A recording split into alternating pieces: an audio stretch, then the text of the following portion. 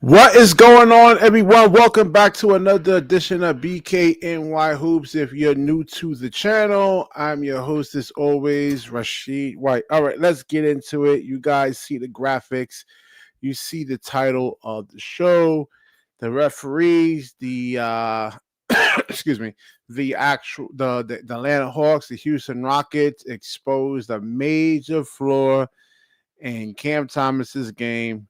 And I've been telling you guys this for the last couple of years now. Now, like I said before, I was a huge Cam Thomas fan when he put up those triple 40-point games, and you have Brian Scalabrine go out there and says, well, Cam Thomas is not really that good.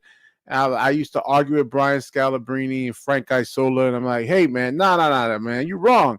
So now I'm going to have to go on Brian Scalabrine's show and Frank Isola's show and actually apologize to those guys and say, hey, listen, you know what? You guys are actually right, because once you watch it, and then also once you start comparing him to the other top guards in the league, you really see the difference. That's how we could really analyze this. It's not brain surgery or anything like that, man. So physicality. All right, player one, what's going on, man? It's not that he's just one-dimensional, player one. Yeah, player one over here was good, man. He just says that Cam Thomas is pretty much one-dimensional. It's not just that. The physicality, the contact, and the relying on the referees. And this is what you would see in a playoff series, especially like the deeper you go into the playoffs. He was getting exposed because he was looking for fouls, trying to bait the referees into fouls. That's that shit where he's just like driving in and foul. Man, that's not a foul, man. All right. That's what I forgot to do. I wanted to show you guys what defense and what offense is actually like in terms of bumping. Right. So the defender, like Cam Thomas, is trying to win the bump against these Atlanta Hawks defenders, and they're bumping him. They're winning the bumps, and then he's expecting the referees. Well, listen, they have a right to play defense. You play defense with your chest and hips, so that's part of the NBA. Like, and a lot of those foul calls that he was actually getting in the first couple of games, I'm like, ain't nobody fouling you, man. Nobody's fouling him. I mean, there's sometimes some fouls, but listen, basketball in itself is a limited contact sport. So we see like physical, bigger, longer, physical defenders. Right, he cannot score those guys. Now let's look at Michael Porter Jr. and see how he actually scores. Right, he moves without the basketball. He's not the most explosive. He's like a bigger Cam Thomas, right? In terms of like, let's say, lack of athleticism, lack of explosiveness, lack of a first step, and lack of leaping ability. But you see how Michael Porter Jr. moves without the basketball, right? So that way you can actually get your defender off balance. And then, like, once that defender's moving, then you move and you can actually push that defender somewhat. Like Cam Thomas is like trying to like go 1-on-3, get the basketball, over dribble. You saw what he was doing with Jabari Smith Jr. I mean, he's trying to he's more athletic, longer. He could jump, but stronger than you. He's trying to take it to him and puts up a bad shot. And then, like I said, the referees, he's letting that get into his head where he's trying to go 1-on-3, not playing basketball the right way. It's just a really, really, really, really like bad. This is what I'm trying to say, man. Like when you compare him to like even like Dylan Harper is better than him, right? He plays defense. He's physical. He's taller.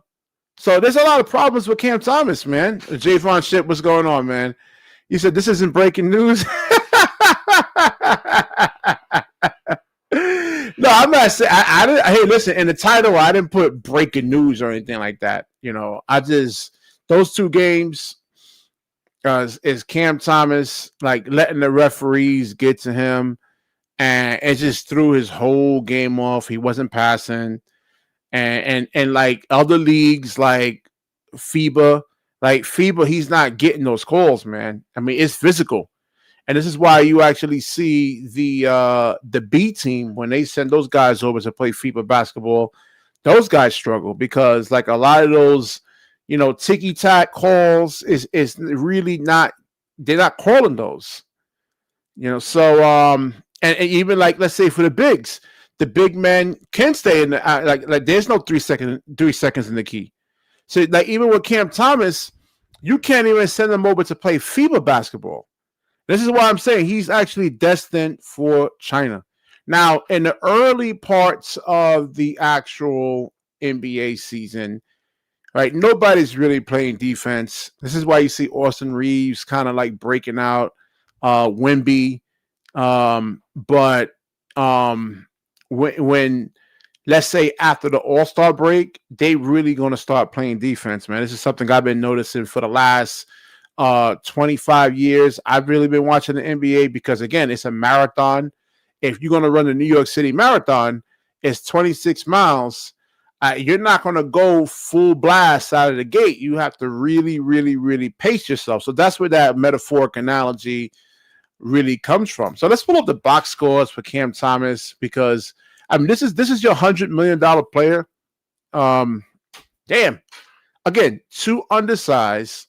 We need, and I keep saying this, I've been saying this for the last couple of years, no more below the rim players. If you're Sean Marks and you're looking at the Atlanta Hawks, I need players like that to match up with those type of players, man. I mean, it's insane, man. I saw with Jalen, what's his name? Jalen? I forgot his last name. Let me get the roster pulled up over here. Hold on, man. I mean, he just came in, jumping a dotted. I mean, I was like, damn, man, this is what we actually need. Cam Thomas can't guard that, right? And he's not going to be able to score against that type of length or athleticism. So, like, a lot of times he got himself in trouble with, like, Jalen Johnson guarding him. I mean, and the Brooklyn Nets are one of the worst defenses in the NBA right now. So you got to look at everything. You can't just look at one particular player. Right, I got to look at the whole starting five, and none of these guys can actually play defense, including Cam Thomas. So Jalen Johnson goes for let me get the whole box score here. Hold on, let me minimize the screen. Okay, at 200%. Damn, let's put it at 100 so I can see. Yeah, man. So again, Jalen Johnson, I like this dude over here, Zachariah. I can't pronounce his last name, man. Porzingis, Claxton couldn't do anything to slow these guys down. Dyson Daniels. Now you gotta, like I said, you gotta really like match up with these guys' athleticism, man. So what does athleticism actually really do for you? Because Cam Thomas doesn't really have that. Being able to get out to the 3-point line and chase guys off the 3-point line. He doesn't really he can't do that, man. Just can't do that. He's too slow.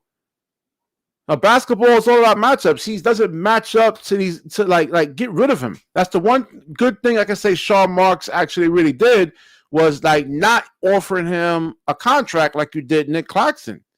I mean, Nick Claxton is actually starting to look better than Cam Thomas right now, man. Cam Thomas just looks like, damn. Like, what value does he really gives you besides, like, even, I mean, scoring the basketball, that all depends on how they're going to call it.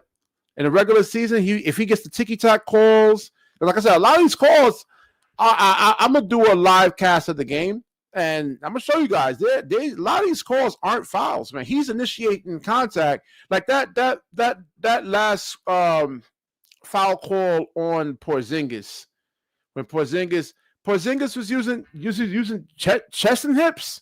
He didn't push him or anything like that. He didn't hand check him. Yeah, chest and hips. You're supposed to. That's how you're taught to play defense. And even like with hand checks, they're not going to call every single foul. I'm looking at Cam Thomas and Crypto. Was it Crypto 8107? I agree. Yeah, he's a good team defender. I agree. He's not a great individual defender. He doesn't have like fast feet, fast lateral movement, but he's not going to be able to get really into like the shooting pocket of like really like high level shooters. And but all right, where was I? Yeah, again. So they're not going to call every single foul call, Cam Thomas. I mean, you're going to have to play through that, man. This is why I want bigger physical guys. You know, bigger physical guys who can play through contact. And it took Cam Thomas really out of his game because the first couple of preseason games, the second game, he was doing all right with the passing. But then again, like I say, he let the referees get into him.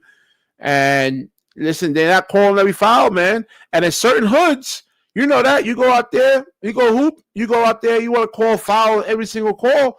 Certain hoods, you're going to get punched in your freaking face, man. You're going to get punched in the face. You know, so you can't be calling every single foul, man, especially like little ticky-tack fouls. Complaining, not getting back on defense, crying. I mean, he's like a little bitch out there, man. All right, so I was going to save this other story for another video, and this is, let me get rid of this. Yeah, Michael Porter Jr. basically saying what's wrong with the 0-5 start.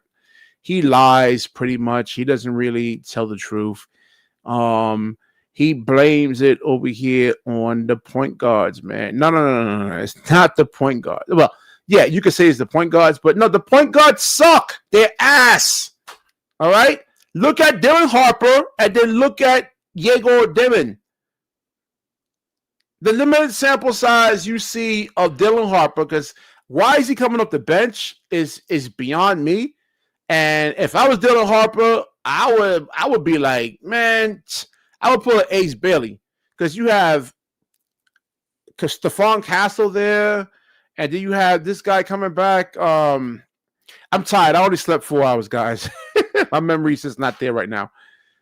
It's like I'm trying to make the most money as I can and maximize the actual my playing time and showcase that I can put up like 20 and 10. If you're playing on the bench for like 20, 25 minutes behind Stephon Castle, I mean, it's just not a good look for him. But yeah, so basically, let me get back to this over here. He said the point guard rotation may be the hardest position in the game, and we have a lot of young guys playing that position. It's really hard to win that spot. Guard spot isn't solidified. I think Ben is doing a great job picking things up, and I think Yegor, but they're still rookies. Now, this is not good, man. If you had Dylan Harper on this team right now, man, the team is like 3-5. They win 3 games. All right, just Yegor. Like, what was they saying? I think they were saying in one of the. I think Sarah was saying in the game that he didn't even drive to the rim yet. All his shots came on like 3-point shots. You know, you gotta be able to like break your defender down, get into the teeth of the defense, put pressure on the rim, and either score or collapse the defense. And try to get your teammates either wide open, like 3-point shots, or if they're like backdoor cutting, whatever. So and then Nola Troyer, they can't shoot, they can't play defense, they're not good defenders, so they can't even like play passing lanes to try to get like easy layups, not physical. You look at Yegor's body, right? I mean, he looks like like an 8th grader out there, man. I mean, there's no physique, there's no definition, And Javon Ships over here says Seraph kills the spacing.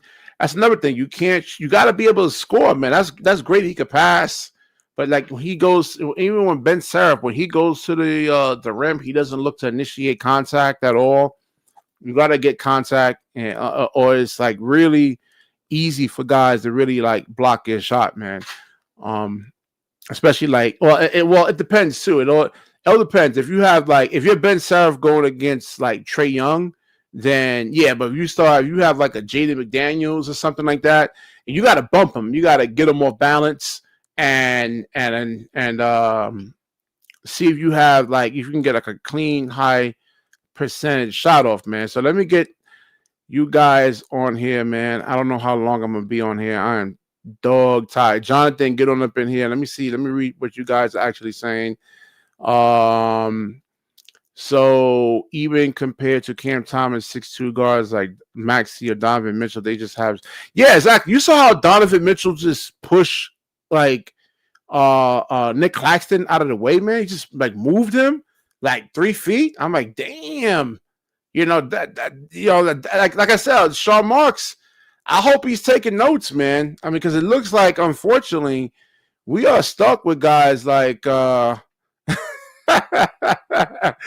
he said F them bum ass rookies, Wolf and Drake excluded. Yeah, we gotta get where's Drake Powell at, man? We need new life. I've seen enough from this roster over here. These guys have not changed. Yo, Jonathan, what's going on? Hey, how you doing, man? How's father life treating you? What's that? How's father life treating you with your It's kids? exhausted, man. It's hard for me to do the show because I don't know whether she's gonna like wake up. She'll sleep for like 30 minutes and then wake up, and then she'll sleep for 2 or 3 hours. I'm like, oh, I could have did the show then, but I'm anticipating her actually waking up. So it's just really, really unpredictable.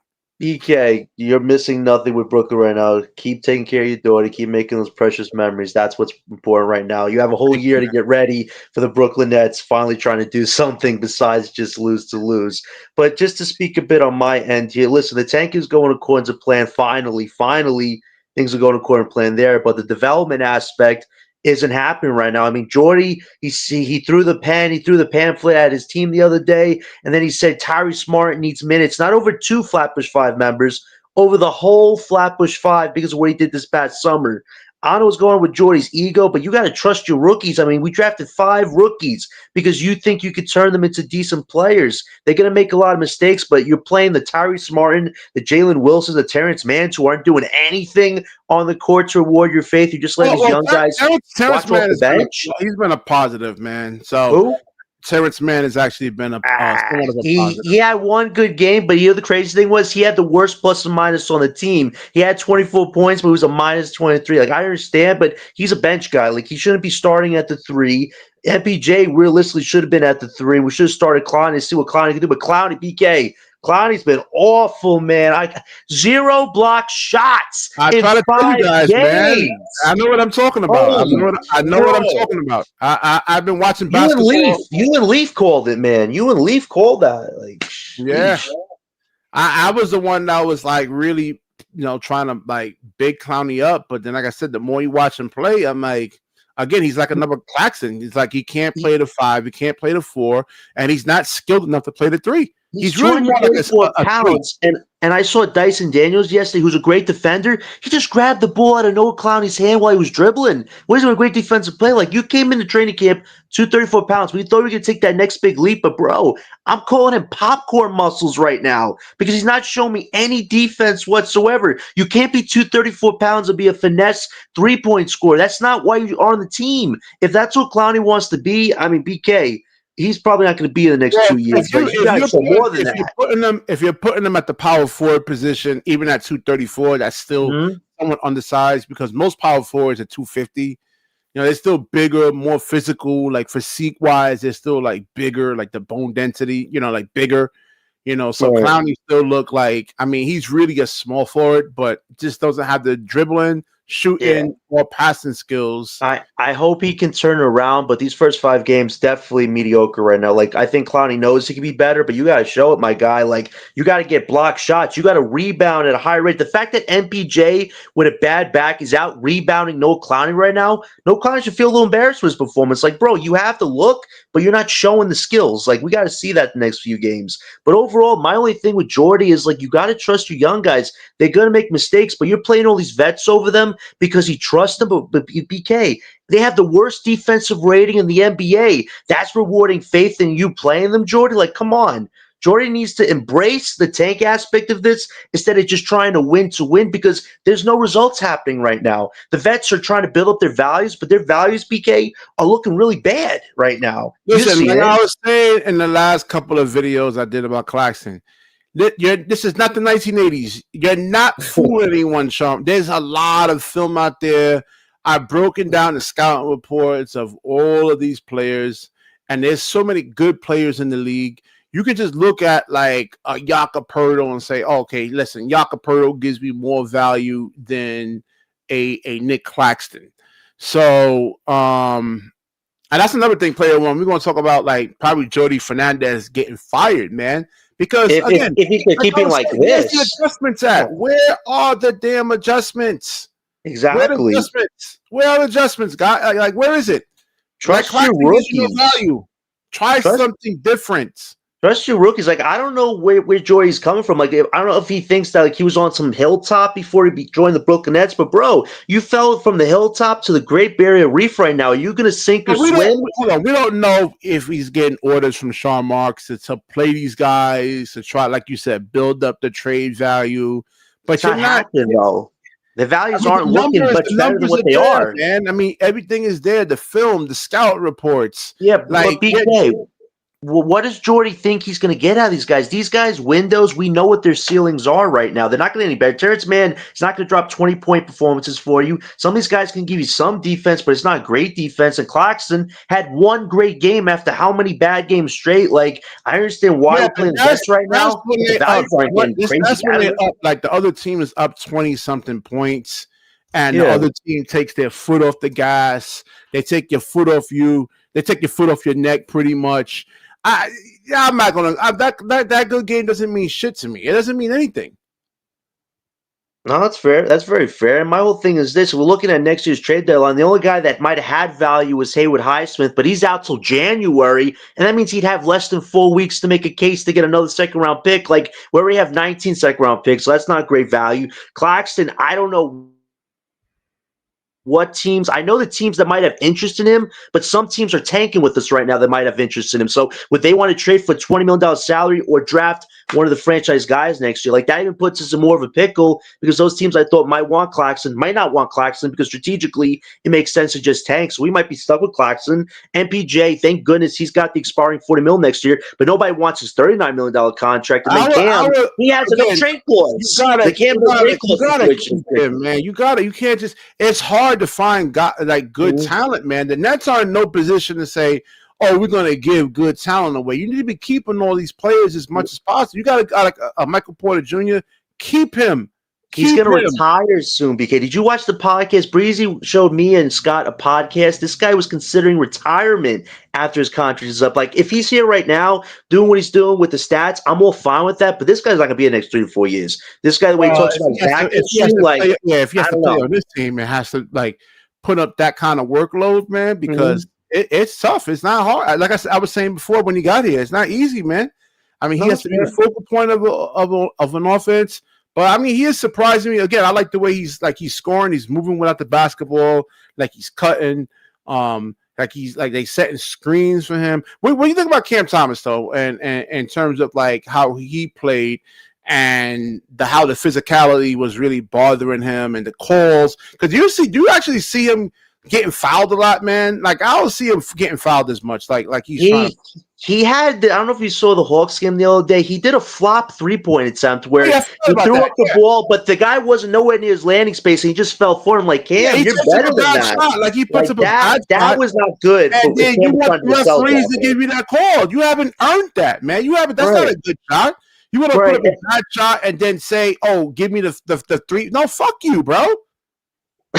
Listen, if when we've seen Cam in the 5 games, he really is your only offensive spark besides MPJ. Some people thought that duo could be a top 10 just based on the fact they're the only real scorers on this team. But those guys are just passing each other the ball and chucking up shots. Like, it's not really a synchronization there if you've seen that. So for Cam Thomas, he still offensively does what he does. But I think for him, the playmaking, it was good in, I think, 1 or 2 games. But he's not putting it together like I think he could. Well, that's the thing. If the referees are not giving him the calls he wants, he caves. I mean, and this is why you see why like Paul George, like James Harden once, even like Trae Young. Remember Trae Young? He was getting all those calls in the regular season, and the referees swallowed the whistle in the playoffs. And this is something you're allowed to do, man. You're allowed to play defense with your chest and hips, and you put more longer, physical guys on like, you know, they fold, man. Yeah, and I'll say this about Cam. The defense is obviously not going to get crazy better. We already know what that is. I think for him this weekend, he definitely showed a little grit. I mean, he got a busted nose, busted head, came back out and dropped, 30, 40 points. Like, he really is his team's only offensive spark. I'll give him that. Hold on. That's because he was getting those calls, right? He was getting a lot of those ticky-tack foul calls.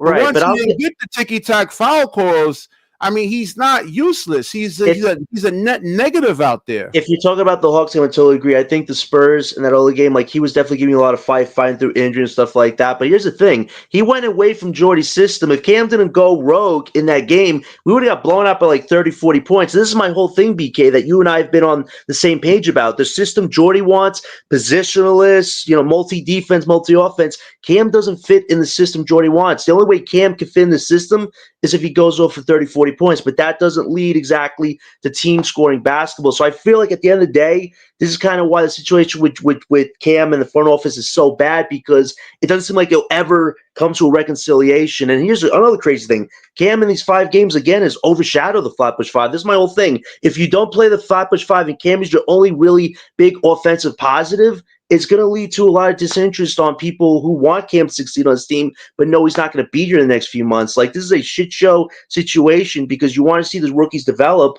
but Cam's the only guy giving you a spark besides MPJ. So it's a messy situation. That's only, like I said, that's only if the referees are allowing it. We've seen the referees play like these last couple of games. This is what it would look like in a playoff series. You're going to see the best defender, multiple defenders on Cam Thomas.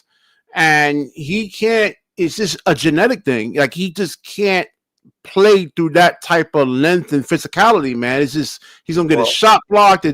Yeah, man. I mean, the league has changed. We have to match up. The average height in the NBA is 6'6", 6'7", man. Right. And I have 6'2", undersized. But I can see if he was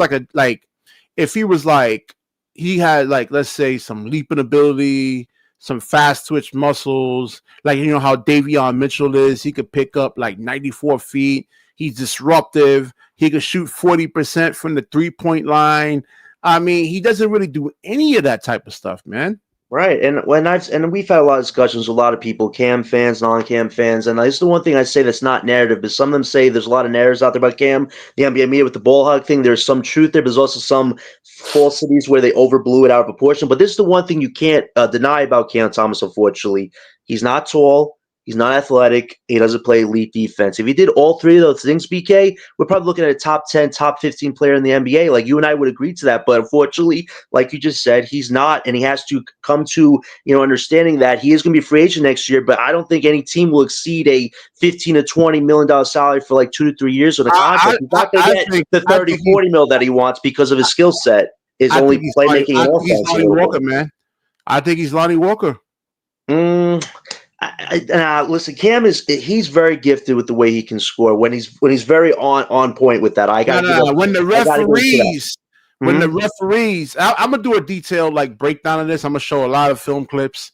Like, the referees swallowed the whistle, and he had to play like a FIBA style of basketball. Cam Thomas. For the people that are coming in, we're talking about Cam Thomas in terms of the referees exposing a major flaw in Cam Thomas. The Houston Rockets, Atlanta Hawks kind of played a playoff-style basketball game. What you saw in the Atlanta Hawks game and the Houston game is what a playoff series would look like and what Cam Thomas basically would look like in a 7-game series. And he's not a winning basketball player. It's just tough right now when Cam is your main focal offensive guy. And in the 4 years he's been in Brooklyn, he's never had a real number 2 guy. We had Bridges for a short time, then you had Cam Johnson, and now you got MPJ, who could be here or not be here in the short term. So for Cam, it's like he's never had a chance to really work with another scorer where he doesn't have to carry the workload like he thinks he has to. And unfortunately, like you said, Cam Thomas can't handle the physicality aspect as much on the defensive end. And offensive, he's not getting the calls from refs. It definitely hurts his flow. I've seen it in games, BK, where he doesn't get the calls that he wants. He becomes a little disinterested. He kind of flows out of the game. I've seen that here or there. But what I do appreciate about Cam in some of those games, he does fight back in like the second half of the game where he only scores like 8 to 10 points, then he drops a 15 to 20 at the end. He does fight back on some occasions, but it's definitely an adjustment for him. The opposing team is up 20-something points. And they basically take their foot off his throat. That's what they're doing. That's when you see that type of surge, they're like, all right, we're up like 20, 25 points. Like, nobody's going to go play hard, especially this early in the season. Again, I use the marathon analogy pretty much. Unless they want to be like Kawhi Leonard, right? Kawhi Leonard used to play hard all the time, and look at where he's at right now. It's gonna break your body down, especially like your knees, man. So um, yeah, when they take their foot off the gas, pretty much, then you'll see Cam Thomas go for those surges, like you were just saying in the fourth quarter. But when they Yeah, start playing like defense, and you got like you know Jalen Johnson and what's his name, Dyson Daniels, wasn't the Dyson? Let's start watching Atlanta, man. Dyson Daniels, Porzingis was a factor. This dude over here, man. yeah. Imagine Um, giving Dyson $100 million when he's really great at defense. He was most improved. He was runner-up on defense play of the year. And Nick Claxton got $100 million with zero accolades, and he hasn't even put himself in those conversations. And what did Jordy say? It's gonna be a career year from this year. Last game was his best game of the season so far. Like, you just know with Claxton what his strengths, his weaknesses are, and for this team and our future, if you're trying to play positionless basketball, you need a big that can actually score consistently, and that's Claxton's main problem still is he doesn't score consistently without help of point guards, which is Hold another on, glaring issue. Javon, what's not true? Enlighten me. What were you saying? What's not true? Um, Cam Thomas doesn't need a rep stop. We just don't have the space, and Cam Thomas is the number one that can carry that weight. No, I mean I saw you saw it. You go watch the game again and really methodically watch it. The It's referees wasn't giving them the calls. We just Um, have such a dysfunctional roster, and that's why I wish Cam and the organization, if they did agree to a short-tier contract, maybe Cam, in theory, could have been a second or third guy for this team. But now he's likely out the door, and BK, what's left of this team, it's not really great whatsoever. Like it's really bottom of the trash heap. So I understand people's frustrations if Cam does go for a very small return, but that's Sean and Joe Desai's fault. In 10 years, they've never built a sustainable roster, and if Cam is off this team, the offense is just going to crater. I don't think we'll score 50 points, BK, on most nights. Like it's bad. It's hard enough just to score 60 to well, 70 and make how competitive. much did he have in the last game? Because The last game he wasn't. he Oh, I didn't think it was like score at maybe all. He didn't 18. really do much scoring. Again, like Did he have? y'all missing the point. Listen, when the referees rewatch the first 5 games, man. The first two, he was getting all the calls. He was like getting little ticky tack calls, and then the last 3 games, he wasn't getting those calls, and they put longer, much more hyper athletic guys on him, and he just doesn't have the skill set, the strength, the shooting to like if you go like you got to have like he needs to get up to like 40% from three, man. That's the only Oh, way he's yo, really gonna survive. Yo, what's good, man? Ice, what's good? Yeah, what's it's, good? Hey, what's up, fellas? How you doing, man? Yeah, man. What you got on the topic, man? You've been listening to my first opening thoughts, and what do you actually think, man? No, I just came in. What are you guys talking about, Oh man? yeah, we're talking about so the title of the show tonight is the Houston Rockets, Atlanta Hawks, and the referees expose a major flaw in Cam Thomas. mm, So I don't know if you watched the last couple of games. The referees pretty much swallowed the whistle and they allowed real defense. We've been hearing for like the last, you know, um, 3 or 4 years, man. The Right. referees, they don't allow hand checking, and now like in the first couple of games, hips and like playing defense with your chest and hips, that's not allowed either. Well, I mean, come on, man. That's how you What chance are to you play saying? basketball. Are you saying he's getting hacked No, no, or the no. He no wasn't him? getting getting the calls, and the longer athletic defenders were really bothering him, and he let that throw his whole game plan off. Like yeah, he was on 1-on-3 and when he doesn't. and He's not that guy. You're and not like yeah. Oh, yeah, okay, but this is a given though. Like, nothing's new under the sun with him in general. Like we know what it is. yeah, It's we nothing do. surprising. It's nothing Yeah, surprising. It's just we're just seeing it play out, and it's like we're rebuilding. You see, me, I've embraced the tank, so this is gonna be a disaster. So I really don't.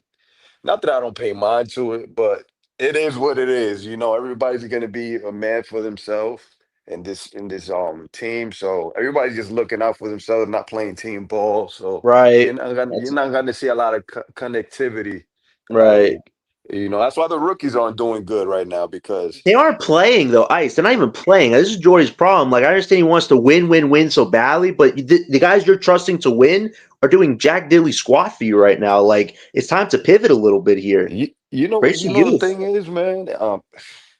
I'm gonna have to accept the L, man. It's just this dude cannot develop because I think we're doing the same playbook that we had with Jock Vaughn and Oh we my had God, with it. yes, It's just yes. threes. That's why. That's Well, why Demon is just shooting threes because they're not having. What happened to Clowney?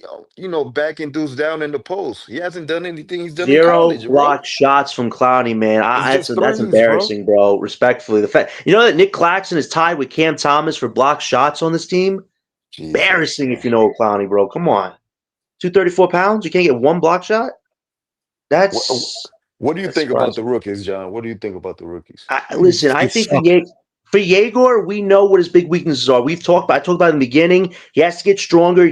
Muscles come with time and patience. He's gonna have to develop that the first 2 years. He's not getting by anybody. The dribbling, huge weakness, but his 3-point shot, which he worked on a lot this summer, is his biggest strength right now. But obviously, we want to see more. Hopefully, as he gets stronger, that will come. But we just have to be patient with him a bit. But I'm glad that he has worked on the 3-point shot. But his weaknesses for a lottery pick, you hope eventually they'll be his strengths, or else that might have been a huge reach for us with Yegor. Nolan needs a lot of work in the G League. He's got to get stronger. His offensive identity, we don't really know what it is right now. He needs to get more confident with that. So I kind of do support sending him to the G League, but he should have got minutes to at least make a case if he could bounce back a little bit. And Jordy only gave him one game to really try. Other games he didn't play much. And then Drake Powell and Wolf, I want to see them play ice. I think Powell is probably the best athlete we drafted. I'll say this to BK.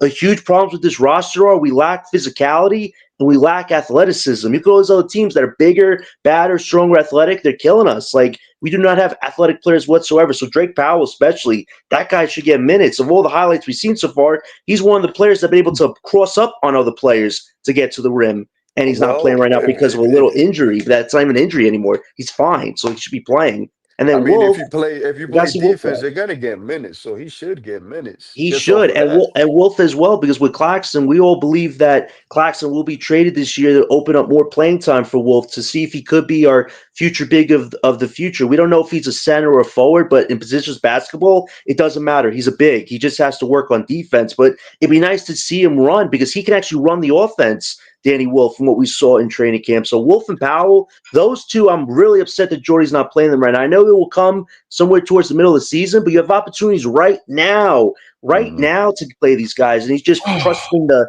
Terrence Manns and the Tyrese Martins. He literally said But Tyrese what you need to Martin understand should play too more is they're minutes just because of a summer he had. I can't. no, they're just building trade value. That's all they're doing. That's why the veterans are playing because they're gonna But be their gone values by aren't the good middle of the right now, year. my guy. They're not even building That the good values up right now. That's the worst part. I don't even know if it's that's a the good thing. strategy.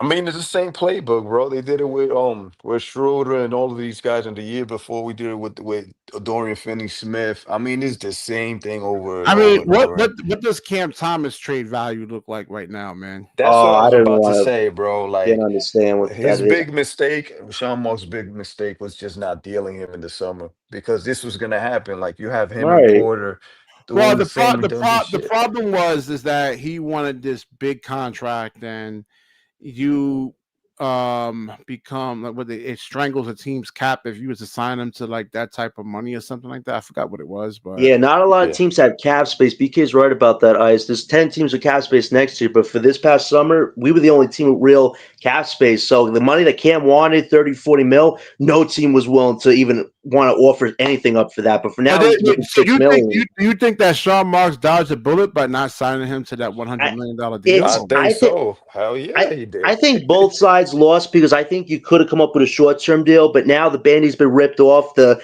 relationship is so beyond fracture. We've seen it for 4 years. Like, I don't think there is no coming back. I think Cam will have a decent month in November, and that might make one or two teams interested in getting him. Now, what could you get back for him?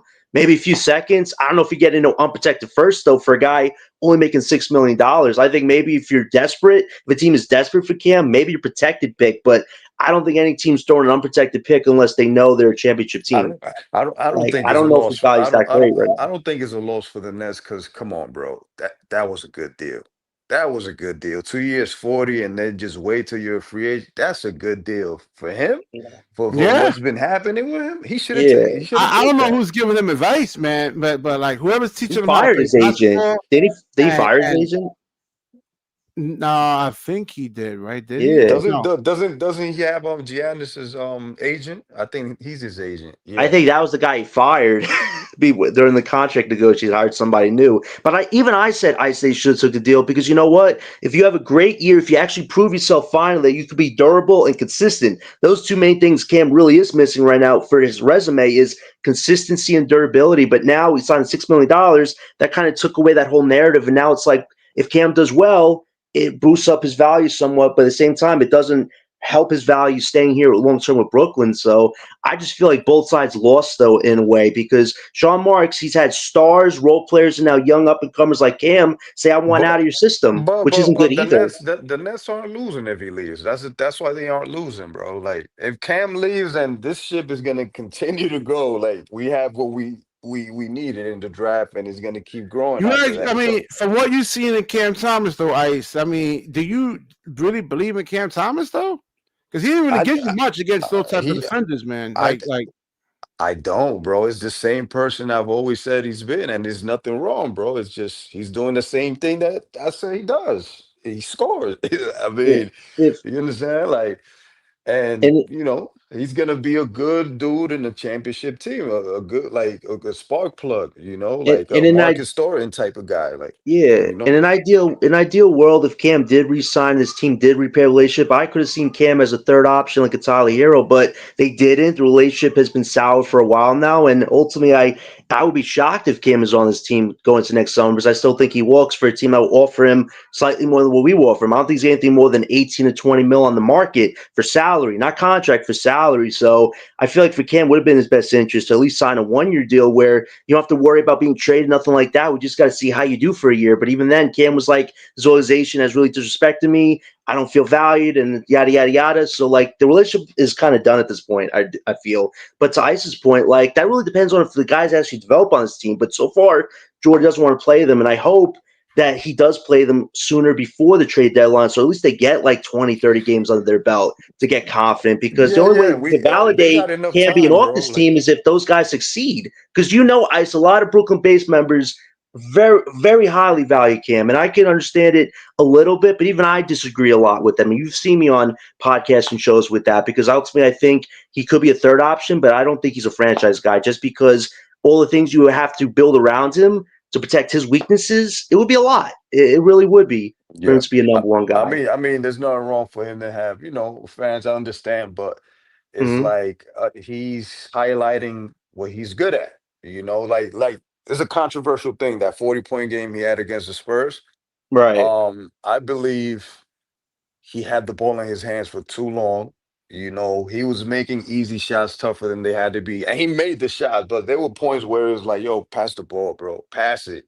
Let's get some rhythm going." So they sat him down and Jalen Wilson started hitting shots. Clowney started hitting shots. There was a rhythm. So it's like it's cool and all, but you got to play within the system, bro.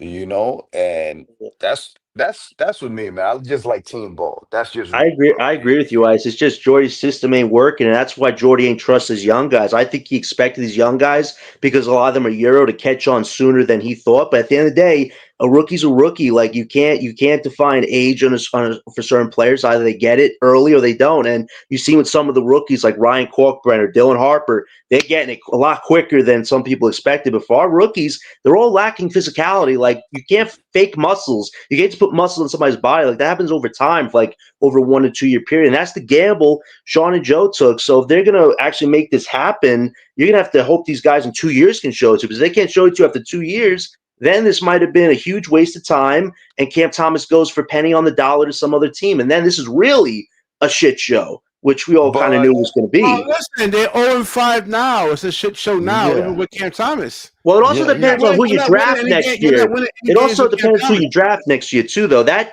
guy next year has to be franchise worthy to salvage this, to at least put us on the pathway to Mm, becoming a contender again. I don't think that's the end all be all though. Like No, have you drafting, seen the top five in next year's draft? The I Bassa, have, Boozer, and I've Peterson, seen. these guys look ridiculous. Nah, they're good, but it's like I've seen plenty of drafts in my life, and let's say we don't get one of those guys.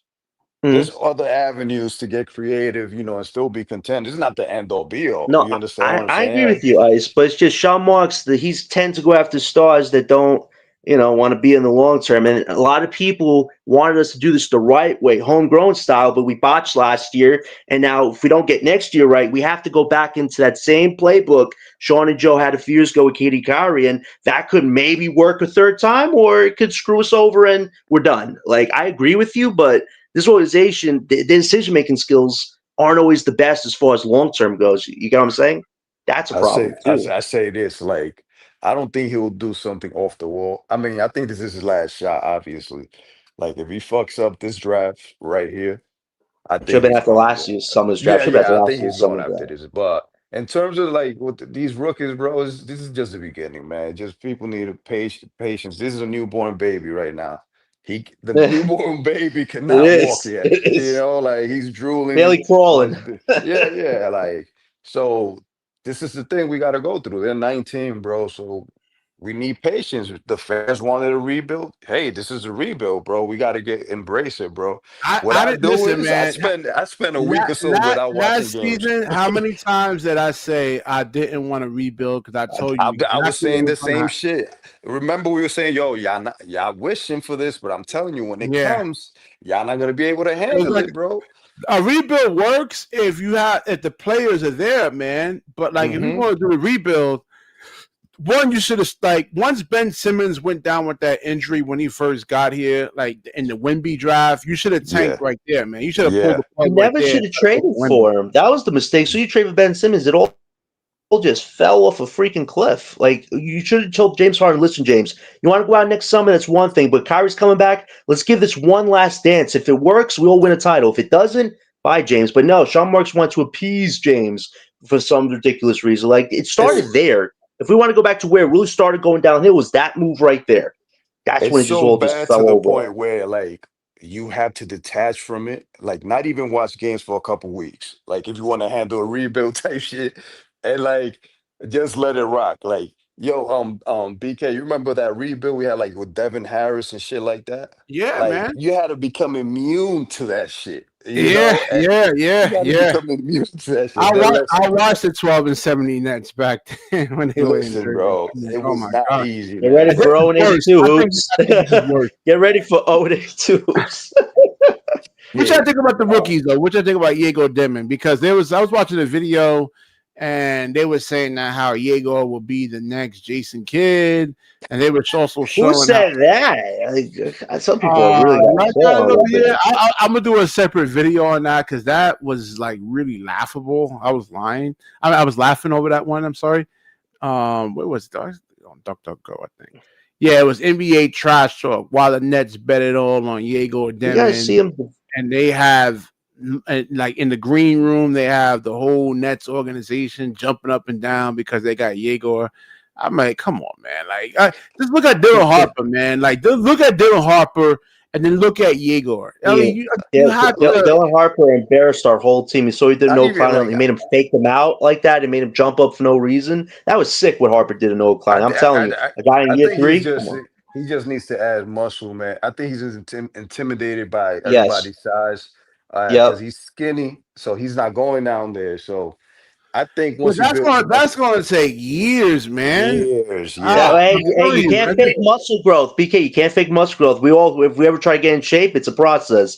It ain't gonna hmm happen overnight. Like he's gonna have to commit to a regimen because he that's gonna looks push bigger. He his looks body bigger to the limit. than summer league. Like he looks bigger than summer league. He did He gain added a 10 pounds. That's why he added 10 pounds. Ice. I don't know if you heard about that. He added some Oh, weight he did. already. Okay, okay. Yeah. So bit by bit, he'll get there. But I think once he breaks the ice and just, goes down there and just slams it and he just gets rid of the nervousness, bro, he'll be all right. It's good that they're giving him minutes right now, and I hope he could start. Listen, I know the Seraph thing, what they were trying to do, experiment with that because Diego was injured. But Seraph, we know what his weaknesses are. He can't create a consistent jump shot. He had 2 threes the other night, which was impressive, but you need to see way more from that. He has to show me he can make a jump shot, and his defensive effort, it needs to get a lot better. Like, he's just a very flawed player. He does have playmaking IQ. I'll give him that. He probably is the best playmaking IQ we've seen from the rookies so far, but I haven't gotten to see hmm Drake Powell or Wolf play yet. So it's like, You know what though? that's a problem. I think they should have given Traore the treatment that they've been giving Seraph. Like they should have thrown him in the fire first. They Exactly. did. They tried that. I mean, he was Yeah, in turning the Spurs. They did basketball it in over.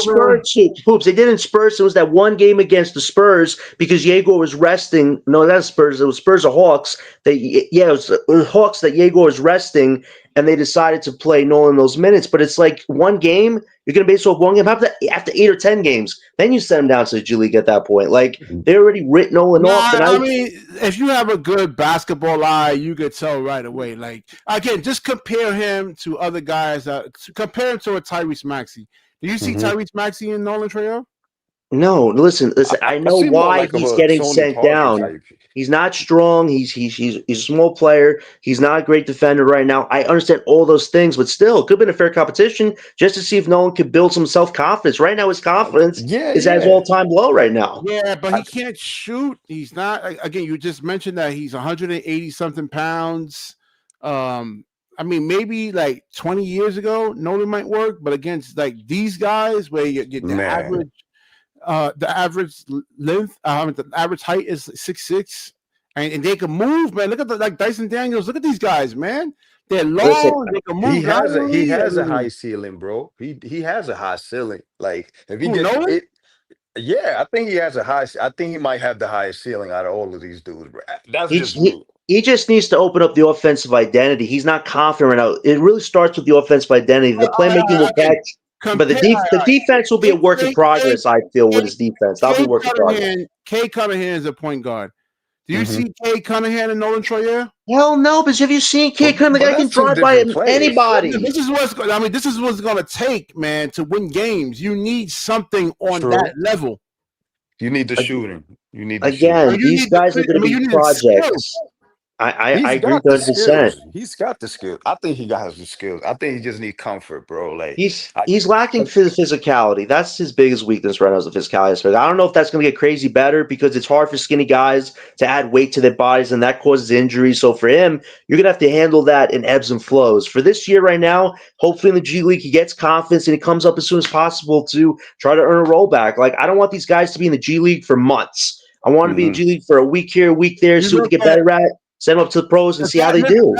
that's what it's going to take, man. Like you look at what Kay Cunningham did against the Knicks. I mean, if you had who was there? This Malik Beasley. Mhm. He's a 40% 3-point shooter, and he pulled a Joe Harris pretty much. Mm. If he would have just like played, just to his averages, they beat the Knicks. And you saw Yeah. what Cade actually did, man. I mean, you see Nolan doing that? It's I going to take, mean, I in don't his know. prime, probably, bro. But not now. Like now, he's not even comfortable. You Yeah, he's understand? not Like, have you comfortable. seen the footage of him like in European tournaments type shit? Way Look at more his. confident. Way more Yeah, Yeah, but I comfortable. That's mean, for the man. sure. difference And these between like against the grown men. European guys and the NBA guys, the length and athleticism, man. Like True, true. yeah. But But he this is literally said in his draft, like in his draft, when he was in the podium, he was like, "Yo, dude, I was playing with and against dudes who had to put foot on the table for their family. Like he was playing against grown men, you know. So I guess he got a shell shock a culture shock when he came here. He seen like, yo, these dudes are fucking good. So he has to adjust. You understand? yeah, He has it's adjustment for him, but it's also like Jordy's not giving him trust. And I can understand if you're a rookie, like you want to play on the court, you want to get as much time as possible. If the coach doesn't trust you, that Yeah, definitely makes you hold on, overthink a lot. Javon, man. Listen, basketball, we always compare, man. Who is nicer, Penny or Grant Hill? MJ. Javon, have you seen hoops with these comparisons, man? This is part I of the mean, this is norm, what we man. do. Just We go nod. to the barbershop. We always talk about like, yo, who's nicer, who's better. Yeah, that's how you always compare it, man. Like this is what that's why they have the scouting reports, and you got to look at that again. You look Right. at Nolan Troyer, and true, then you look true. at Shea Gildas-Alexander, and you look at Kay Cunningham, and you Hmm. saying, do they? Because they're winning games right now. Right. Yeah, And but those guys are are further they, along in the is he progress, on though. that That's the level? thing. Does he have that physical frame where he can absorb contact? Because Not again, right now. yeah, Not right that's the now. thing. You see it with Cam Thomas right now. Like, if the referees don't want to give you the ticky tack calls, you're not Hmm. scoring. You're not doing anything. Right, No, right. that's understandable. But to what Javon said there, I think Yegor, Powell, and Wolf could all be solid rotation guys. I think they each fit a role that we need right now. For Seraph and Nolan, it's. I'm not judging right now, but I definitely say they have a lot to really work on because, like, they have to get physically stronger on defense. They have to offensively show a lot more, like we just talked about. But for them, they're more long-term projects. I think Wolf, Powell, and Yegor, they should be getting minutes right now. Like, if Jordan could give Wolf and Powell minutes alongside Yegor, then I'm not really mad at Joy right now. But for Joy right now, he's only playing two guys, and that's Yegor and Seraph. The other three You aren't think seeing that's any coming time from the right now. top though? You think that's coming from the top? It could be because of what you're saying about the vets, but my thing is this right now. The vets aren't making their values better. This is why I say they should play the vets in short minutes, because if they do well in short minutes, their values go up. If you play these guys 20, 30, 40 minutes, their values aren't going to get good. They're just going to go down. So you're costing your young guys playing time, and your vets, you want to build values up. Their values are not building up right now. So Jordy and Sean have to figure out a better balance going forward where the young guys could play, but your vets also get minutes and build up their value. Right now, he's relying on the vets way too much, and they're giving him nothing in return for his faith in them. That's my But problem, Ice, right now. I think his system works, bro. But you have two ball dominant guys that do the same thing, bro. You have Right. Cam Thomas and Porter. So let's say the point Nah, guard. Porter's not much ball dominant. He's been scoring on one dribble, man. I mean, you see how that's Yeah, yeah, what you're I was right. saying. He's Because not he a ball can't dominant guy. dribble. He can't dribble. Have you seen the guy try to dribble with the game on the line? It's No, awful. I He know can that's only what I'm catch saying. But it you too. see how he scores, like 50% of the shots in the NBA is off Yeah. of one dribble. So But Porter I know what fits you're trying to into that say. category right there. But let's Cam say the point. Thomas is the guy who needs 5, 6 dribbles to Yeah. try to even score, man. His basketball IQ is extremely low. That game against Houston, bro, that shit turned me off. I turned the game off. I said, yo, I'm not watching. I mean, I was like, you, yo, listen, pass the Bro, ball, that bro, was the pass title the of the show. ball. I changed the title up I because changed the the title was channel too because I long. didn't want to see that. I don't want to see a you, one man show, bro. I didn't want to see that shit, you know bro. what it is? The pacing has been so off in these first 5 games, and you guys have seen Cam dribble the ball a lot more than I think Jordy would like because he wants catch and shoot, run and gun, 2, 3 seconds on the But shot clock. John, And Cam, he likes to dribble a lot. but Still the same that's thing the that thing, is John. hurting him a little Like bit there too.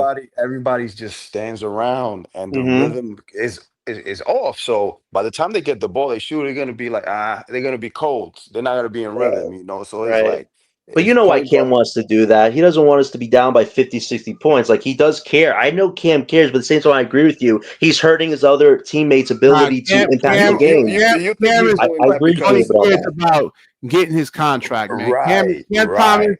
he's shown in the last couple of games that he's playing contract basketball and Oh, not Yeah. team definitely basketball. money's a part of it. I'm not stupid enough to notice that either. That he does care about the money aspect of this. That if anybody thinks he doesn't, he does like Brooklyn, but the money's definitely an echelon higher on his list of goals. We all can agree up to that. But I agree with the player one says you guys showcase your rookies more. 15 a night ain't cutting it. Like 20, 25 on most nights, or even like on back to back games. I get if it's like the one game a day things you want to play your vets a lot, but back to backs. That second game of a back to back, all the rookies should be getting 20, 25 minutes. I agree, player one. And we don't agree on a lot of things, but that's definitely something we agree on.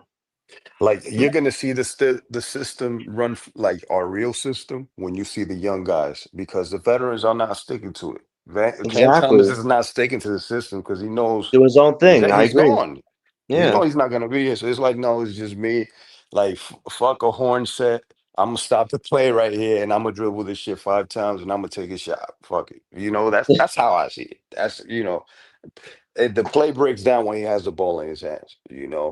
When the ball's supposed to swing around and end up in Zaire's hands, it's still in Cam Thomas' hands, and he looks for Yo, a shot. did you hear And about Zaire? He's got a small fracture in his back, man. That really just that took fuck. some So steam out of me. he's Like, out for half the year. no, he's gonna play, but it's a pain tolerance thing. But you guys know with little fractures, even with a small fracture in the back, that's pain threshold. Like, if he can handle it, fine. But if he lands on that back, the fracture could get worse. So if I'm the Nets organization, I really got to see how he does in practice and see what his pain threshold is, because you do not want that to become Nah, something serious. I would shut him down. You know what you're getting out of Zaire, Yeah, pretty much. He's not. No, yeah. It's not like Zaire is a he's gonna great get. part of our defensive He's not energy. turning into Kevin Durant, man. Just sit him down. You know what you're going to get out of him. I mean, No, he's but showing. no, we like Zaire though, BK. We feel like he's a good bench guy No, for us. He I'm gives us not defensive trashing the guy. energy. I like Yeah, what I see from him, but it's not like playing him with a fracture in his yeah, back. I agree. It's not I like he's agree going to 100%. be any Yes. better than what he is right now. So Yeah. just sit him down. Yeah. Yeah, Would you do? you don't want to risk an injury with that. You don't. Come on, we got to be smart about that. I Would you agree. do this? Because I'm sensing a little tension in Houston. Let's say they want Cam Thomas. Will you get Hmm. Amen Thompson for Cam Thomas straight up? No, no, no, no, no, no, I no, would no. do Ahmed that. Thompson, I he's a mean, core no, guy. They ain't if gonna give him up if for the Cam. Rockets want to do that, I'll take it. But like, No. I I'll don't think do that. Houston's doing that. I'll Hey, do so that. you see him on tops, and that guy's one of the future forwards of the future, man. That guy is defensively very sound. Offensively, he still has a lot ways to go, but the guy he can Yeah, I dribble mean, and score he over was people. locking up Cam Thomas, man. He clashes a lot with Ime. A lot.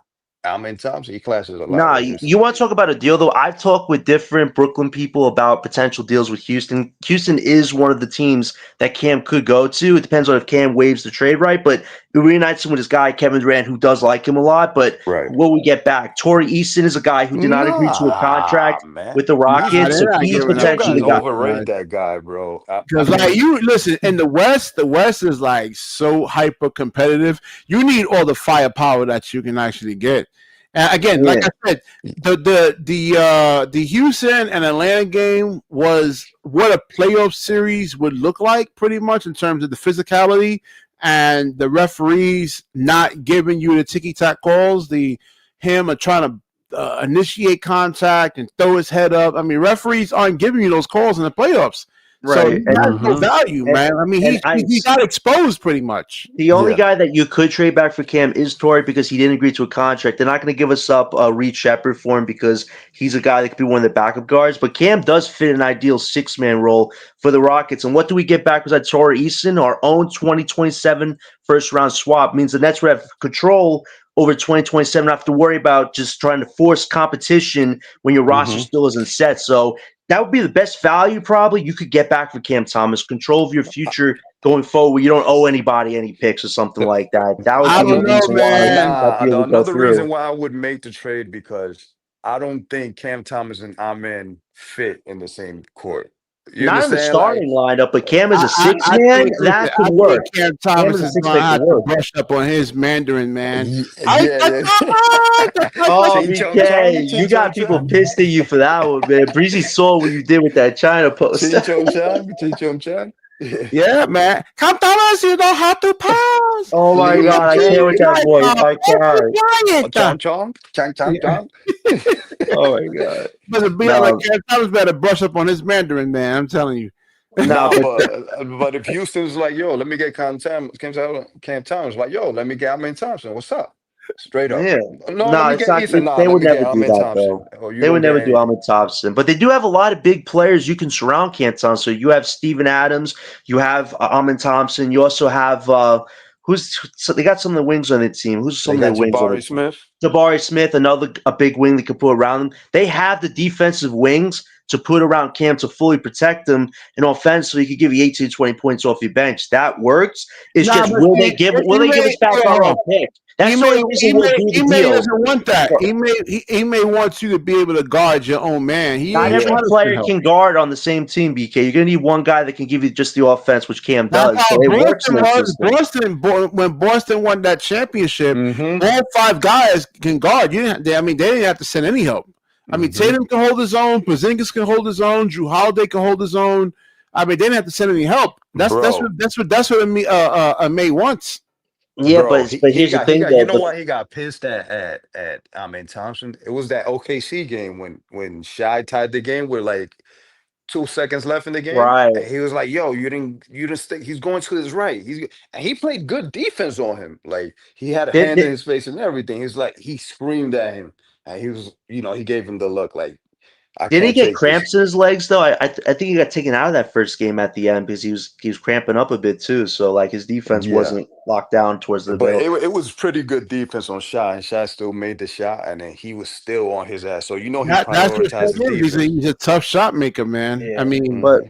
but we'll see what happens with Houston. They definitely got to get another scoring guard option. Losing Fred VanVleet definitely takes away a lot of their playmaking decisions. And Ahmed Thompson and Reed Shepard aren't those top playmakers. So Cam isn't a playmaker either, but offensively, he takes away a lot of your issues with lack of offense. So they should be really good after that. It's just will they give us back our own pick? that would be what it comes down to. If we get our own pick back, that's the best value you could get back for Cam Thomas. No other pick you get from any other team is going to be as good as that. Having control of your future. You know what I'm saying, Ice? Like I mean, he that would has to be a way to finagle work something. out. I mean, Sean Marks needs a hustling something, man. Some hustling in his blood, at least. Convince Sean Marks somebody needs to to go do to this something. Siberia, Ice. Make him a scout in Like, Siberia, bro. Like, I can't. listen, man. I'm looking at Can't. all these first round draft picks from this draft. They're all doing good, man. At least we could have at least drafted that kid from the Jazz, that Clayton kid from Florida. We could Yeah. have at least gotten him, We could have got but Ryan we. Corkbrenner. Do you see what his stats are? He's like shooting 90% or something in his first 5 games. Like, what are we doing? We can't get a center because our GM doesn't like big man centers. This is Nah, insane. that guy's gonna call me crazy, but I swear, Sean Marks secretly works for James Dolan. And if Oh I'm my still side, God. You're still if going I'm with still this? side, I hold on, hold can't. on, hold on, I hold on. can't. If I'm still side, I would hire a PI and I would like investigate this, check his phone records. I mean, because this is like he This is has to. insanity. Yeah. It's No, not. the real question is what dirt does Sean Marks have on Joe Desai? Because Joe Desai seems to be the only guy that sees Sean Marks as this great human being that we all don't see as great human being because he's not I led was us anywhere saying in in 10 the years. last video I did, man. Like if we have a pizza restaurant, and I have a pizza restaurant, and there's a lot of foot traffic, like heavy foot traffic. The Hmm. pizza restaurant across the street is doing well, and my pizza shop isn't doing that good. And Right. we selling the same stuff. I gotta look at everything. I gotta look at my general Hmm. manager. I'm like, hey, what the hell's going on here, man? I mean, Yeah. I gotta fire you because like they're making a lot of money and we're not. We're on the precipice of closing. I think because he's So, the first person he saw when he bought the team. Like he's the first voice that he heard. He's like he has trust in him. He trusts the people that recommended Sean Marks, even though Sean Marks was here before him. He's like, I might as well stick with this guy. But there has to be like an outside third party to tell Joe Side, like, yo, yeah, hey bro, yo, You know George, what man, the the problem rookies we is, got are Ice? garbage, You know what trash. like you the need. problem is, Ice? It's the guys at the top that are really holding this team back. You think with Joe Desai, he's collecting all these different things outside of Brooklyn. He owns Liberty. He wants to own a stake with the Miami Dolphins. Like, bro, forget about the Miami Dolphins. Brooklyn is your number one priority. I get you want to make Hmm. money on the sidelines, but this is the team that you got to put forward as the brand. And then Sean Marks, this guy, listen, in an ideal world, he would be good as a scout or some type of business guy with like communications with helping people feel good about themselves. But as a basketball rep, this guy does not have the IQ to like make those huge business decisions that better you in the long term. He's made a lot of decisions, especially in the draft, where he has not invested in the guys that he I drafted. think Like I we think haven't he had a makes single rookie win an he accolade in 10 years I in mean, he Brooklyn. he finds Who talent. Sean He finds drafted. talent. He finds like underground talent. He has an But eye he for doesn't the. What? keep it The though. He thing is, doesn't Oh, keep it the though. underground talent. Whoa. well, Hold on, man. let's give him credit for the Yogi Ferrells of the world. Oh, man, he's not even The in the one, league, I was gonna man. say Jared Allen, bro. Yogi But Ferrell. listen, man, listen, but yo, but That the was a thing good one. is, That was a good one. I give you props to that one. the Dinwiddies, he made them people, Dinwiddie's garbage. but I the think thing about Dinwiddie's in he's too international league conservative, now. bro. He's too conservative. That's the thing, man, and we can't Nah, be he's too trash, conservative, man. He's man. not a leader. He's not a leader, Jim. Like this guy, like Katie Carter James, walk over him and then throw him out the house. Like that's how bad it was. So, like him and Joe, I don't know if they have the business skills to make this team better long term. And then Jordy, this guy came in with a lot of fire, saying he could turn anybody into a great player. You had a lot of vets last year, but this is the real year when we see what Jordy's made of with 5 rookies. And so far, it seems like he's fighting against development because he wants these short term wins that aren't leading to winning. Yeah, He's hold not on supposed to. one second. Hold on. George, Ayo, George. Listen.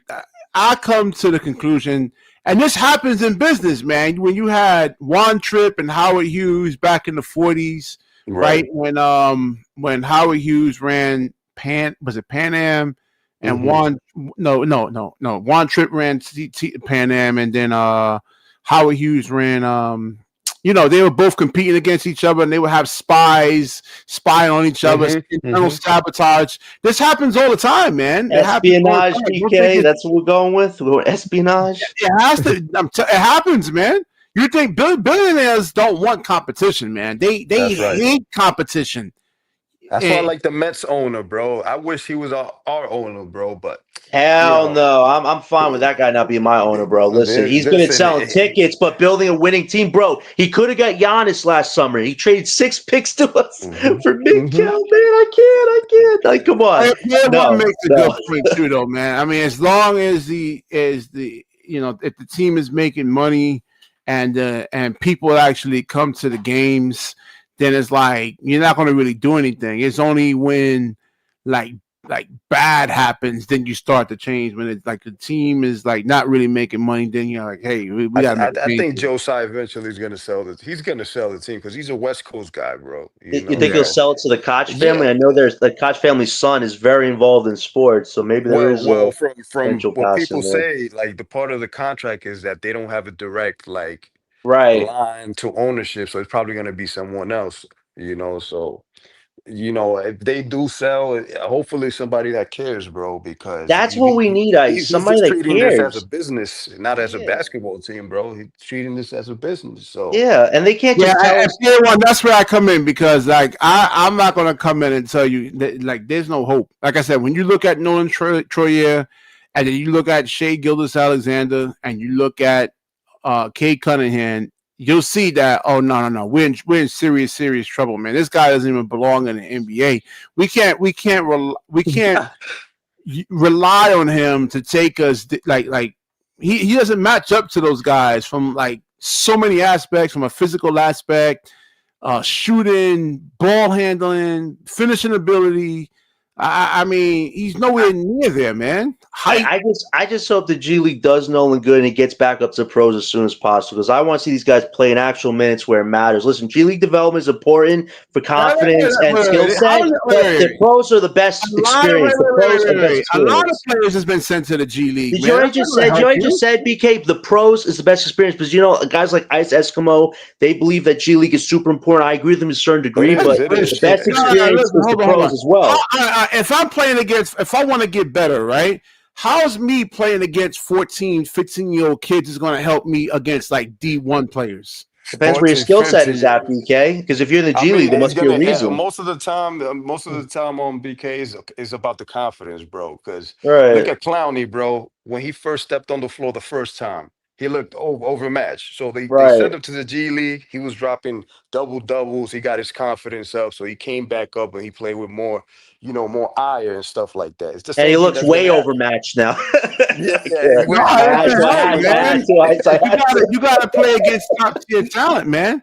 I mean, if I put a video out of me like busting my 10-year-old son's ass in basketball, Mhm. right? You ain't gonna respect me. Like, yo, man, yo, BK, that's a little kid, man. You know what I'm saying? Do it against a D1 player.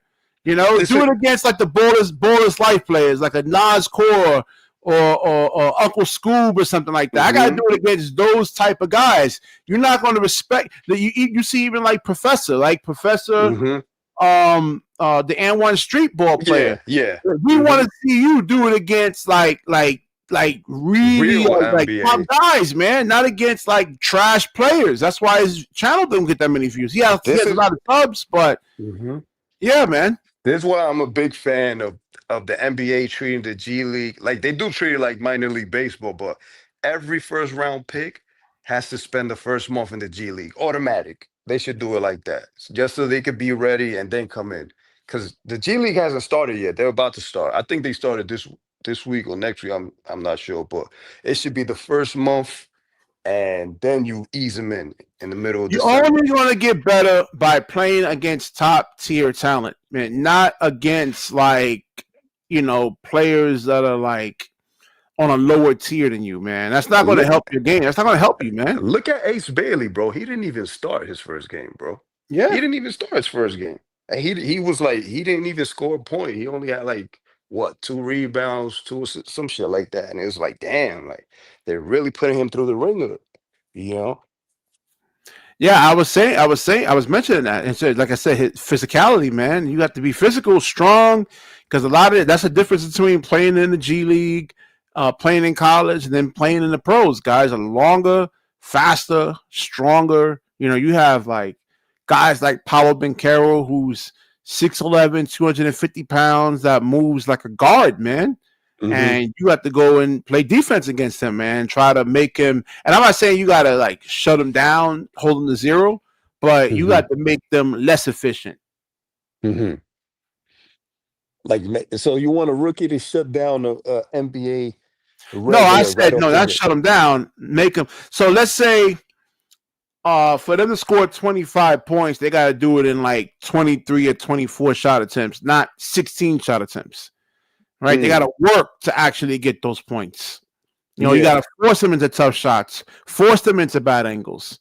That's what I mean. You're not going to shut down Shea or Cade, but you gotta like they can't go what was his name on Toronto last year. This dude had like 25 against us on like 12 shot attempts. Man, I mean you're not playing any type of defense, and he Hmm. has to get like 24 25 shot attempts to score 25 points. That's good defense right there, man. Whether you stop him It or not. is. It is. But you're right. It's a big difference between, coming in from college and just, G League to NBA. But the transition, man, is a buffer line, man. The transition, you never know when you're gonna be ready, like to face that competition unless you get thrown in there, man. That's why these guys, man, they gotta get thrown in there, bro. They gotta get thrown in there, Now, you listen, know? player one, you've seen a lot of Nolan Troyer, man, in the preseason game. And just like I said, just look at him and compare him to the top point guards in the league, man. I mean, he's not that, man. This is not hard. It's just not hard at all. I mean, it's like saying Noah Clowney is Paolo Banchero. It's not. He's not. He's nowhere near that. All we got to do is this is not hard, man. All we got to do is just look at the players and compare them. And says, nah, Noah Clowney's not on Paolo Banchero's level, man. We Yo, seen him try to put the ball on the floor, and he would turn the ball over. Um, he doesn't have a 1-2 dribble pull up in his game. He's not even a great 3-point shooter to really begin with. Coming out of college, he was only like I 27, don't know why they're 45%. making him a 3-point shooter. Just put him in the post, bro. Like, I He think they can't. neutered these Who, guys. who, Just who put him going in to the post post. up? I mean, and then, Not man, not they don't. not his own position. If they can get some switches, if they can get him Right. on to like a smaller guard, like let's say a Jalen Brunson, Hmm. he could post up like Donovan Mitchell. He's not posting up Donovan Mitchell because Damn, like but that not even a dude his size he could post up. nah, not that bigger and stronger than him. Nope. Holy shit, he said Jalen Brunson, man. Like that's an overmatch right there. Yeah, yeah. I mean, because like I forgot how much Jalen Brunson weighed, but let's say like all right, even like Nolan Troyer, like Noah Clowney could post him up because he's like 180 pounds and Yeah. he's not gonna be able to put any type of resistance. But guys like Donovan Mitchell will push him, bump him, like give him like Hmm. yeah, yeah, man. There's like Clowney's not posting up like power forwards like at his in his position. He's not. They gotta try to get some type of switch or somehow see if he can like a TJ McConnell, you know, Hmm. he could post like something like him up, but not like Yeah. Nolan Trail right now He's is not Colin posting up Kay Sexton. Cunningham. Hmm. He's not posting up like Jalen Williams. Hell Um, no. he's not posting up those guys. Those dudes are super strong, bro. He's Yeah, like Colin Sexton right now, man. That's yeah, where he yeah, at. yeah. That's where he at. Like if you put Cooper Flag at the 4, he's not gonna be able to post up Cooper Flag. Hell no. You saw what he did So to that Matt McClung kid, that dunk contest kid. He yeah, just put his shoulder in his chest. He told him, "Yo, you're too small, yeah, bro."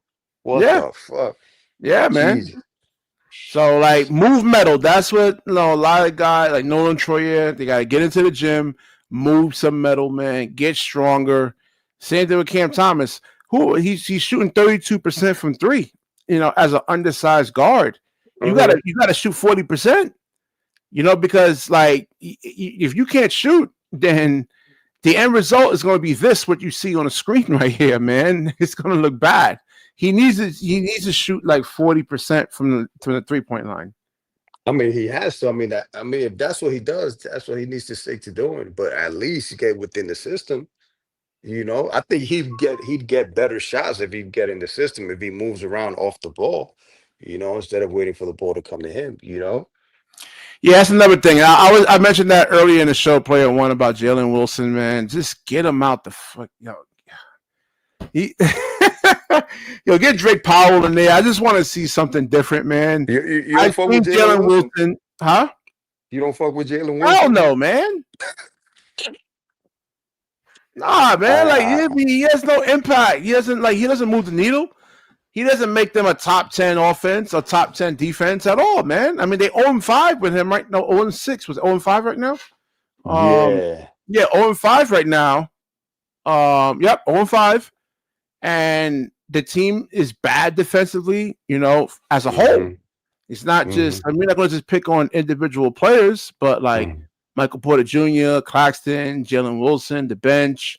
There's nobody in there that can really guard. There's nobody in there that's really physical at all, man. We even like Day'Ron Sharp. I mean, we've seen certain flashes of it, but I mean, he doesn't like. Who is this center over here, man? Porzingis. How much Porzingis weighs?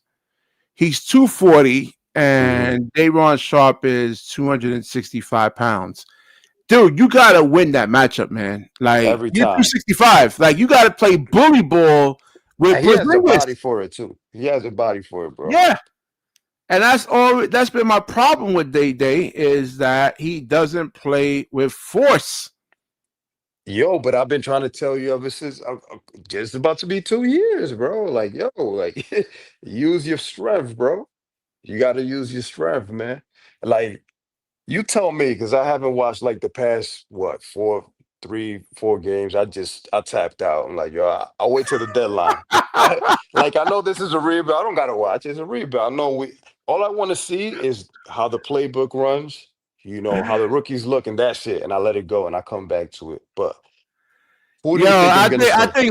think Harlan might be right, man. I think I may have to start talking Knicks, man. I don't know.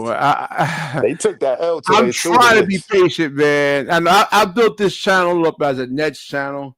I'm like, man, I don't want to start over again, man. But like, this is just straight You can't bad handle the right here. rebuild, bro. I'm That's telling what you, y'all I'm wanted, thinking bro. about a rebranding, man.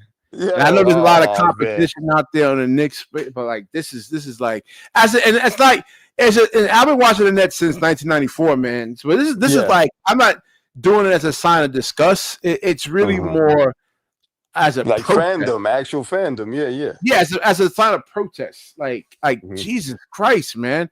If I keep supporting this and talking about it, I'm enabling it. Yeah.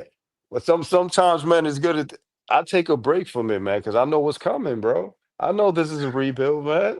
I'm like, I don't. Why would I Yeah, want but to watch that you shit? don't really have any more draft. You don't have like this is like they were putting all their eggs in this is it right here. You had to make it right Yeah, here. yeah. And you this doesn't it doesn't look good. I don't think these guys are NBA players, man. Ben Sarov, I don't know if Noah Clowney makes it to a second NBA contract. I mean, it's 50-50 right there. Day'Ron, I'm surprised again because, like I said, you just look at this. They're not a top 10 offense. They're not a top 10 defense. So you're never going to win with these players here, man. But remember what Detroit was, bro. A couple years ago, they were right where we're at right now. Like they were trash, and they had Jalen Duran.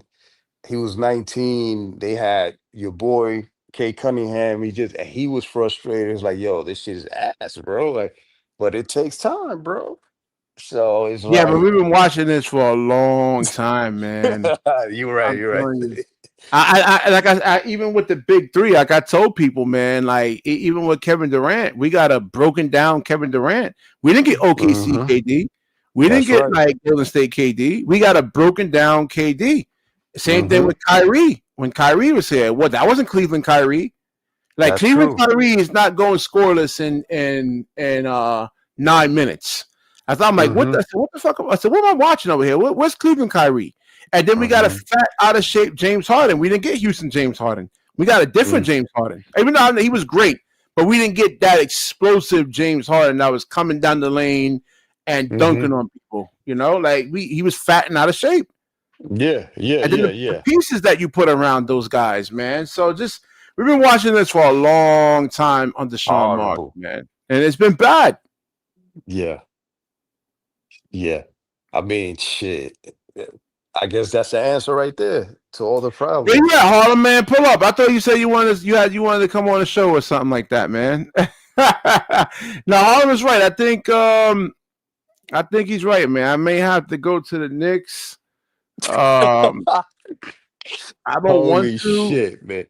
I Yo, really don't want you're to, gonna get a heart but attack, bro, if you go over there, man.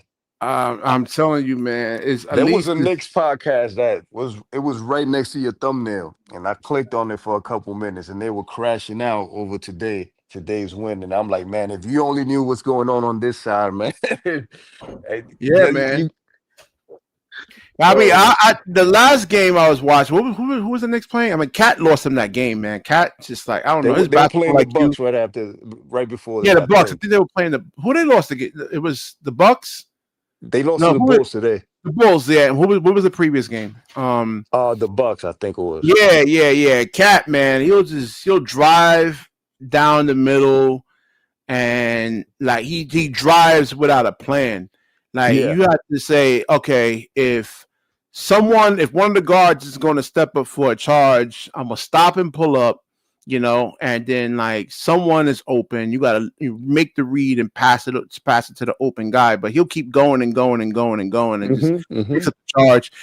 There's times he can win you a game, and there's times he can lose you a game. You know what So it is? He doesn't respect the coaching, bro. Look who's coaching no, I over just there, think bro. it's an IQ thing, man. He was doing the same thing on the Tibbs. Yeah, yeah. But It's at the least IQ thing. Tibbs will rein him in, like, yo, what the fuck are you doing, bro? Yeah. And somebody else will get the ball. But this And dude it's just right something here, that like he's used to playing this way, and you can't fix it. Like if you've been playing a certain way, like there's a what you call like a unconscious competence, and now hmm you're into like conscious competence where you got to think about like playing yeah, a different way, and there's going to be mistakes that actually comes along with that.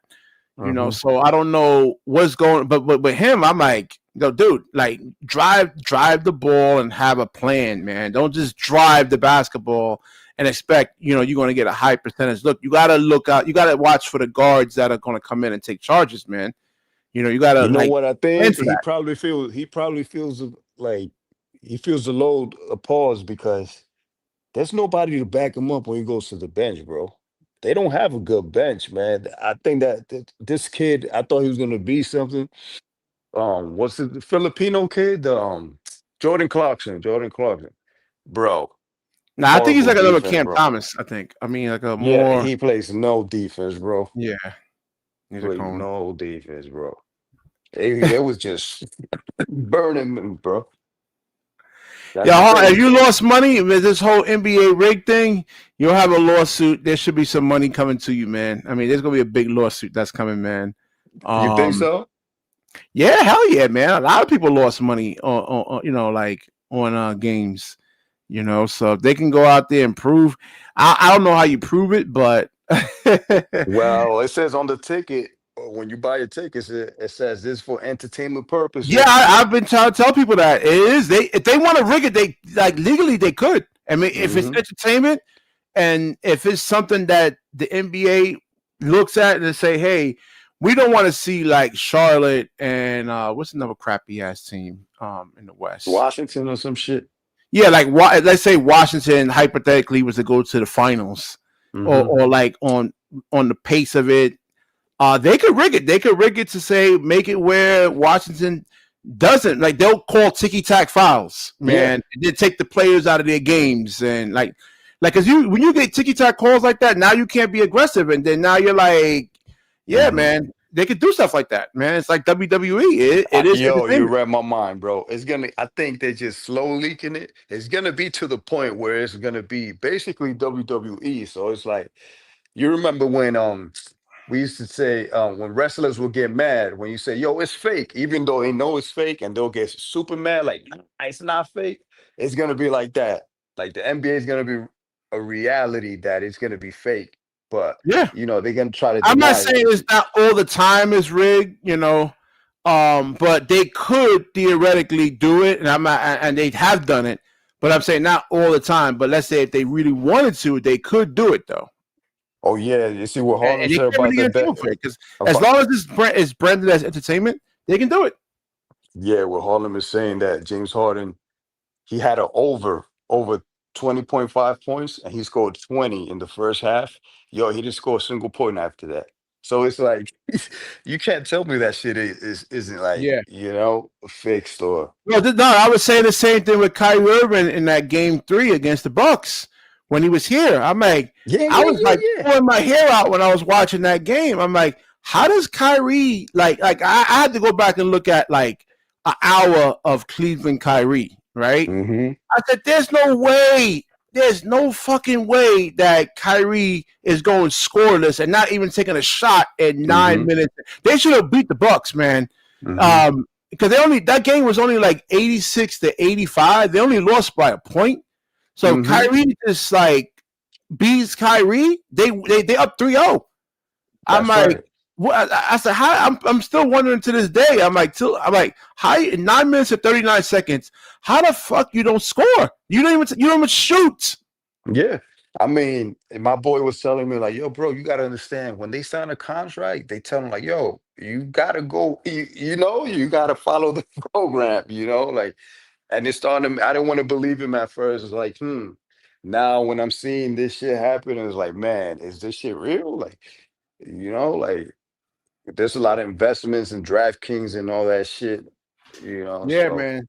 I mean, they offered me like this. There was this company that offered me like a sponsorship for the gambling thing last year. I was like, Mhm. nope, no, no, no, no. Sorry. I mean, I They signed ain't- up. I was going to promote it and everything. I'm like, I forgot what was the name of the company. It was like the third biggest one. I'm like, nah, man. you're gonna be on every live talking about plus Because I was like, I five. mean, I see all of these YouTube, like, I don't know, man, because like all these YouTubers that like promote like better health, it like Hmm. with that mental health thing, it turns Hmm. out that's a scam, man. It is. And That's an AI. That's an AI yeah, system. you see like all these like companies that these YouTubers are actually promoting. I was like, nah, I can't do that, man. I can't lie to people, and Hmm. I can't do it, man. And I Yeah, gotta sleep at night. I actually really care about people, man. man. But capitalism is always gonna, it's the Yeah, name of the game, bro. yeah, You man. know, Yeah, but I may have to actually start talking Knicks though, man. This you continues. bugging, man. You bugging. I don't know because look, we got 9 people. Because I'm gonna start trying to stream more consistently, and these numbers don't actually start improving. Then I'm like, well, listen, there's no interest in the Brooklyn Nets, and at some point this show got to make some damn money, man. You know what I'm saying? Like it does okay. Like at this Hmm. live stream, I'll probably make about $3 or $4 in terms of Hmm. ad revenue. But I'm like, yo, man, come on, I my time, man, that I put into Yeah. this, man. Like there has to be I mean, some you type of get you ROI. get you get paid for subscribers too, right? No, I don't pay for the subscribers. I'm just like, um, I mean, you get paid for yeah, subscribers. yeah, yeah. Not you get paid for like the views that people actually watch, or like the ads that people actually watch. But it's not much, you know. Like sometimes, oh, they'll say like, oh, we're gonna pay you $15 per 1,000 views, and then when I do get the 1,000 views, then it's like, oh, it's $4 per 1,000 views. I said, what the fuck? I said, yo, I What? said, God damn, man. I said, if I can make $15 a video, that's good. I'll shit. I'll be more motivated. But like when you talking about $3, like shit. I lost like shit. I lost like 35 pounds, man. Not doing a lot of these YouTube videos. I've been exercising more. Hmm. Not sitting as much, being more active. That's good. So That's good. That's good. I yeah, always seem to come to your channel when there's a vacation because I know this is vacation this week. So let me just hop in and stuff. I yeah. don't got to work, so you know. But yeah, man, I'm Um, about to hop out. If you're gonna rock out, and the other guys are gonna come up. Nah, I You player when know. I tried talking to NBA as a whole, man, it wasn't working, man. So I said, let me just stick to like the Nets, the team that I really like rooted for since 1994. That team that I'm passionate about, not passionate for the ownership or the management, but the team as a whole. Because like watching Jason Kidd, he's still my favorite player to this day. That's right. Nah, that But I Chinese tried talking video, like that the shit, NBA as a whole. that Yeah, Chinese I video tried had that. me cracking up, bro. That Chinese But then video again, got me I cracking up. wasn't as good as I was back. Maybe I should start talking to because there are some good teams, man. I like Kay Cunningham. We could talk Wemby. You know, I think they overhyping him. Like Cooper I mean, Flag. Cooper Flag. I like Cooper Flag, but Me too. Me too. The but kid in like Philly. This Wemby hype, man. I'm like, yo, this like, dude, like it's only 5 games. Chill out, man. Like, and he's been getting I share the a same lot of whistles, sentiments, bro. man. Huh? Yo, I share the same sentiments, man. I don't believe it, man. I don't believe the hype either, bro. He I don't could play. believe I it, mean, man. he's not garbage or anything like that. But I mean, yeah, like the people in the media don't remember how many times he was getting dunked on and getting locked up. But even Ben Simmons locked him up one game with a broke back. Even your man's Claxton, he locked him up too Yeah, a couple yeah, times. man, he was getting dunked on. So and then like I looked at some of the games. I mean, he was getting a lot of ticky tack calls, man. You know, and now Yo, you can't when the referees are going to start calling like little touch fouls, little hand checks every single possession. hmm Now you can't be as physical with him, you know. So you see how the NBA cheats in that aspect. absolutely. That game against us, bro. I think we were up like by 2 in the fourth quarter, and they were going to give him the ball in the post. Yo, I don't know who. I think it was Clowney was guarding. He didn't even touch him. He didn't even begin to guard him, and they called the foul. Like, Yeah, that's what what I'm the saying. fuck? That's what I'm saying. That Jordy got tight. He was like, yo, what It's the the fuck same is thing with that? Cam Thomas, though. He was getting all those calls, those little ticky tack calls. And, you know, like I said, you could play defense with your chest and hips. That's how you taught. That's how you taught how to play basketball. Not hmm like that, Javon. Not like that, man. Not little ticky tack shit like that, man. Come on, But not that's like what that. Shea does, though. You can't say that because Shea be No, you were doing that saying about. shit. No, you're talking about with Wemby, like all stars get those because like Yeah. he wasn't getting those calls. Like Wemby wasn't getting those calls last year. I mean, they were physical with Wemby, and that's why, like in my mind, right now, based on what I've seen from last year, you hmm know, I'm like he's a number 3 or number 2. You can't like run an offense through Wemby because he can't get to the rim if guys could push him and you know they're physical against him and you know but like now the referees has been helping him out. He's been getting a lot of ticky tack calls, man, and now you hmm can't be physical with him at all if they're gonna Mm, keep calling like little hand checks and you know or like look push on the hips, you know, stuff like that. shit. Imagine when they're in the playoffs, the calls he's gonna get. Oh my No, goodness. that's the thing. In the playoffs, they you don't get those calls. Mm, They ain't calling that. They're allowing the hand checks a little bit more. They're allowing the defense to play like physical chest and hips. They're allowing a little bit of the pushes. Well, exactly what you saw. Go rewatch the actual game between Atlanta and I hmm don't know if you've seen it though, Ice, but Atlanta and who? Atlanta and the Nets. This game. Just watch the game from Oh, the. the last one. Okay, That was like okay. a playoff style game right there. Mm. Yo, Ivan, what's good, man? Hey, what's up, BK Hoops? What's good, man? Bro, Yo. chill with that Ken Thomas stuff. Let me tell you that. Why should I chill? I'm being It- honest, man. I'm being They're pragmatic. about to hit him with the Chinese, with the wonton Bro, Oh soup.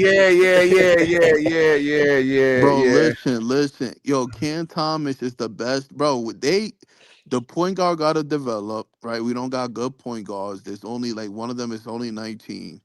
You know, without point guard play, the offense is gonna look horrible. Not only that, too, if you don't have a good offense, you don't want to play defense. So even our players' defense is lacking. It's just gonna be a bad season, bro. We're gonna lose a lot of games. I mean, it's just I don't know how much what else you can expect from Cam Thomas at this point, bro. That all depends on the referees, man. That's why in the thumbnail I put the referee in there because like, I gotta change the title up a little bit and change the thumbnail up a little bit. But yeah, that's why. And Javon got it right, man. Like China, chang chong, chang chang chang, white to the hole, white to the hole. Yeah.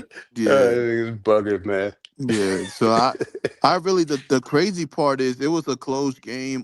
Claxton missed a wide open layup. because Cam Thomas have the gravity of the defense. The defense was just keying in on Cam Thomas. Claxton was wide open and he still break, bro. So, I mean, it's gonna be a bad season. Hopefully next year, man, we could get a good draft pick. You feel me? And get Facts. rolling. I feel like Sean Marks really his job should be on the line next year. I mean, we have no expectation this year, but his job should definitely be on the line next year. I mean, we gotta see how the rookies actually plays out. You gotta look at players that he could have gotten that he didn't take. And I'm gonna be I'm gonna go through all the draft picks and that Sean Marks could have taken because I think Gago is a mistake. Like if you just look at Dylan Harper, I'm like, damn, Dylan Harper can get downhill. He's Mm-hmm. physical. He plays defense. And I'm looking at Mm-hmm. Nolan. I'm like, it's Nolan like you could have got him the way he's playing right now, like in the second round, man. I Yeah. mean, yeah. I think I agree. I definitely agree with you, man. With our point guards and stuff like that. Don't get me wrong, they are rookies, but even when Wemby came in the league, right, as But a so is rookie, Dylan Harper. Dylan Harper's a rookie. Stephon Castle was a rookie. he's a rookie, yes, and they perform. You're right. So I don't even want to give them the rookie excuse. I agree with you, BK Hoops. I definitely agree with you. And the thing is, you should actually be performing the Brooklyn Nets because you got no pressure on you, and they are not looking good, man. They need to practice. They need to be in the G Nah, League or it's not. something. It's not even about they just doesn't have the abilities. Because, like I said, you got like if you look at the defenders that Atlanta actually has, like Nolan can't do anything with that, man. He needs to hit the weight room, move some metal, pretty much. Um, and like probably get. He has a ball. Yeah, his ball handling is not that bad, but it's just like the ability to get into the teeth of the defense, put pressure on the rim. I mean, is there any reason to double team Yegor right now? Like, is there any reason to send a secondary defender at Yegor? Like, based on what you're No. seeing? No. I mean, The crazy that's what you part need. is we have our one of our best athletic defenders in the bench that doesn't even play. Like something we're not athletic at all, man. I've been saying that for the last Yeah. 4 years, So man. 3 or 4 yeah, years. even We need, When Trey Young went down, those players are still athletic freak of nature, man. yeah, Yeah, man. Yeah, they have more size than us and yeah, everything. length, athleticism, and Lyricism. skill, man. It's not just Yeah. athleticism, because like Clowney is athletic, and what's his name? Claxton is athletic, but just they have no skill at all. Yeah. Yeah, I don't even think Clax is yeah, you're right. I thought about it. Cause Clax, I would consider Clax He athletic, scored. but he ain't. I'm looking at these points. He scored when the team was up like by 20, and they took their foot up the gas. Because, like I said, especially this early in the season, Hmm. unless like none of these teams are playing hard for like 40 something minutes, unless you want to be like Kawhi Leonard, man. Kawhi Leonard used to do that. He used to play hard like every single game, and it wore his knees down, man. So you got to pick and choose when you're going to play defense, man. Right. Especially in today's NBA with these guys in terms of the 3-point shooting. I mean, it puts a lot of and lack of hand checking. Like you gotta like like really move your feet, So yeah, you pick and Right. choose. You pick your spots, and they were up 20. And that's when Claxton and you see, Cam Thomas had that little surge. How much did Cam Thomas have in this game, man? Yeah, he had 19 in this game, man. Yeah. But he had to work for those 19 points. It wasn't the field goal percentage was bad, 6 out of 20. Yeah. You I know, mean, like the thing is too. We gotta understand what makes this so hard for them to even play defense is because our offense and defense kind of correlates with each other. We don't have no good offense, so it's not gonna motivate people to play defense. BK Hoops, you play ball before, man. You know if your offense ain't going, it's hard to be effective on the other side of the court, man. It is what it is. well, And you gotta have some type of physical ability too, man. Like Cam Thomas is not. He just doesn't have the athleticism to. Seem like he don't to go out there and play. If you look at Donovan Mitchell, how he's athletic enough to play passing lanes, get steals. Cam Thomas really can't do that. They're just not Yeah, out. We I need mean, more athletes. I get with the Can. I feel like Cam Thomas ain't even the problem, to be honest. I feel like What? nah, I don't nah. I've been watching the games. I think he's the one that keeping us close, to be honest. For the games I've been watching, I think it would have been a blowout if we didn't have him. It I mean, was a blowout. No, I'm saying it was. They were up by 20 in a lot of these games with him on the floor. It's just that, like they take their foot off the gas now. That happens, man. I mean, yeah, even but I mean the shots that MPJ and Cam Thomas is scoring, bro, is out of this world, bro. I personally feel like they're the one that keeping the game fairly close. I mean, even MPJ talked about the point guards, right? How important it is. The point guard really got the keys to the offense, and yeah, if but you the point guards aren't good, man. They're not good. yeah, Again, yeah, that's look what I'm at saying. Yegor and then look at Dylan Harper. Yeah, I get, and I agree. Dylan Harper, man, you called it. I've been watching him. He coming off the bench, but wow, that kid is a stud. But Yeah. that's what I'm saying though. BK hoops. If you have no point guard, right, that can facilitate the offense, get everybody involved. If your offense sucks, you do not want to play defense. That's why our defense Let, has been let me ask atrocious. you something. If we had Dylan Harper on this team right now, you think the Nets are 0-5? I think we gotta get some wins, but we probably still I gonna have a think we're losing record. 3-5, maybe 4-5. Yeah, I think we still gonna have a losing record though. But it would Yeah, be but not we'd be not better. 0-5 Yeah, though. yeah, I agree. I agree. I'm with you, BK Hoops. I think, like I said, man, I always say it over and over again, we're gonna have a bad season because offense starts with the point guard, right? Even the greats needed the point guard. The greats of the greats.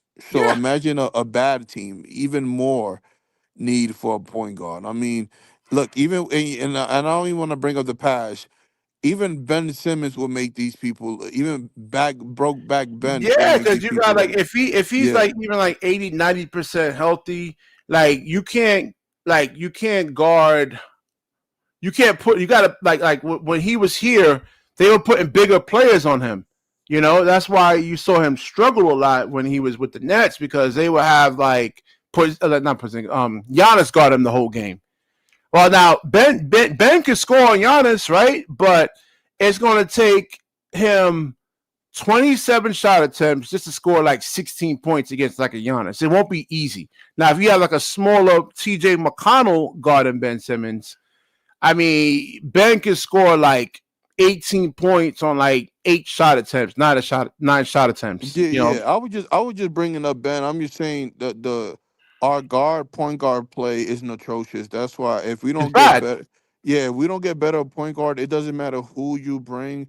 It's not gonna make the team look good, Yeah. man. Even if you Yeah. get AJ DeBonsta, like a lot, because a lot of if you get him, he's gonna have to initiate a lot of the offense. Like you need a good Hmm. point guard, man. You don't want him Hmm. bringing the ball up because again, you have 24 seconds on the shot clock. By the time he brings the ball up, now it's 18. Then they blitz him. They get the ball out of his hands, and then you got to move the basketball. And then once he gets the basketball back, now he only has like 8-9 seconds on the shot clock to work with, and now he has to put up a bad shot now.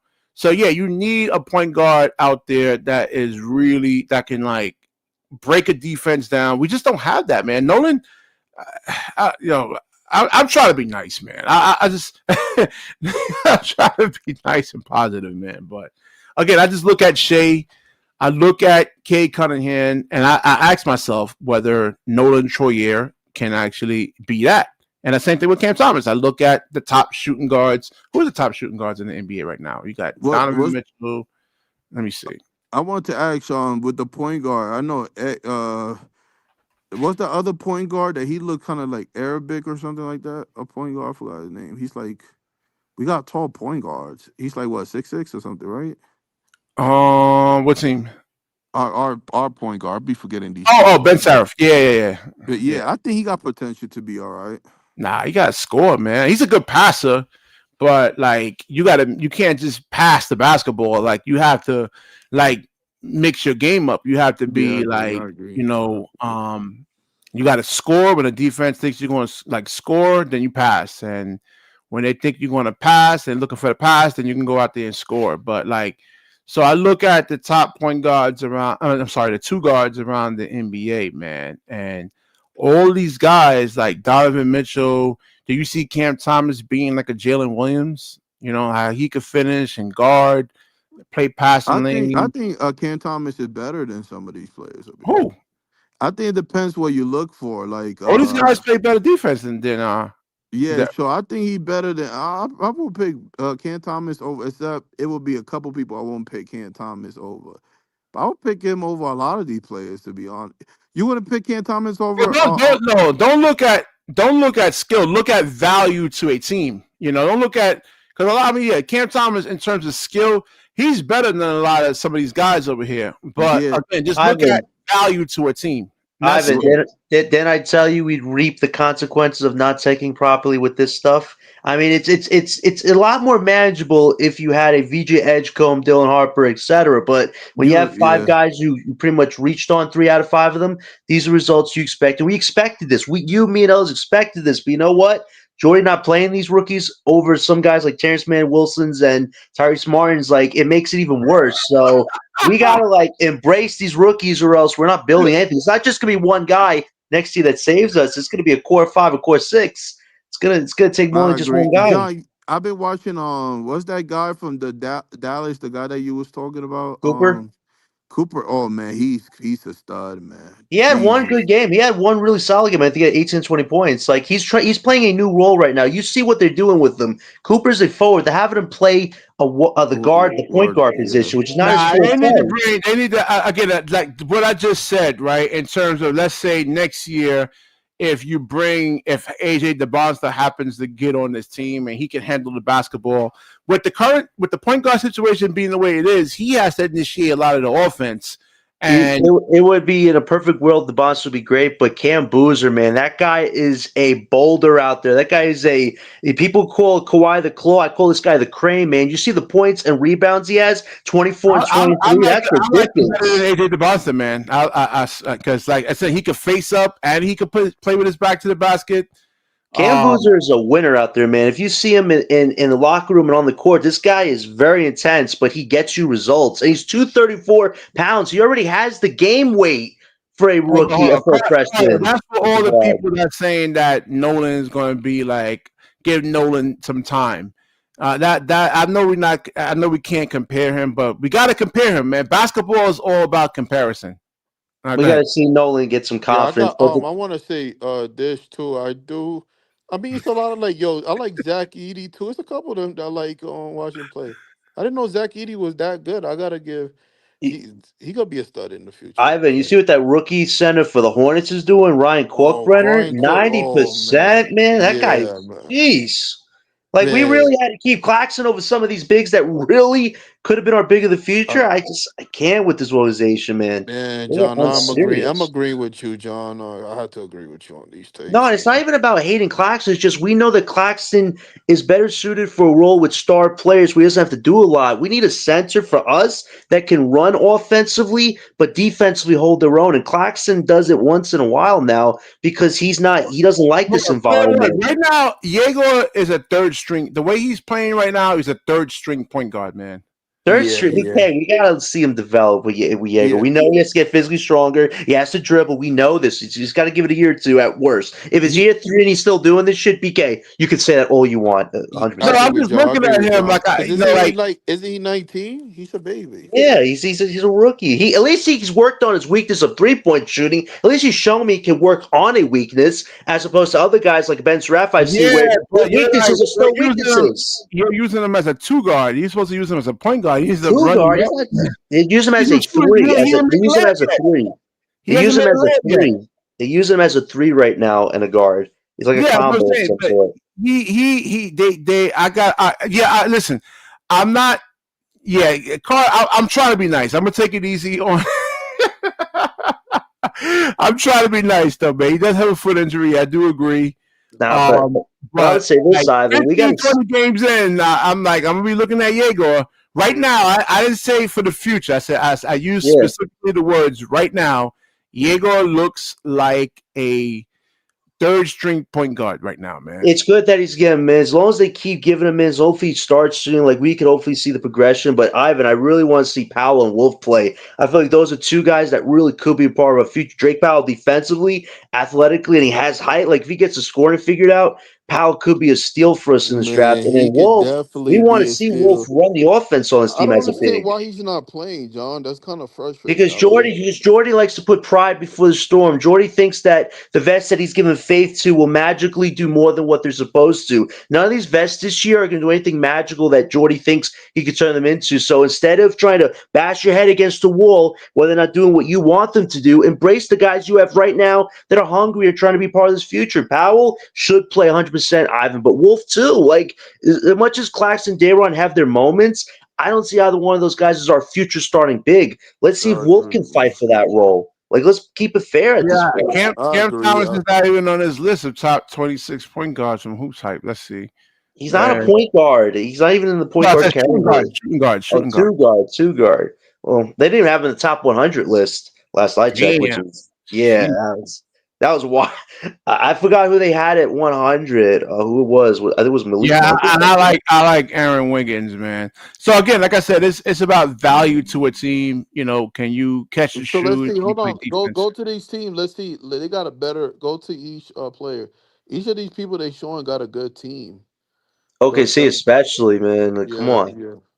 yeah. Nah, Portland's not. Y'all like Shaden Sharp better than Cam Thomas No, I though, or like what? Cam Thomas better.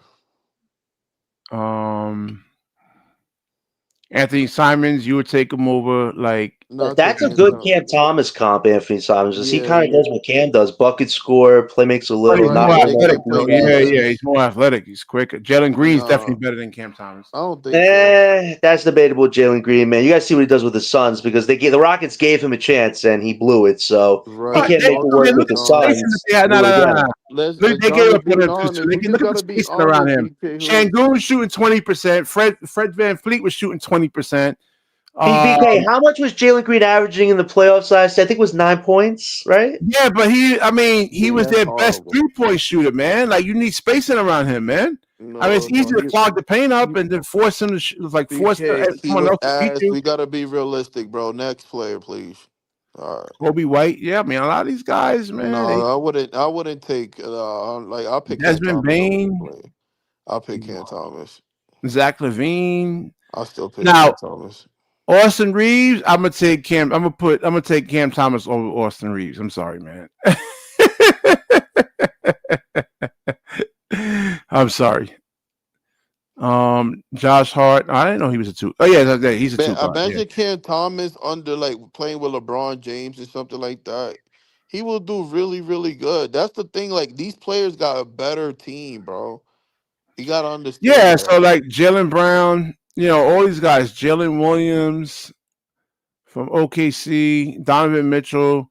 Like Cam Thomas is never going to be any of those type of guys, man. Man, you crazy, bro. Crazy. I disagree, man. Top 10 shooting guard? Hell no, man. You got to play through. You got to play through physicality, Javon. You got to play through contact, man. Cam Thomas is definitely top Carter. 10. Yeah. He says Cam is a top 10 shooting guard. No debate. Facts. I mean, over 5. I mean, listen. If we was to put, let's take Cam Thomas out and put Jalen Brown in here, you think the team is 0-5? No. Yes. What? They're gonna double team Jalen Brown, bro, and nobody else can score. So yeah, but guys will be wide open.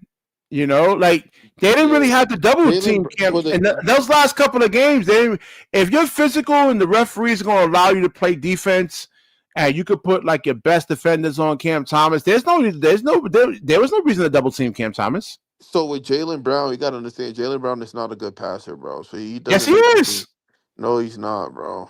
He doesn't make his teammate better.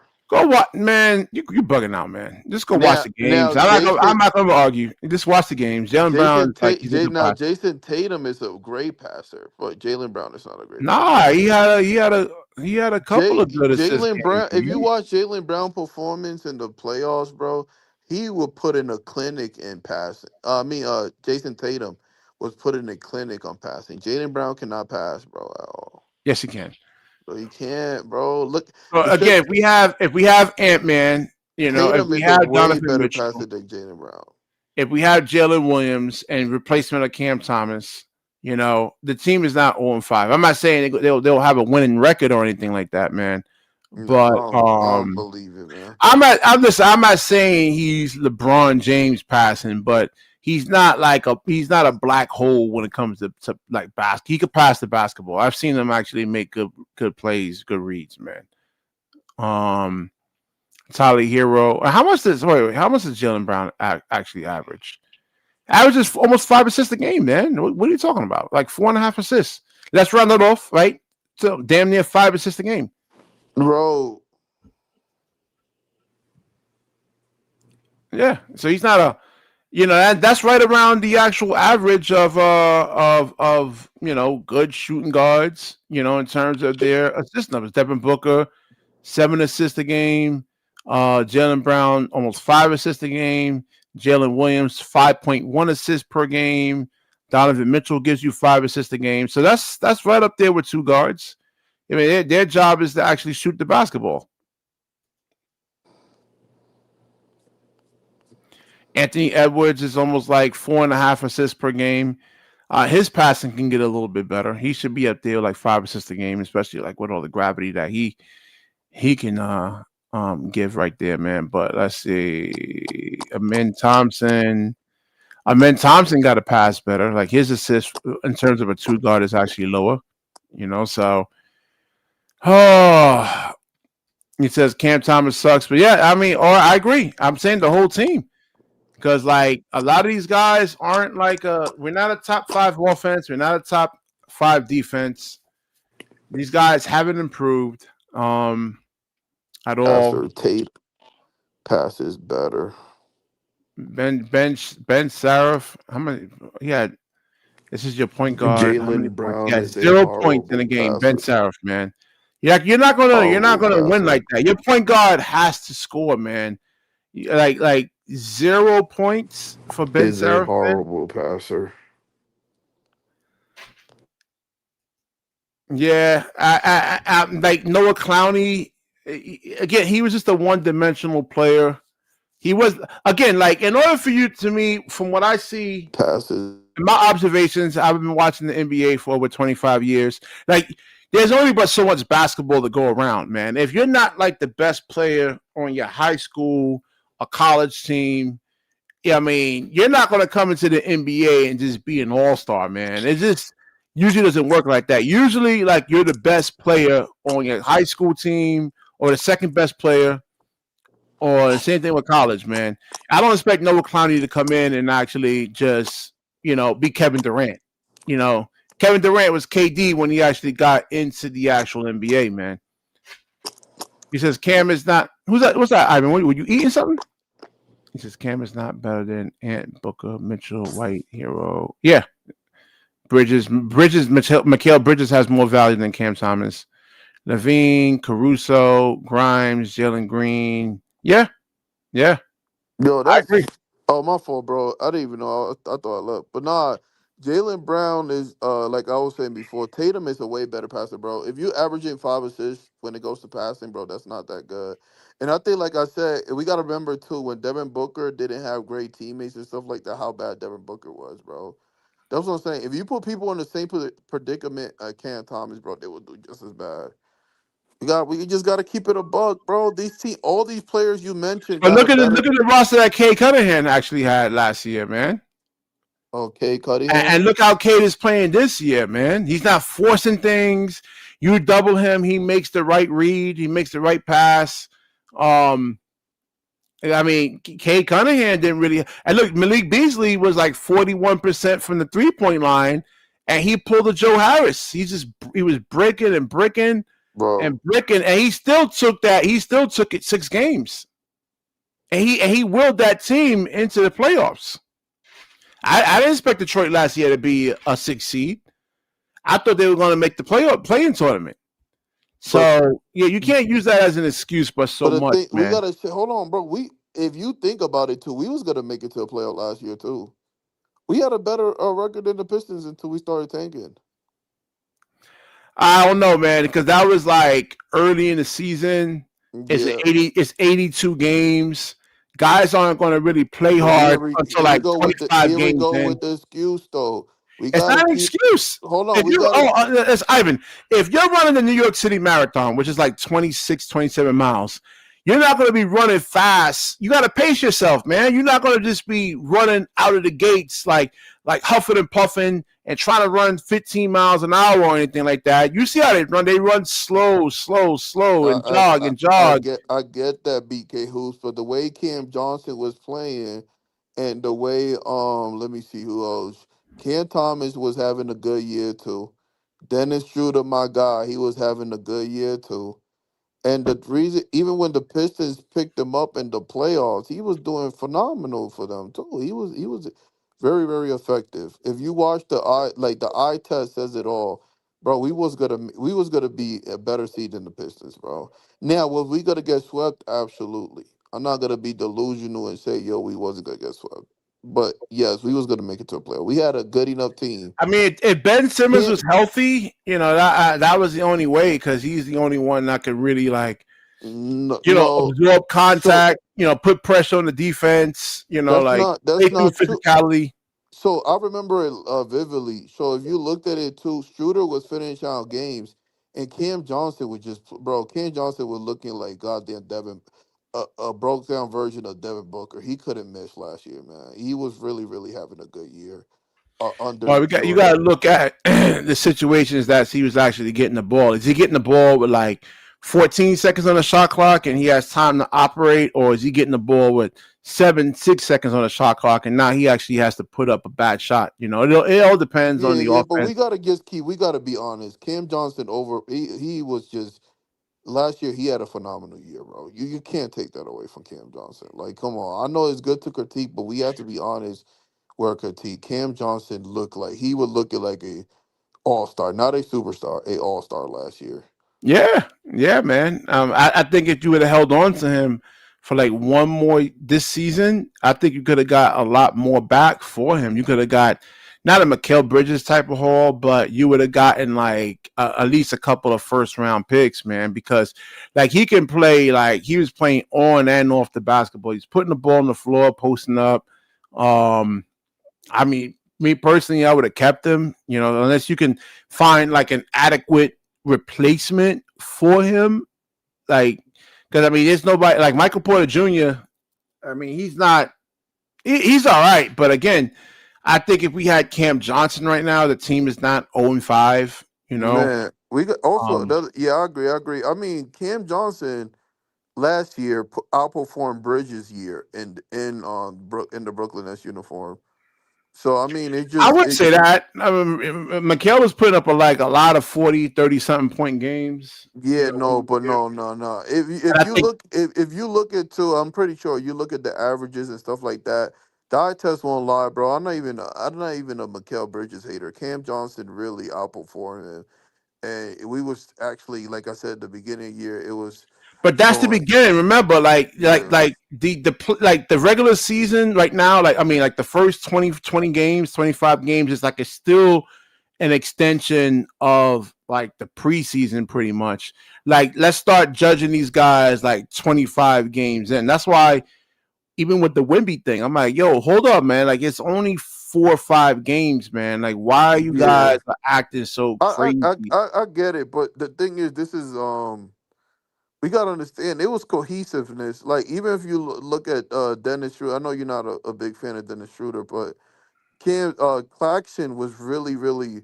Even if you look at Claxton numbers, right, him playing under Schroeder, Claxton numbers was going up, and still Dennis Schroeder is a better. And I love Ken Thomas, man. No, nobody loves Ken Thomas as much as me, but Dennis Schroeder was unlocking Claxton, and he was driving under Jordy's system. So was Cam Johnson.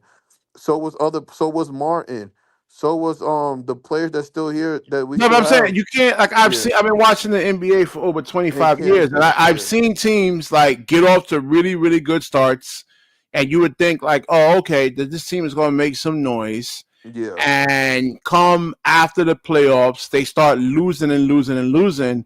And I've seen teams like in the Nets type of situation go like 0-5, 0-7, yeah. and you're like, nah, they garbage, man. They ain't doing Uh, anything. Only actually really make a huge impact in the playoffs. So it's just too early to really tell. You can't judge 10 games in and say, oh, because of Dennis Schroeder, and he's unlocking like guys aren't really playing like defense like that, like in the Yeah, first. I get that, but this is what I'm saying. So this was the best, even when we had Mikal Bridges, right? And Mikal Bridges was playing with us.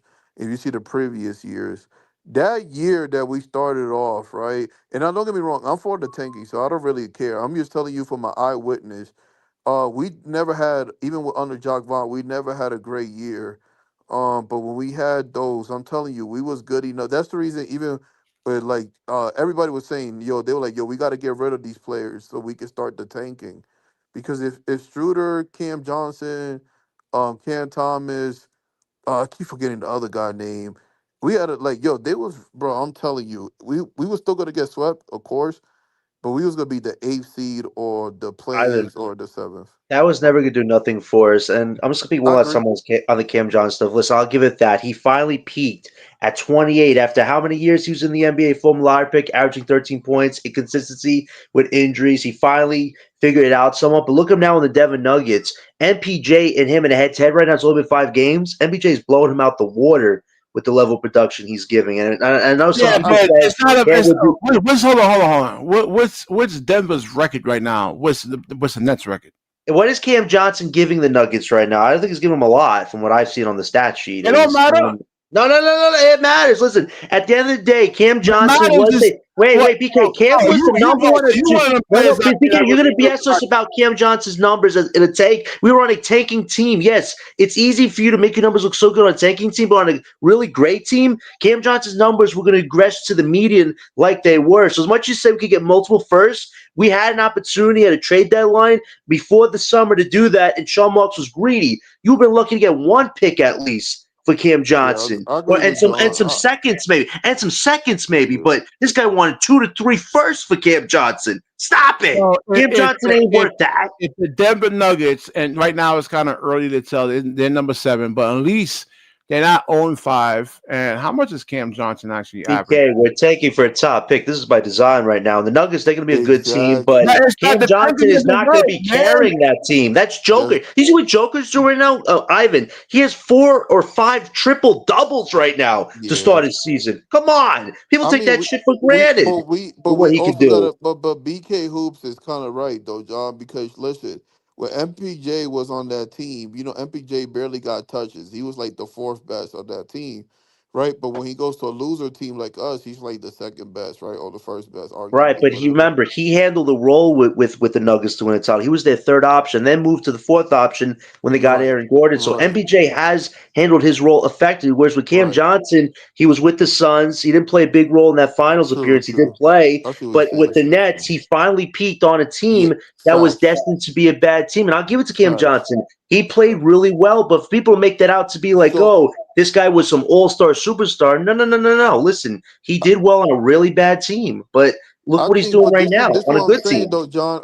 It's all speculation because, like BK Hoop said, right? It was just the beginning of these games, so it just I can only go off of the couple games, right? Hmm. But the under Jordy's system, right? Because we gotta remember it's a system based game.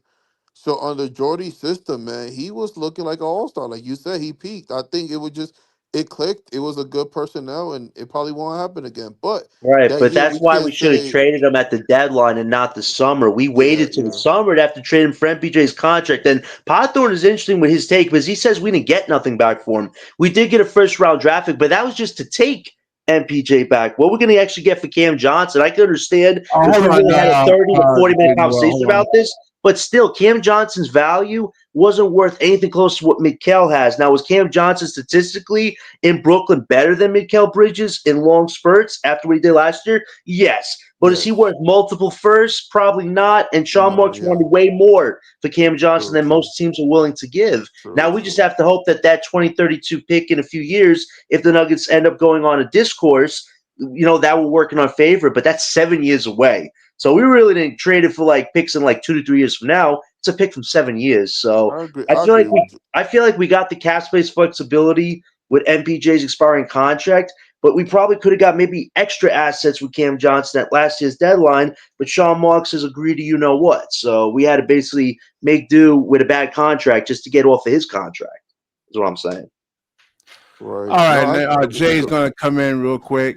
Jay Noel 24. Well, he's still linking up over here, man.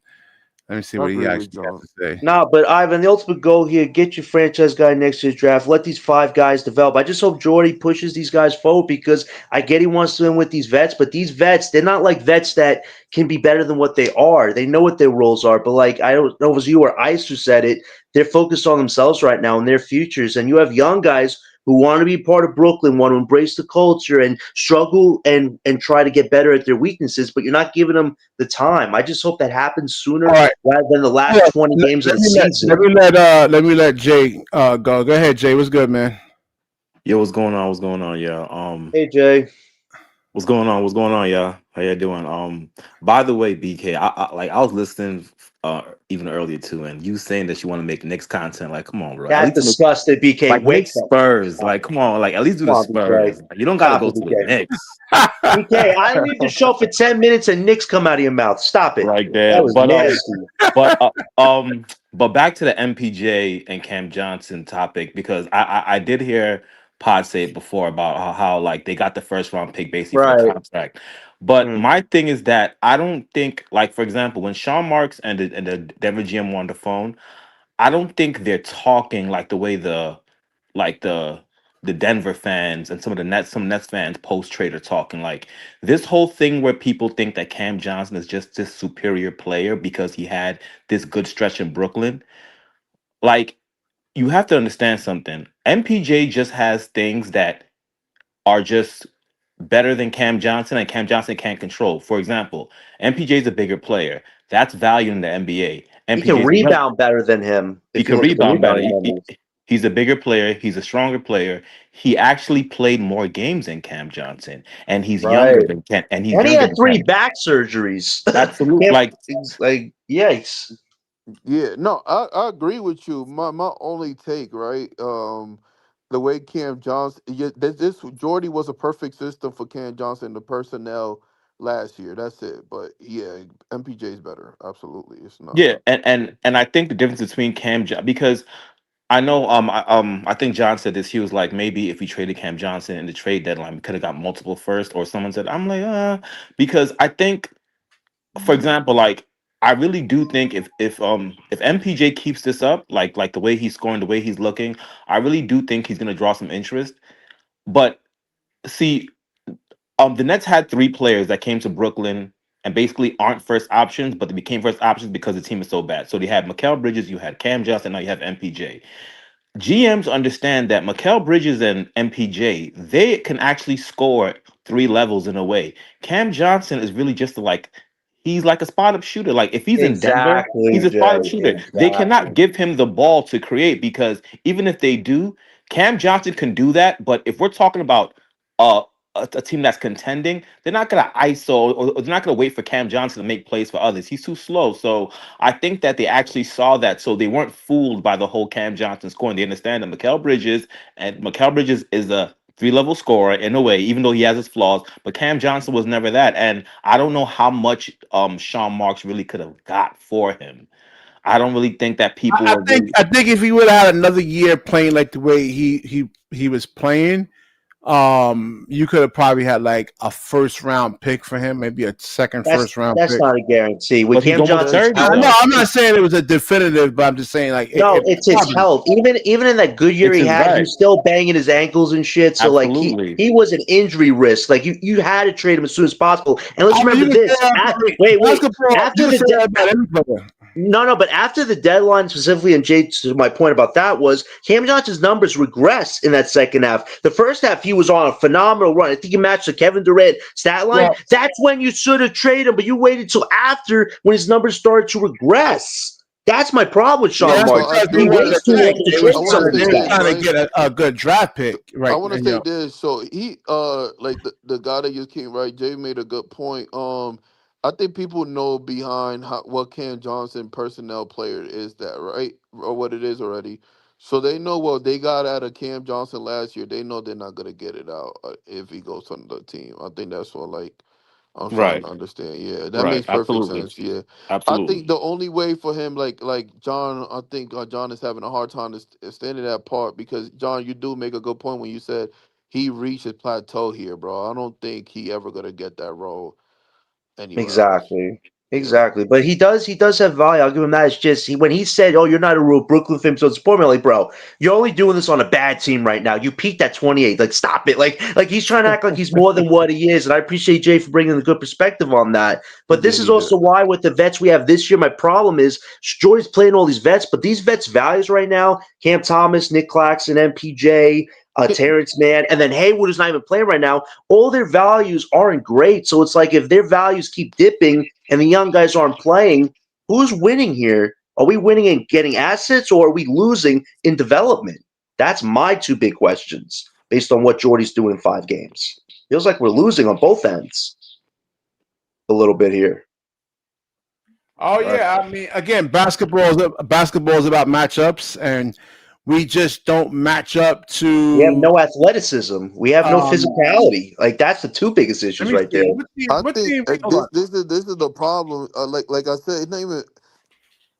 I really even let's say we put that great defender right off the bench. What's his name, John? The great Drake Powell, defender. Drake Powell. Yeah, Drake Powell. Even we get Drake Powell, I'm telling you, it doesn't matter if your offense sucks, your defense is gonna suck too, bro. Right. It Right.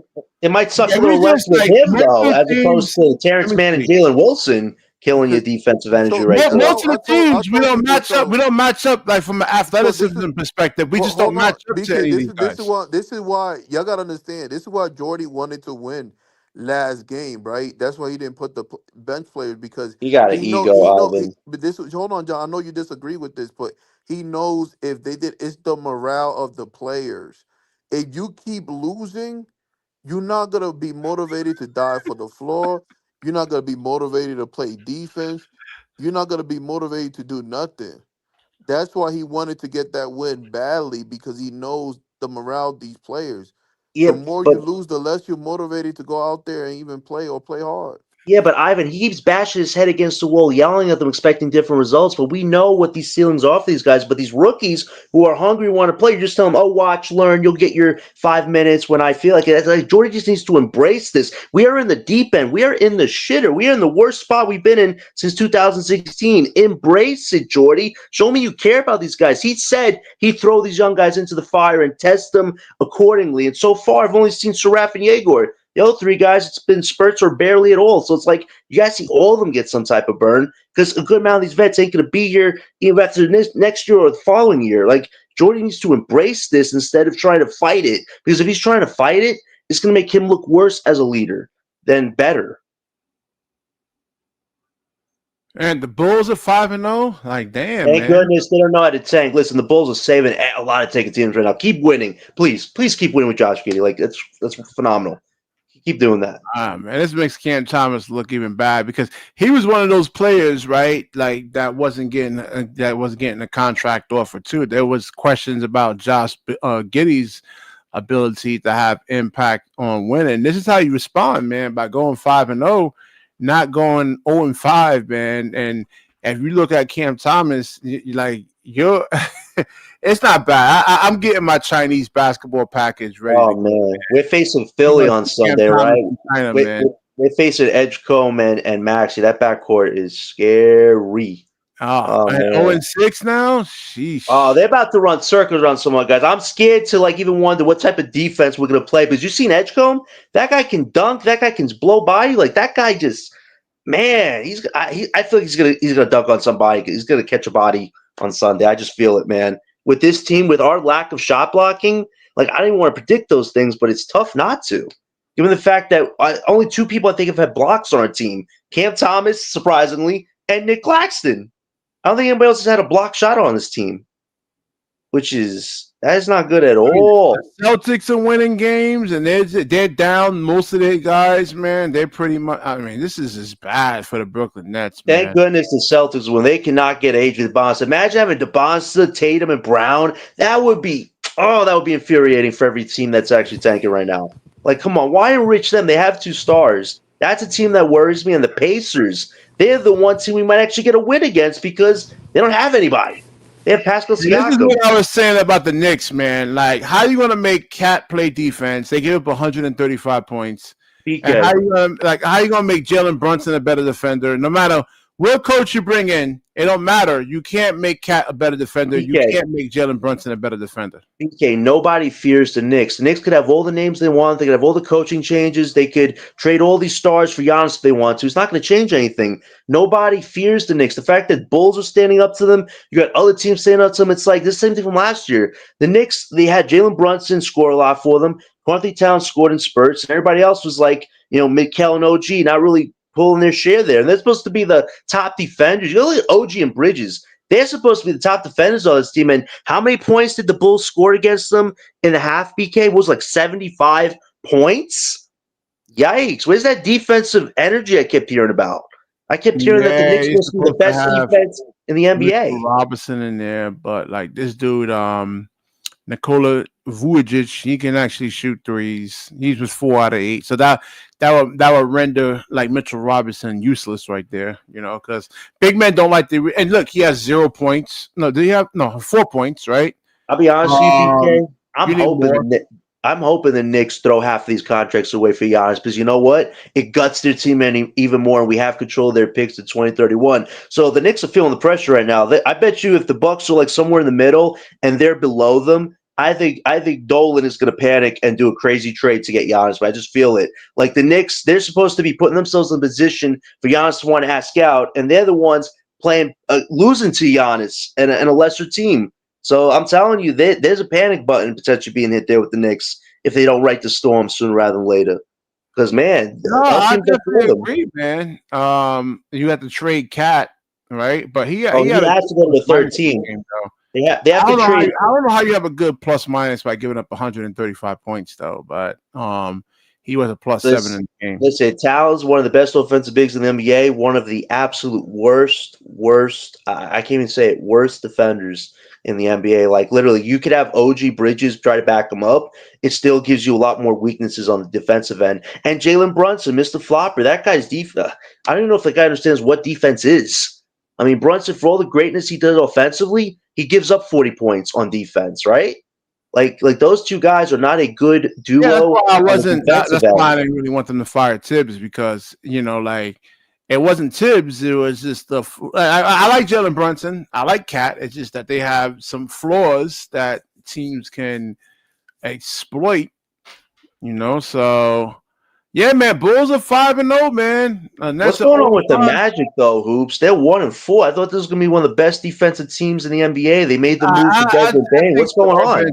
I think their offense is like one-dimensional. They keep running the ball every possession, probably through Paolo Banchero, but they got to mix things up. I would have Desmond Bain on the ball and let Paolo play off the ball at times, man. Like he doesn't the ball, like the offense doesn't have to run through Paolo every single possession. And then and who's the other guy, man? He can't shoot threes. Suggs? Was it France? Was it Wagner? Can't shoot threes. So there's some issues there, They may fire the coach, but again, it's a personnel thing, not really a coaching thing. But with Jody Fernandez, it's partly like, I don't know what to even say. He's got to embrace the young talent. Good, man. Two guys. We're in a super loser situation. One thing you control is the minutes you give your players. Give these young guys the minutes. Let them go through the fire, learn through their weaknesses, and grow. You can't have them learning that watching the bench and watching these guys ahead of them play even worse than them. Like, that's where Jordy needs to stop hitting his head against the wall. Like, you just got to embrace what's in front of you. But this guy wants to win so badly, and there's nothing wrong with that. But this year, that's not the point here. The point is development. Yeah, two guys. I was basically just for the beginning of the show, I was exposing Cam Thomas's flaws that everybody, especially every Nets analyst out there, really seems to be missing. So to recap, pretty much, like I started the show up saying that what you saw in the Atlanta game was like how a playoff series would look like, where the referees are going to swallow the actual whistle. They're not going to give Cam Thomas the touch fouls, a little bullshit touch fouls, and when he's initiating contact and trying to throw his body and take bad shots and expecting the referees to bail him out, where he didn't earn anything. Like he didn't Right. earn like a good shot. So Right. and you saw Cam Thomas was like really like I'm on the hold on Latrell. I'm on That's what's his name? LM. That's LM. That's LM. Yeah. I'm on And Philly Chris, listen, I know the guy wants to win, but you're playing Jalen Wilson, a guy who didn't get on the roster because of skill set, nothing different besides 3 points, but his good character. He got on the roster. He's playing over the 5 guys we drafted, but Tyree Smart, with Jordy and the presser said, Tyree Smart should play over not 1, not 2, but all 5 of the Flatbush 5 because of what he did in the summer. They're rewarding merit here. We're going over summer. The fact they're putting a journeyman, and let's be respectful about Tyrese Martin. He did well Tyrese enough Martin to is get a roster trash, spot, but he's a man. You only journeyman. gonna And get you're he had putting that him one over the rookies? That's a he had problem with Jordy, Philly, Chris. he That's had kind of the stop one bro. he had the one good game last season. And then Last year. Like, we're and going to he hold didn't that give over these you people's anything else heads? after that, pretty much. I mean, he's garbage. You only get a good game out of Tyrese Martin one every 15 games, man. I mean, he's a He C averages like player. 9 points, which isn't horrible, but that's what a third stringer guy or a deep part of your veteran bench does. But you're putting him as the guy over your 5 rookies? Jordy, you got to stop with the BS here. This guy is only on this team because he's a cheap vet you could keep around. But is this guy a core piece that's going to be leading us from a 10, 15-point deficit? Come on. Like, we got to stop the BS and embrace the rookies here a little bit. Like, playing these other guys over them just because what they did last year with this past summer, they have the worst defensive rating. BK, the worst defensive rating in the NBA. And Jordy wants to go off of that? Nah, Jordy's got to wake up here. I agree, and like I said, like there's a lot. It's not just one particular player. It's like all the guys. Exactly. Yeah. It's And everybody.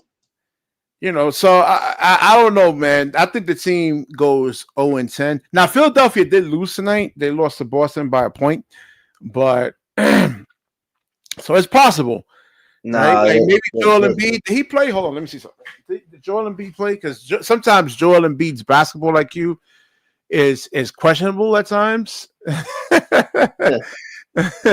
Hold on, let me see something here.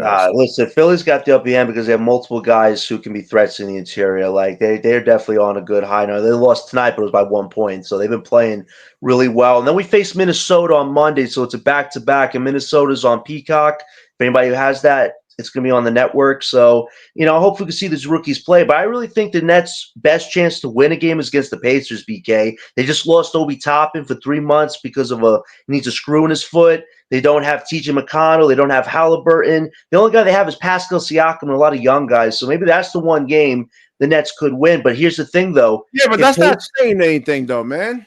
No, but here's my thing, though. If Pacers and Nets had the same record, isn't the Nets' best interest to beat the Pacers or for the Pacers to beat us? Because if they beat us, we have the worst record. But if we beat them, they have the worst record. So as much as I think the Nets could win that game, isn't our best interest to win that game?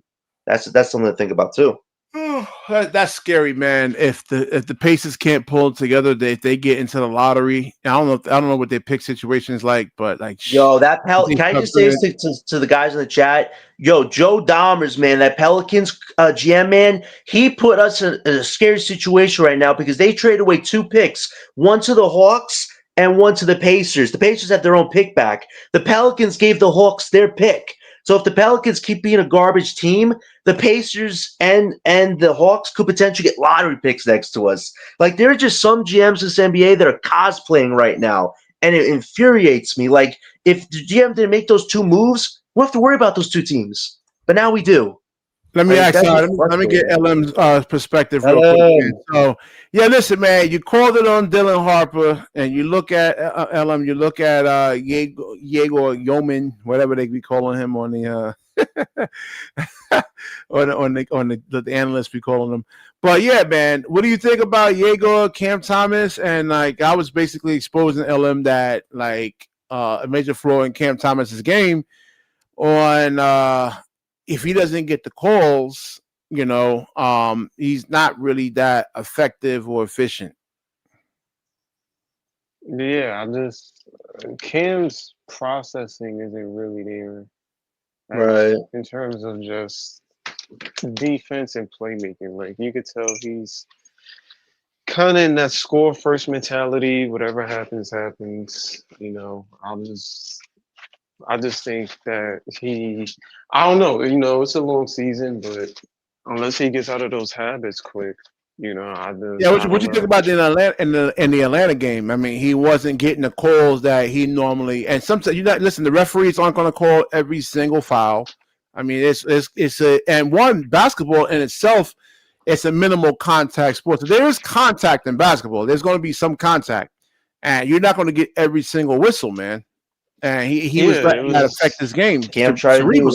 it was like a flop yeah, 3-point attempt. it was That was moments why. where he just, you know, Yeah. MPJ had the hot hand and he took a shot, and MPJ was at the top of the key wide open. So I mean, you know, I think it's just learning lessons with him. Like he's gonna have to learn how to, you know, start seeing people and I don't when your know, shot's man. not falling, what can you do? Sometimes players don't learn. You know, that's just why they out of the league. You're like, well, why is this guy out of the This, NBA? this, You know, you this, remember But this that's is the Markel Brooks? behavior between the six man and the starter. Like this if you're gonna keep doing that.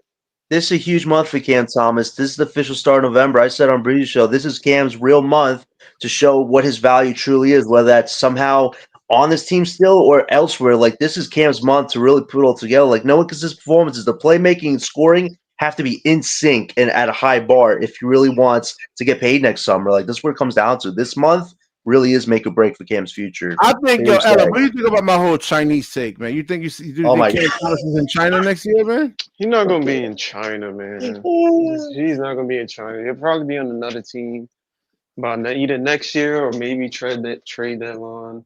If he accepts it, he has a no trade clause, so I mean he'll have to accept whatever it is. But Right. um, honestly the kicker. You know, he can deny whatever trade options they give him. So if it's somewhere he probably really wants to go, he'll probably waive it. But until then, if not, he'll probably be here until free agency next year. Which is not a good great scenario because he could just Yeah, walk. because you He had no see, like, reason to stay at that point. Ugh. because like if you have like a Dylan Harper coming off the bench, man, I just don't think that there's no hope in Cam. I think he goes to China. He needs to brush up on his Mandarin, and Well, I mean, their guard position is stacked, man. I mean, they got that's what Fox I'm coming saying. Like back, Castle. Ace Bailey, like he's not even like these are like high top picks over here, man, coming off the bench. So like, what hope is there for Cam Thomas? Then that's the thing. Well, if they didn't have Fox, I think Harper will be starting. Like, I think he earned it at this point. But I mean, you got a guy who's you paid him 5 years, around 100 mil. I mean, he gonna start over the rookie. But I mean, No, that's if what for I'm saying, but Dylan, I don't know. there's not that many spots in the league for like Cam Thomas. Then that's what I'm saying. If Dylan Harper, As yeah, a six I man, it like is. him. I'm like, I said, whoa, like again, the eye test, right? I look at Diego, I look at Dylan, and that comparison to like a Cade Cunningham with Dylan Harper, yeah, I can see that. I can see Cade Cunningham in the future when it comes to like a Dylan Harper. He And he's coming off the bench. What does that do for like Cam Thomas? Cam gotta learn. I mean, I said all the time, like if he doesn't improve or anything, he might as well just be a six man. He doesn't want to be a Like six man. He sees himself as one of the best players in the league. if he's a six man on a championship Nets team, that's not bad. This He team is won't be a not going starter. to just no, and they're not in any like. It's going to take them years to compete, man. Like I mean, look at the damage that team. Sean Marks has done. It's Listen, bad. championships don't come right away, man. It takes years. Look at the teams now. That's good. Like the Denver Nuggets took years for them to win a championship. Like it Yeah, but takes they had time. a savvy general manager, man. Like Sean Marks just keeps. Let me get Gary's perspective on this, man. What you think about the? I don't know if you've been listening from the beginning though, Gary. I caught a What do you little think late. I about- got out a little late. Yeah. You saw the topic of the show, man. What do you think, Yeah. man? I exposed a major flaw in Cam Thomas, man. Look, is Cam Thomas a flawed player? Of course, he's a very flawed player. But so Jalen Brunson's a flawed player. Luke is a flawed player. I'm not saying he's as good as those guys. Obviously, he's not. Right? But I'm just saying, like, a lot of guys, all-star caliber players, have flaws.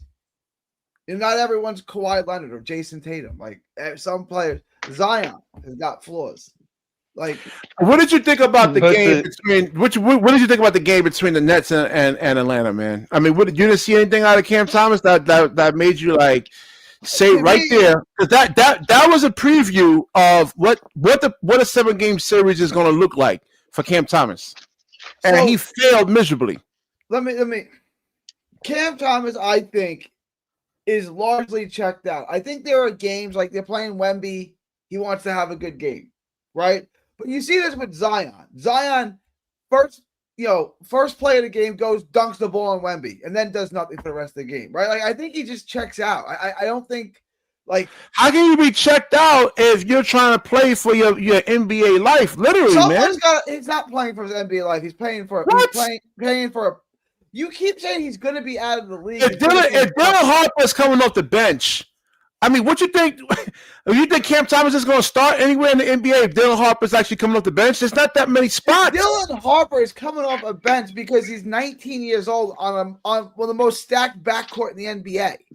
Right? It's Kevin McHale came off the bench. Well, that's technically true, but it's also a top 75 player of all time, right? Like, that is a different situation because that backcourt is absolutely stacked. It's like when Drazen Petrovic came off the bench because they had Terry Porter and Clyde Drexler starting over him. It's like, or Jermaine O'Neal came off the bench because they had Sabonis and the roster man. They had all these bigs. It's like sometimes a young player gets stuck on the bench.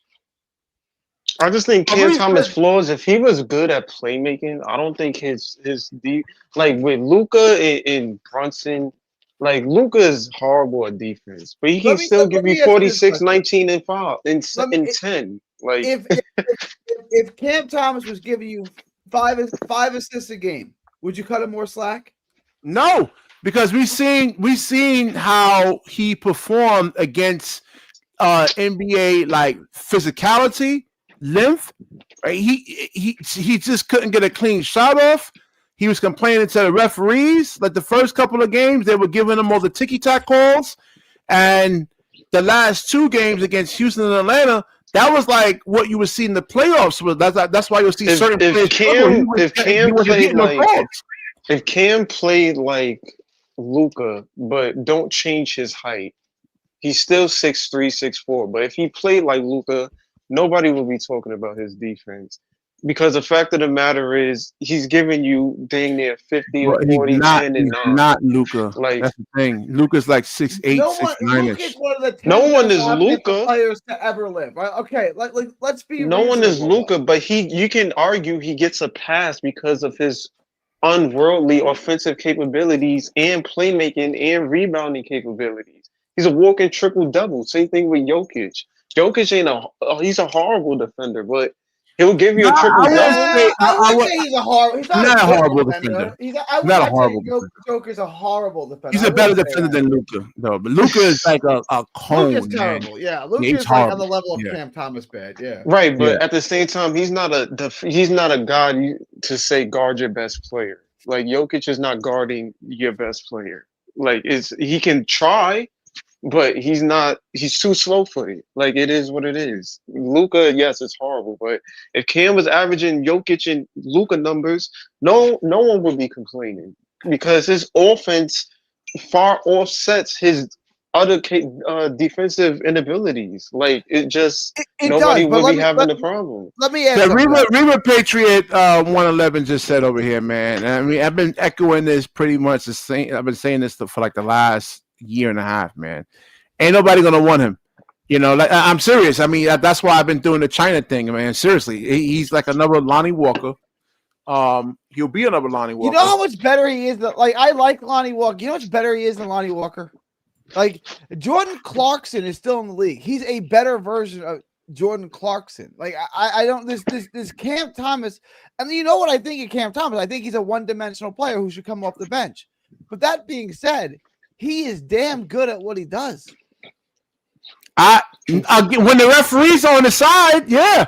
But when the referee's swallowing whistle, that's not true, BK. That's not true. Why do you think I titled the show like this? I changed the title. I'll put the original title back. But no, I mean Atlanta exposed that this is what it would look like in the playoffs. That's what it was. Cam is not a foul An merchant early though. season All right, preview. let me ask you Cam's a not even a question. foul merchant. Are Yes, Julius what? Randle and D'Angelo Russell good postseason players? Who you said? Julius Randle. Who else? And D'Angelo Russell. Take D'Angelo out, man. He's not. D'Angelo Julius Russell had a Randle. 10. He's had a 10-year career. He's carved out a career for himself. He's made a ton of money. Right? He's a horrible postseason player because he's soft to Sharman, but he still Dallas has a role in the Dallas NBA. just on him. That's what I'm saying. He's still in the league. He's going to be in the league for a long time because he's a good. Yeah, but he's not even starting on Dallas, though. I mean, when they really need a point guard, they got Cooper Flaw going back and forth here. I'm saying Cam Thomas is a bench player. That's what I'm saying. He doesn't see himself as that. He sees himself as one of the best players in the league. Yeah, but D'Angelo Russell saw himself. He was an all-star. He saw himself as an all-star, and then he had to have a reality check. He's not. Again, he's the same thing with Cam Thomas. Doesn't have the athleticism, the speed, the fast. He just doesn't match up. Like basketball is about matchups. Just look at Jaylen Brown. Look at did I put the top shooting guards in the league? Let me see over here, man. Just look at these guys over here. Jalen, Donovan Mitchell, Jalen Williams, Jaylen Brown, Tyler Hero, Amen Thompson. Like all these guys are just so much. He just doesn't match up from a physical length, athleticism.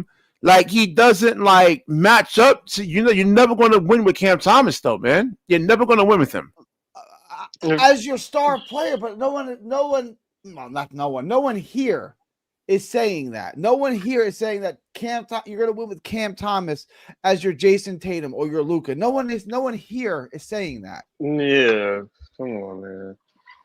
No one is thinking that Cam Thomas is going to be your franchise player. But at the same time, I think he's serviceable in this team as a sixth man. I'll say keep him a net. Well, he wants $100 million. You ain't going to pay a sixth man. I don't think he wants $100 million. Like that was the problem. Well, he would have took the 2-year deal. I want $100 million too. I gotta get it. Well, I mean, $100 million. Yeah, come on, we all want $100 million. I can see you paying Cam Thomas $97 million over Claxton $97 million. I wouldn't be so mad about paying Cam $97 million. I would be pissed off about it because I look at Jaylen Brown. Like, let's say Jaylen Brown could just lock up Cam Thomas by himself, man. No help, nothing. Jaylen Brown is fully committed. I'm gonna lock up Cam Thomas. I'm gonna do that. I think I think sometimes you underrate Cam's scoring ability. Not saying that Jaylen Brown won't get us. I think not that Jaylen Brown wouldn't get a stop, but to say Cam wouldn't score on Jaylen Brown is. Did y'all watch what the Atlanta defense? Was it Jalen Johnson? I see Cam hit shots with 7-footers guarding. Did you watch? I'm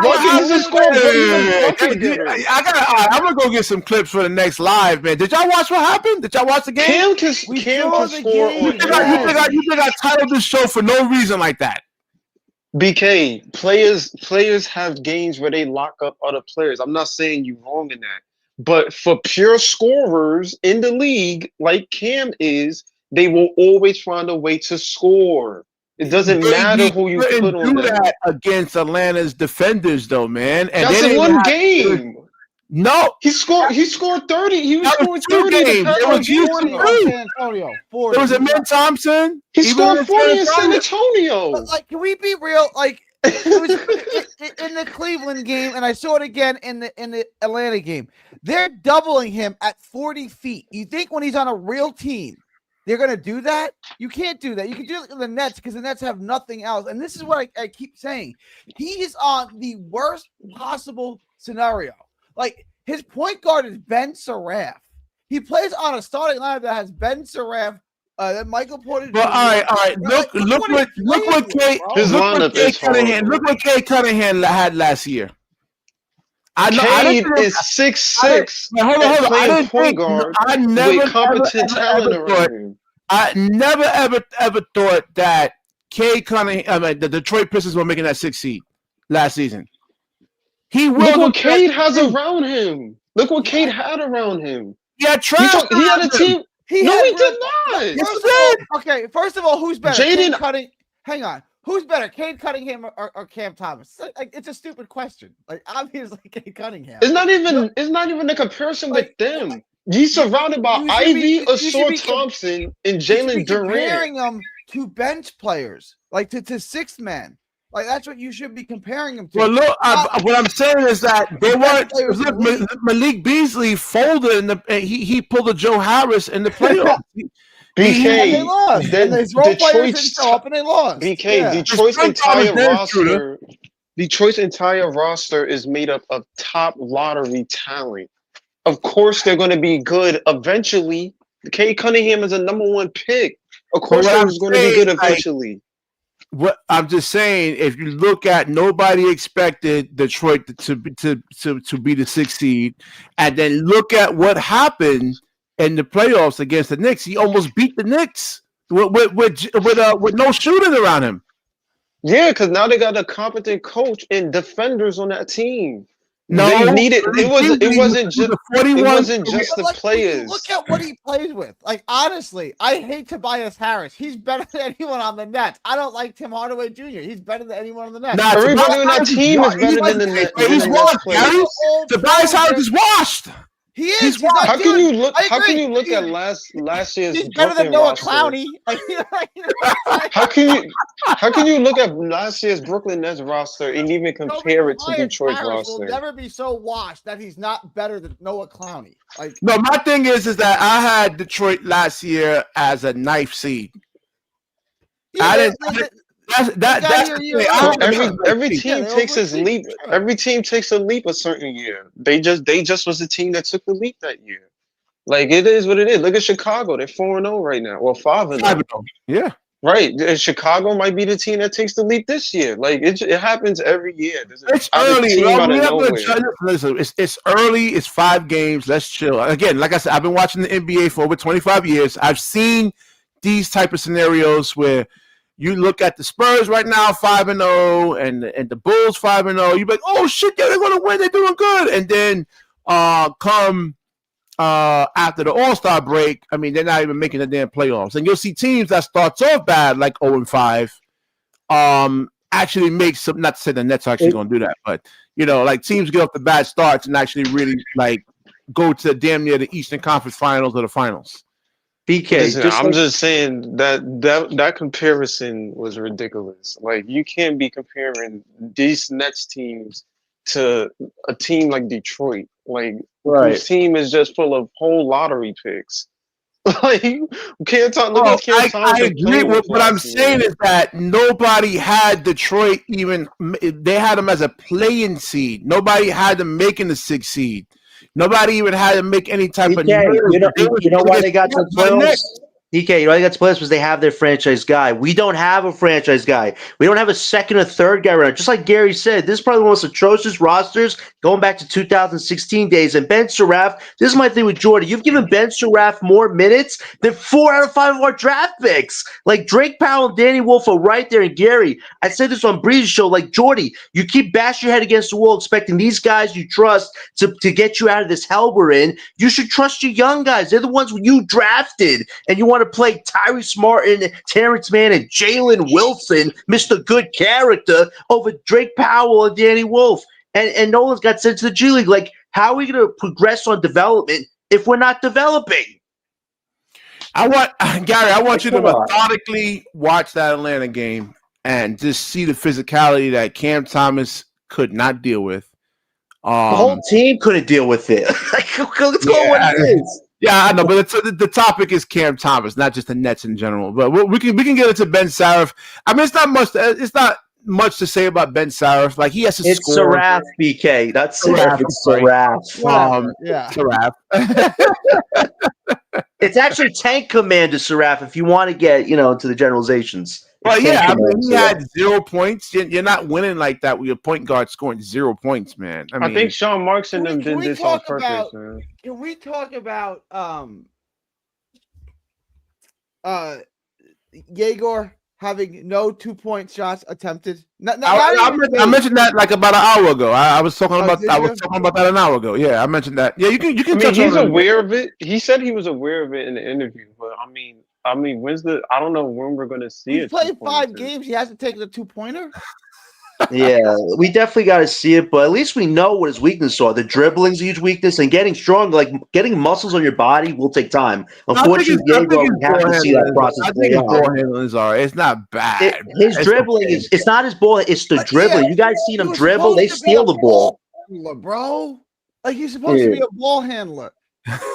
Yo, he's giving Mikal Bridges vibes with dribbling. Remember when Mikal was just dribbling the ball, how bad it was? Like, Jaeger's got to dribble, man. You have I to don't know, dribble. man. I Listen, think man. Gotta dribble. The writing for Jaeger was on the wall.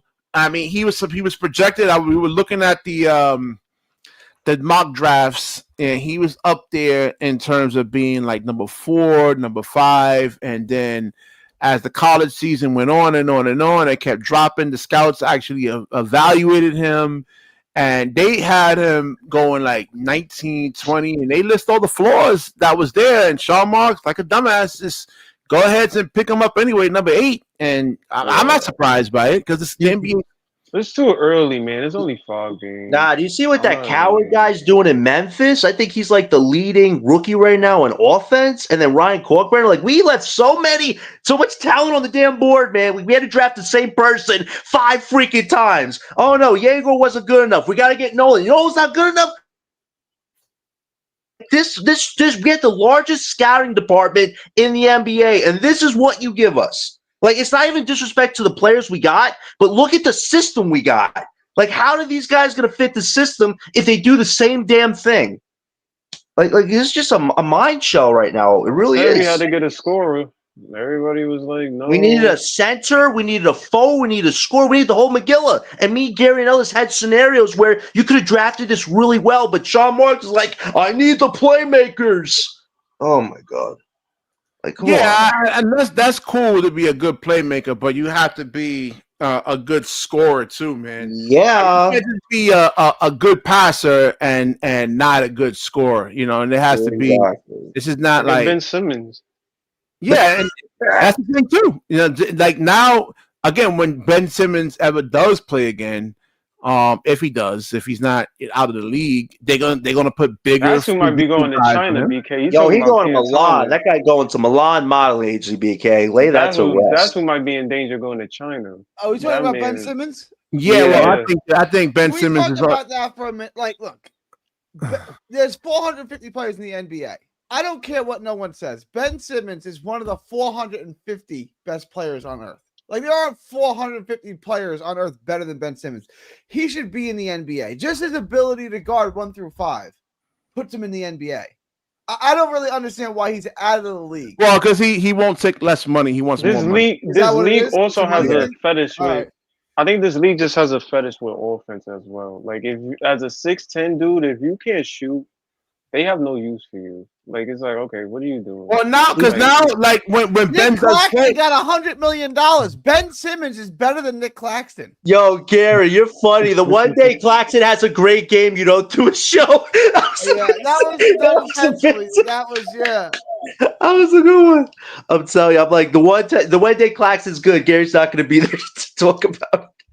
Hey, that's pretty good.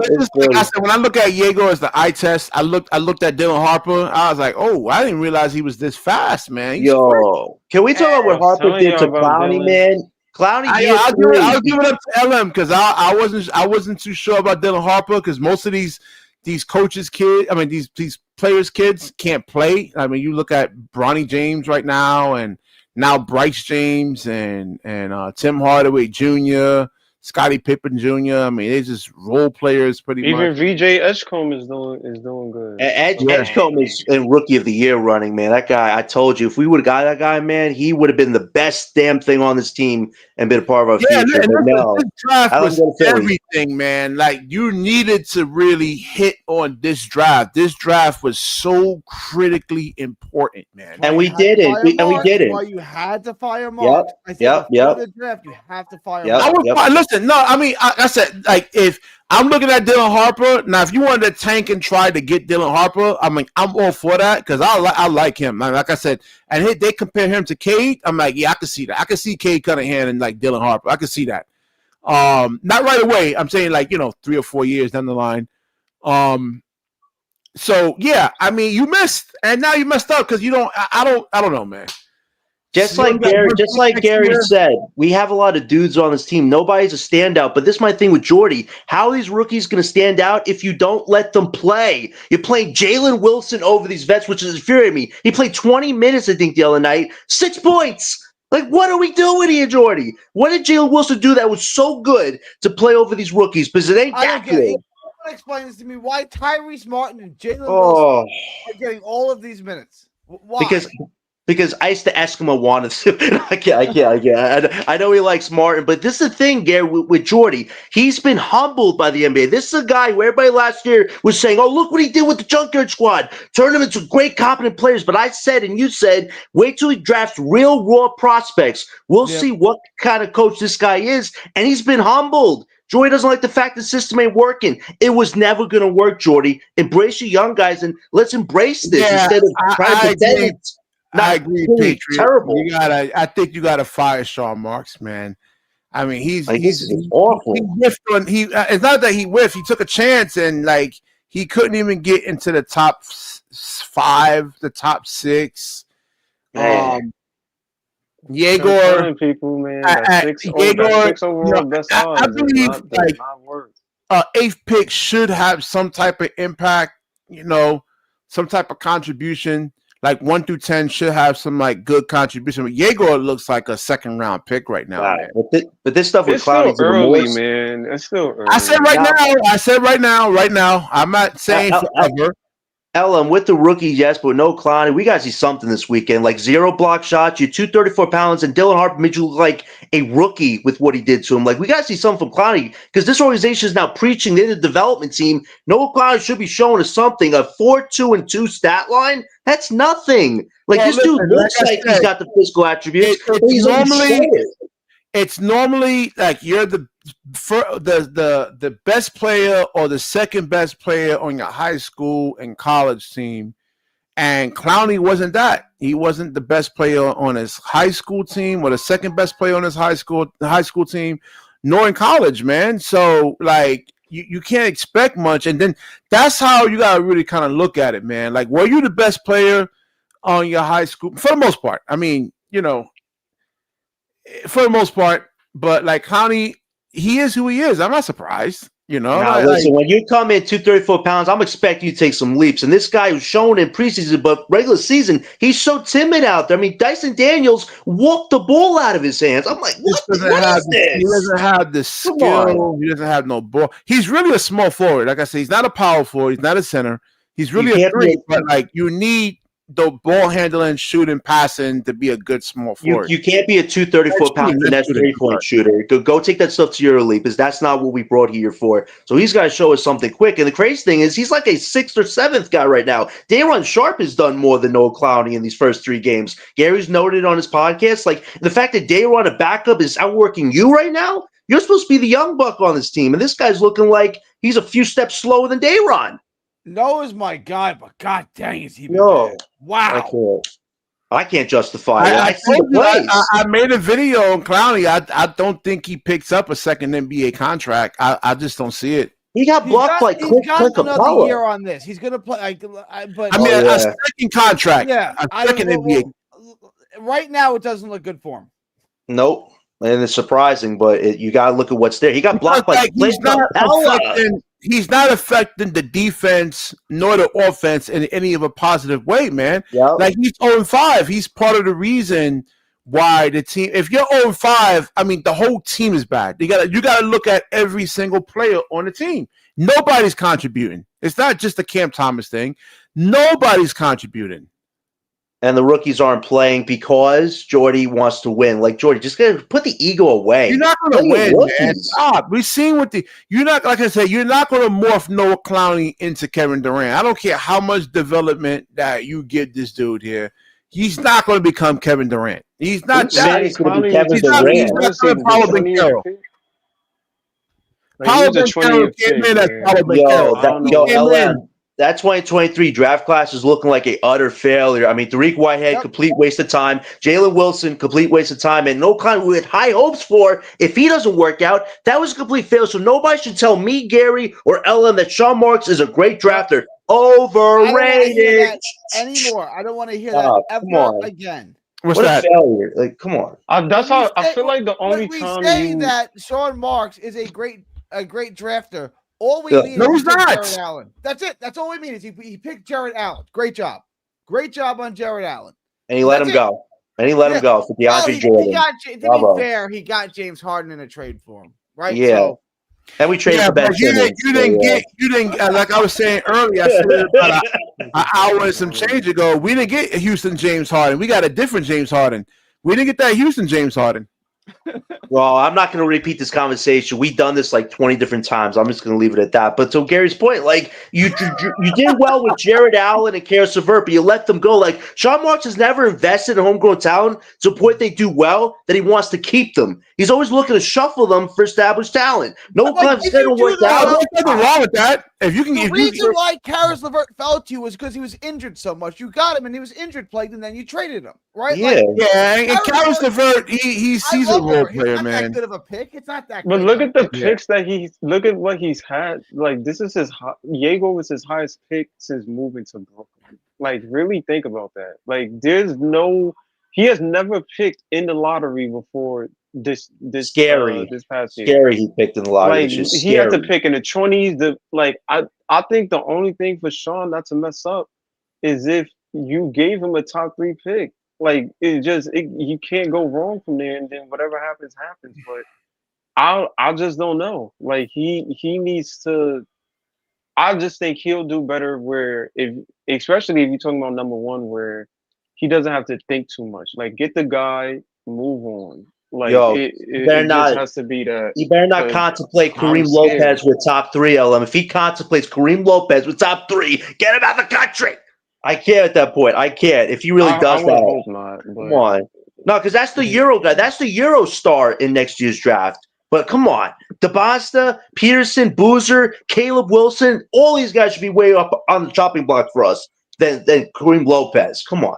Like, he could botch this potentially because he has botched it. He's before. going to. Yeah, box and it. if you get the number 1 pick next year, there's a chance for Sean Marks to kind of like overthink things. Right now, you got AJ, Cameron Boozer. I like Cameron Boozer. nah, if he gets the number 1 pick, I don't think he overthinks. But like, He I like better not, Cameron Boozer. LM. 10 years of If he gets the suffering, number man. 1 Better pick, lead to something good. I next don't year. think he overthinks it. It's hard. Like you go now, in terms of overthinking, if he's overthinking over AJ Cam or Darren Peterson, That's what I mean. To Yeah, be yeah. overthinking about. That's then what I mean. You got your pick of the litter and you can choose. But Like, is Darren Peterson better than Shea? Like, is he better than like Kay Cunningham? he's the best he's the best guard prospect. I mean, I've you seen see him. throughout the You draft see him on entire that level. Like, eventually, like, can you picture him on that level of a Cade? Like, being able to put a He team could on. be. He could be better. He can hold his own on defense. He's a physical guard. Like, if you look at his stat line and his draft profile, he's a physical guard. So He's he can athletic. be He's listed. 6'6", Yeah. very twitchy. Can move. Can find guys, get them in their rhythm. Like he's the best guard prospect Yeah. I've seen in a while, or in the draft.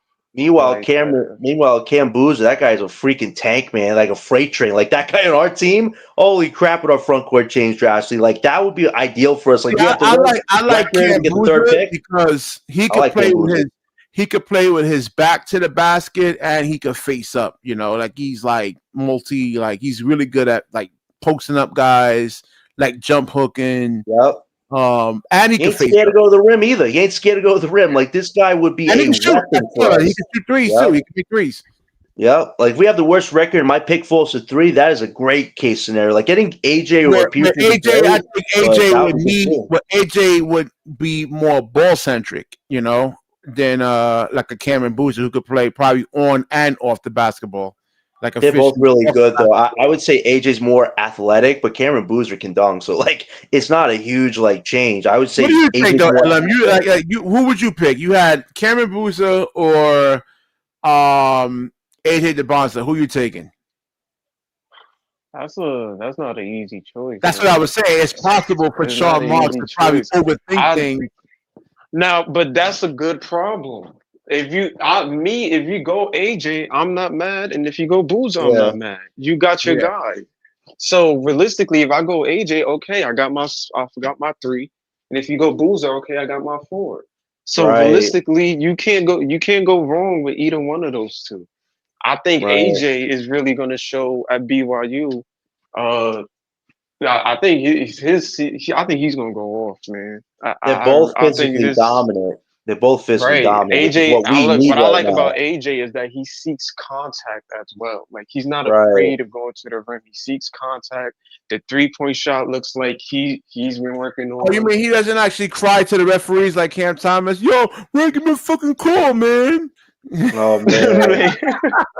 AJ just plays, man. All three of these guys are game changers for this franchise, which is why I think Sean Marks and them need to take this seriously this year. If this was their plan to not give 40 a point guard and get guys that is not necessarily going to lead to wins as of yet, then I'll give them a pat on the back, you know. But if LM, not, then it is what it is. they're doing the tank part perfectly, like 1,000,000,000% they hit that part. It's just they're not playing the rookies. Like you got to let these rookies get some type of burn to grow the game and see what they are. But you're playing me, Jalen Wilson, Tyrese Martin. Like, what are we doing here?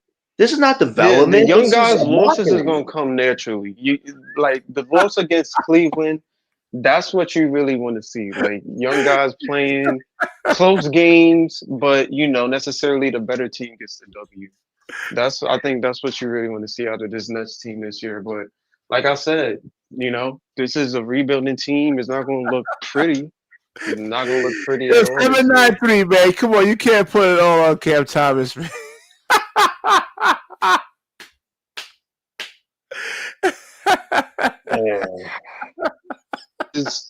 I definitely think it is a wings league, though, JDJ. Like Oh, point the guards, wings it's, and it's Nets kind is of hard dropping to great. be. Point guards is the hardest position I think to get acclimated to in the NBA. Like Oh my it's a gosh. lot they got to deal with. But I think wings kind of transfer better in the league in turn. Except for Dylan's looking like a vet out there, I, though. I, I don't think I Yo, think Cam. LM, your I Spurs are think looking hold on, dangerous, 793. I man. think Cam tries. I just think he just doesn't have the genetics, man. He just doesn't have like the fast twitch muscles. He's flat footed. He just doesn't have the athleticism. The thing is, Cam doesn't have to be this all otherworldly athletic player. Like if he was a decent playmaker and a decent defender, like he'll be fine. It's just, you know, he just has a lot to work on in terms of his It's awareness and his So nah, we're process. but gonna see. All right. So like I said, come Sunday, I'm gonna try to get a live stream in, and we're gonna look Who at we face, Philly? we're yeah. facing Philly, man. Edgecombe So and we're gonna Maxi Oh look at man. backcourt. Oh, and geez. that's the head-to-head matchup. I don't care what the Nets, what Yes tries to put out there. Listen, that's the actual head-to-head matchup, and we're gonna look like Cam versus VJ. No, it's Edgecombe and it's Edgecombe and Maxi versus Seraphic. Seraphic Camp. I can't. That backcourt, I just can't. I can't. yo. That's Listen, yo. Ben Seraph had 0 points, man. Zero. Yeah. When we So talk that, about Ben Seraph, he's not an NBA player. Like, but Gary, you made those 2 threes. I get this with fighters all the time, right? Like people send me if I look at my fight, like, yeah, he's good, he knows how to fight. He's got no athletic ability, right? Like It's funny because you're Paco asking was him to saying do that. this at the highest Yep. possible level, where he's gonna play against guys like John Moran, right? Oh Like my God. Anthony Edwards, freak athletes, and you're asking Ben Seraph to play with those guys. It's like, come on. Like, Have you seen his defensive effort? He just pats people on the back. He Now, doesn't even play. Gary, see what you just said. Now, when I compare Cam to those other top two guards, oh, you can't compare. Yes, we can. Just like how you compared Ben to like the other point. Yeah, man, it's a real thing to actually compare. That's all you got to do is just look at Ben Seraph as like I look at John Morant, I look at Jalen Brunson, I look at all these top point guards, and like, nah, Ben Seraph is not that. Seraph, I'm sorry. Pass on him, man. Like I'll be honest with you. When he has value. Why pick him right now? But this is what I mean. How bad the Nets are. Ben Seraph, who's not an NBA player, is your starting point guard. No, when we drafted him, I don't think any of us thought Seraph would be our leading rookie in minutes played. Like, I think all of us thought it would be Yegor, maybe Powell, but Seraph is your leading rookie in minutes on his team, man. Hey, for the tank, Yeah, yes. JDJ. For the future, I ain't gonna lie, JDJ, you're right. I think the Pelicans might be far worse off than us, man. Trading their pick and then you trade Indiana's right pick. now, the NBA is not Jeez. giving us a top 3 pick. It's too much of a joke of an organization right now. They're not giving us a top 3 pick. Man, I'm I don't telling know. you, I man. can't speak that into the air, man. No, gotta answer I that with agree because you were saying that. positivity. Like, I mean, we needed in this past draft. We had to. That was the only way was to get a Dylan Harper, man. I just think he's probably like the best player right now in this draft. You didn't get a top pick because you didn't do your job. Like that's the thing. You and Horty kind of has blame in this too. You're out here trying to get these wins. Philly lost against us twice because they knew what they freaking had to do. Claxton got a game winner. Okay, y'all can get that, and they got rewarded with VJ Edgecombe. Like if you just did your Didn't job last Philadelphia have a season, better we record than wouldn't us, be in this though? situation. Philadelphia had a better record, though, right? No, they had a worse record. That's why they got the fifth. By one game. By one spot. game. Yeah. By one game. Right. And then they got VJ Edgecombe. So I mean it is what it is. Like if you do your job this season, From what be a I bottom five understand, if you seed. guys ever played a raffle, I think that's what the lottery is like. But see, I don't even know now because the fact that you do it in a closed room, it kind of makes you like kind of suspect somewhat. They put the players where they want to put them. They know. Yeah. I just think realistically, I don't think it's really about as long as top 3 is because like if we who get top 3, that's does fine. a raffle? Like if you notice a raffle, like if you go on your job has raffles. It's done in the open. That shit ain't done in secret, man. Like people will be wondering, like that's true. That's true, but you want to make sure that you're. Everybody knows it's Fugazi. Why? In terms of the number 1 pick, I think it's something there that maybe okay. You want to look at the past history. There's definitely some sketchiness with the number 1 pick, but for us as our team, I think it's not really about the number 1 pick. Like if you're 4 this year, okay, you can work with that, but I'd rather be 4 than 8. Like if you give us 4, I'd rather get 4 on my job, the last raffle we did at the Christmas party last year, they had my son do it, so there's no shenanigans. Like my son is like 9 years old, 10 years old. So like, do it out in the open. Like, who does a raffle? And this is what they say is it's like a raffle. Like, you could have the worst losing percentage and still get like another 7th pick, and like a team that has a better winning percentage than you can get a lottery pick, can get a 1st or 2nd round pick. That's how raffles are. It's just random. But do it in the open. Why have it in secret? That kind of makes me like a little suspect right there, man. The only thing that I will say, even with the NBA with all the shenanigans and one thing I will say that they have been consistent with is that if you are the worst team in the NBA, you can't fall lower than 5.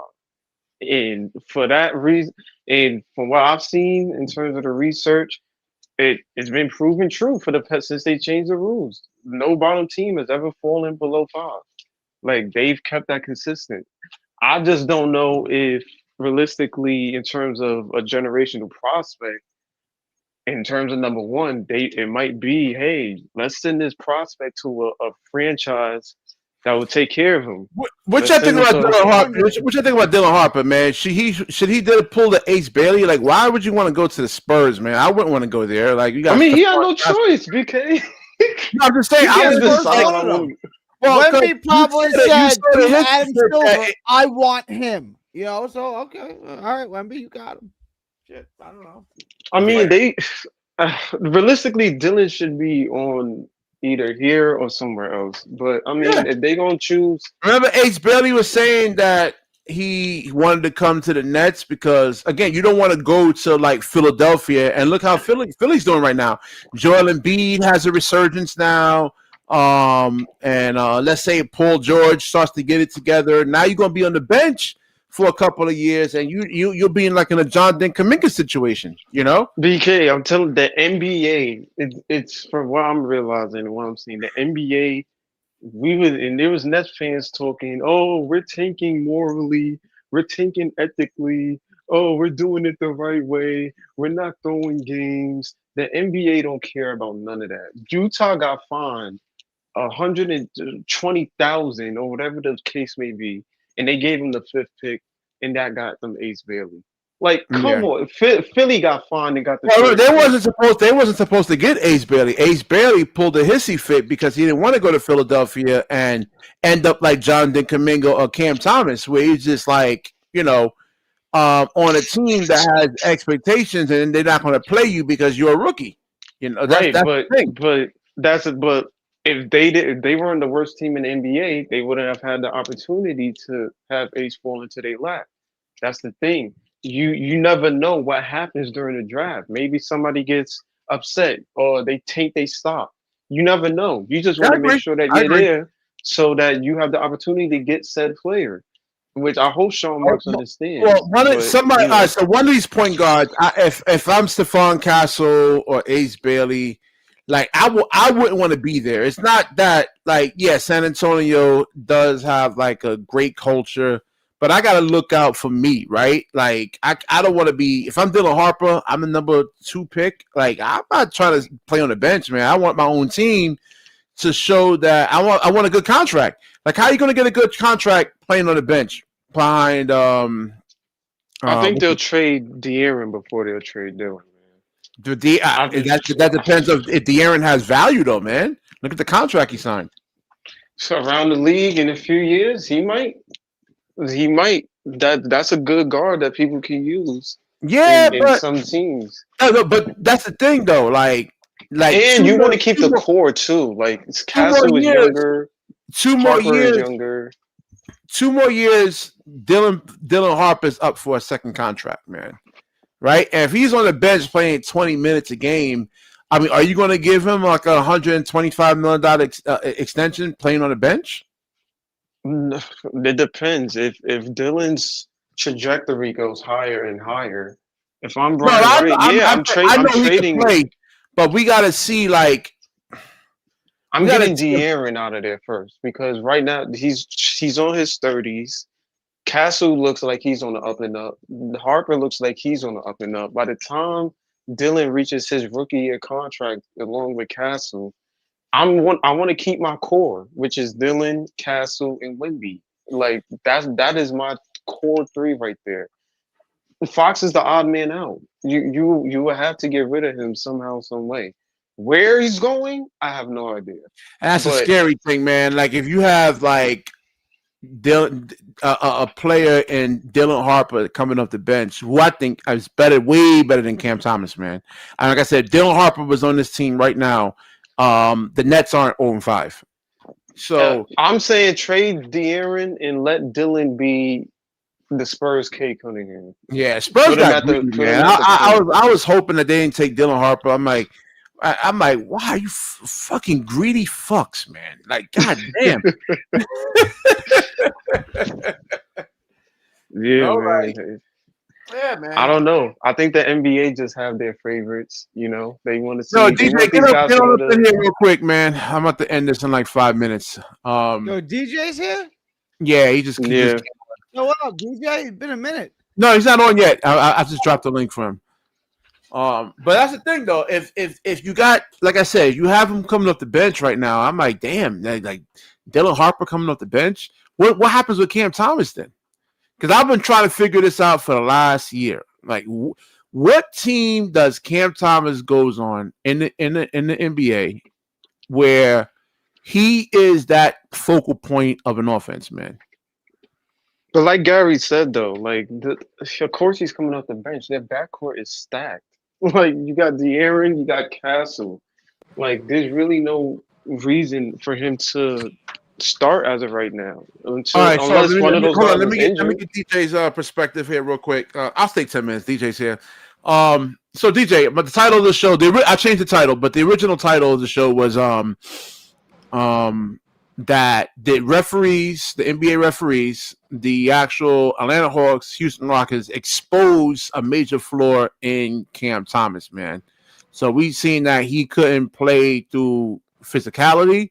He folded mentally and physically, and he's just not a player in terms like you don't want him as your franchise guy, man. He's just shown that because what you seen in that Atlanta game was how a playoff series would look like, like a 7-game series. It's going to be physical. The referees aren't going to like give you the ticky-tack fouls.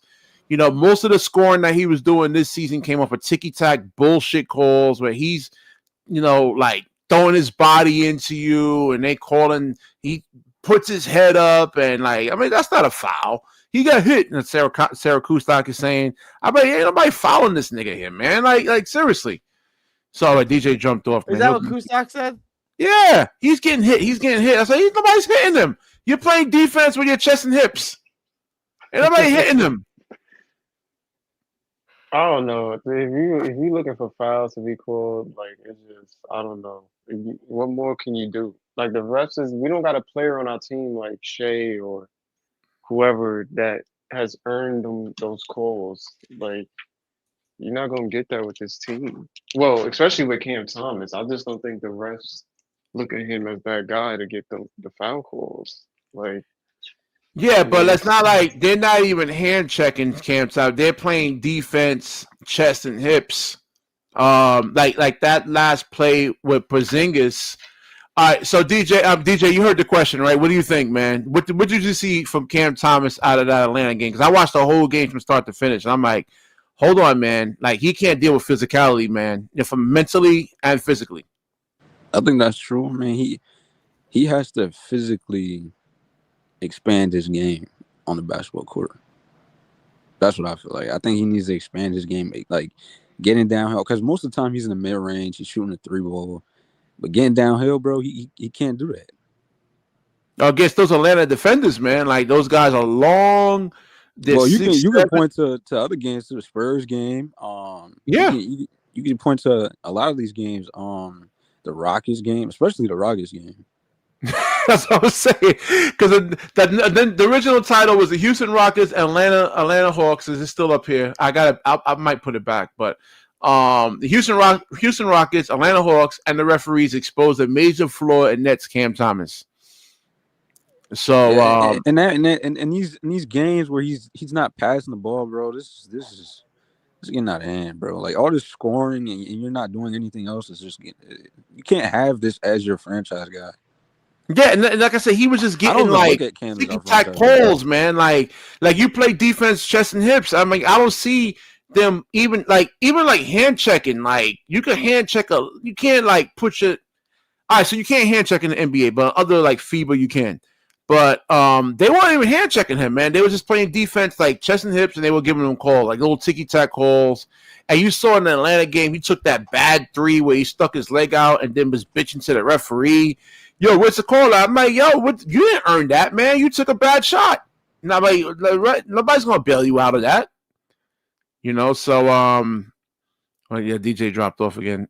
He's having connectivity issues, man. Yeah, but or you gotta get guys that can play defense, man. Guys you gotta have guys that's like good defenders, man. You gotta have like defenders like how like you gotta have guys like how Atlanta has, man. So what were you saying, DJ? I said Atlanta got way more physical guys. They got way more guys that can, push the pace. They just got stronger guys, but we don't have guys that can get down. I mean, I don't think like anybody on this team really is a physical type of player. Nope. That's what I'm saying. That's why the team is I guess you could count Dayron. Yeah, but he doesn't even. I mean, he shows it in like little small spurts.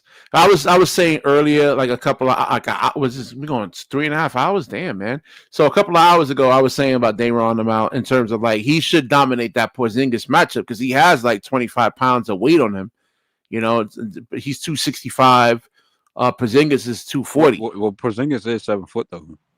Yeah, I agree, but like he is a bigger physical guy And on what him. and what is their on? Like 6'7"?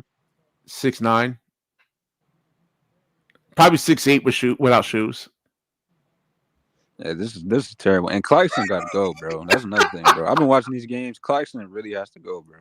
I wish I came on here earlier to really get on Clarkson. That's been a reoccurring theme. Claxton's got to Yeah, go. he either got to get benched or just got to go, bro. I was But you saying can't put him in bench the him, G 'cause if you League. bench him, then you can't trade him, right? Like if you're trying to trade him, you got to try to hope he plays Who's gonna well take for a him? little I bit. mean, he hasn't been Man, playing. you're not fooling the guy. That's the thing. You're not fooling anyone, man. Like Sean Marks Yeah, is you're not fooling no nobody, one. bro. He's Boston. not fooling anyone. I'll take Anthony Simons. Nah. Oh, they're not doing that trade. Nah. Anthony Simons? You give up Anthony Simons for Clarkson? Simons on That's a expiring terrible deal. They ain't trade. bringing him back next year. Well, it's Yo, only a so 1-year deal. what do you think about DJ? What do you think about Ben Seraph, man? He had 0 points in the Atlanta game. I feel like Ben Seraph. I think John's Seraph. the one that said this. I'm not sure, but I seen somewhere in the comments that Ben he needs to be in the G League. Yeah. And I seen some. I was like, yeah, I kind of agree with that. I do see he does need to be in the G League. What about He hasn't Yegor, been- man? he's What not about that good. Yegor? What about Yegor? I do think Ben Seraph is a good passer. Though. I think he's an alright passer. Yeah, but you gotta score, right, to be an efficient passer, Yeah, I man. Like know. you gotta He doesn't- at least be able to draw a secondary defender. At least. And you said who else? You said Danny Wolf? No, Yegor. Oh, Yegor. He's like he's just another Ben Seraph. He's just a guy that just passes the ball. He doesn't do anything else. He hits threes. I mean, he shot the three. He's shooting the 3-ball all right. He didn't make a 2-point field goal attempt yet. Yeah, I mean, but not saying when he's did he good. really This do is- that though? This draft class is a disaster, bro. It's only been 5 games. I'm not trying to write it's obituary. Well, I mean, I our want the draft draft picks have class. Oh, been- yeah. It's like this draft picks that we picked are a disaster. The yeah, draft exactly, class is good. yeah. We don't know that yet. Let's give it some time, but it doesn't What look good. have you been seeing the other draft? It's been 5 games. DJ. I'm not gonna write its obituary and bury it in 5 No, I'm games. saying I agree with you. These draft picks that we picked are horrible. They're disasters. It doesn't look good. I will say But the that. other rookies on the other teams, Yeah. Oh, they look good. Yeah, they look real good. they look great. Like, Yo, let me what listen, do we do? DJ. If we had Dylan All these Harper, guys that we picked. if we had Dylan Harper, right, playing 30-something minutes, is the team 0-5 right now? You said if we play what? If we had Dylan Harper right now, is the team 0-5? No. Your Lakers was good. because the rest of the team is bad. No. You win some. You got someone who can handle the ball and score. No, you're not. You probably But that doesn't 1-4. make it. Well, we would win like a couple. Yeah, no, I mean we don't have a winning record, but the team No, is not we would never 0-5. win a record. Yeah, the team is not 0-5. That's say what I'm saying about we'll Diego. get high. People was like, I'm being too hard on Diego. But I'm like, if So we how have many games? Dylan So we on the play how many team- games? 6 games. Huh? We play how many games? 6 games so far. 5. So I think maybe if we had Dylan Harper, we would probably got that Atlanta game. Yeah. For sure. Yo, we lost at home to Atlanta, And we got blown out by It somebody doesn't really too. get much worse than that. Like it's hard to be worse than the Nets. What was the game we got blown out by? We got blown out by like Mostly, I mean, the Well, scores look close, right? The scores look close, but we I know were we got getting blown out in a lot of the the first games. game. We get blown out in every one of them. But I remember there was a game that it was close though. Probably the first game, I think. No, the first game was Charlotte. Me and Dylan were there. It was bad. It was real bad. Oh yeah, Charlotte game was bad. Yeah. I think I watched the second Well, quarter of that game. I don't think it was full. the San Antonio, they took the lead halfway through the fourth quarter. Remember they won that big run? But then Yeah, but the thing is, like I said, teams are up 20, 25 points, and they're gonna let their foot off yeah, the You gas. saw, you saw that clip of Kevin Durant when he played the Nets. Yeah. he was talking. Yeah, this team is terrible, bro. This is just bad basketball all around, bro. I haven't seen any good basketball from this team.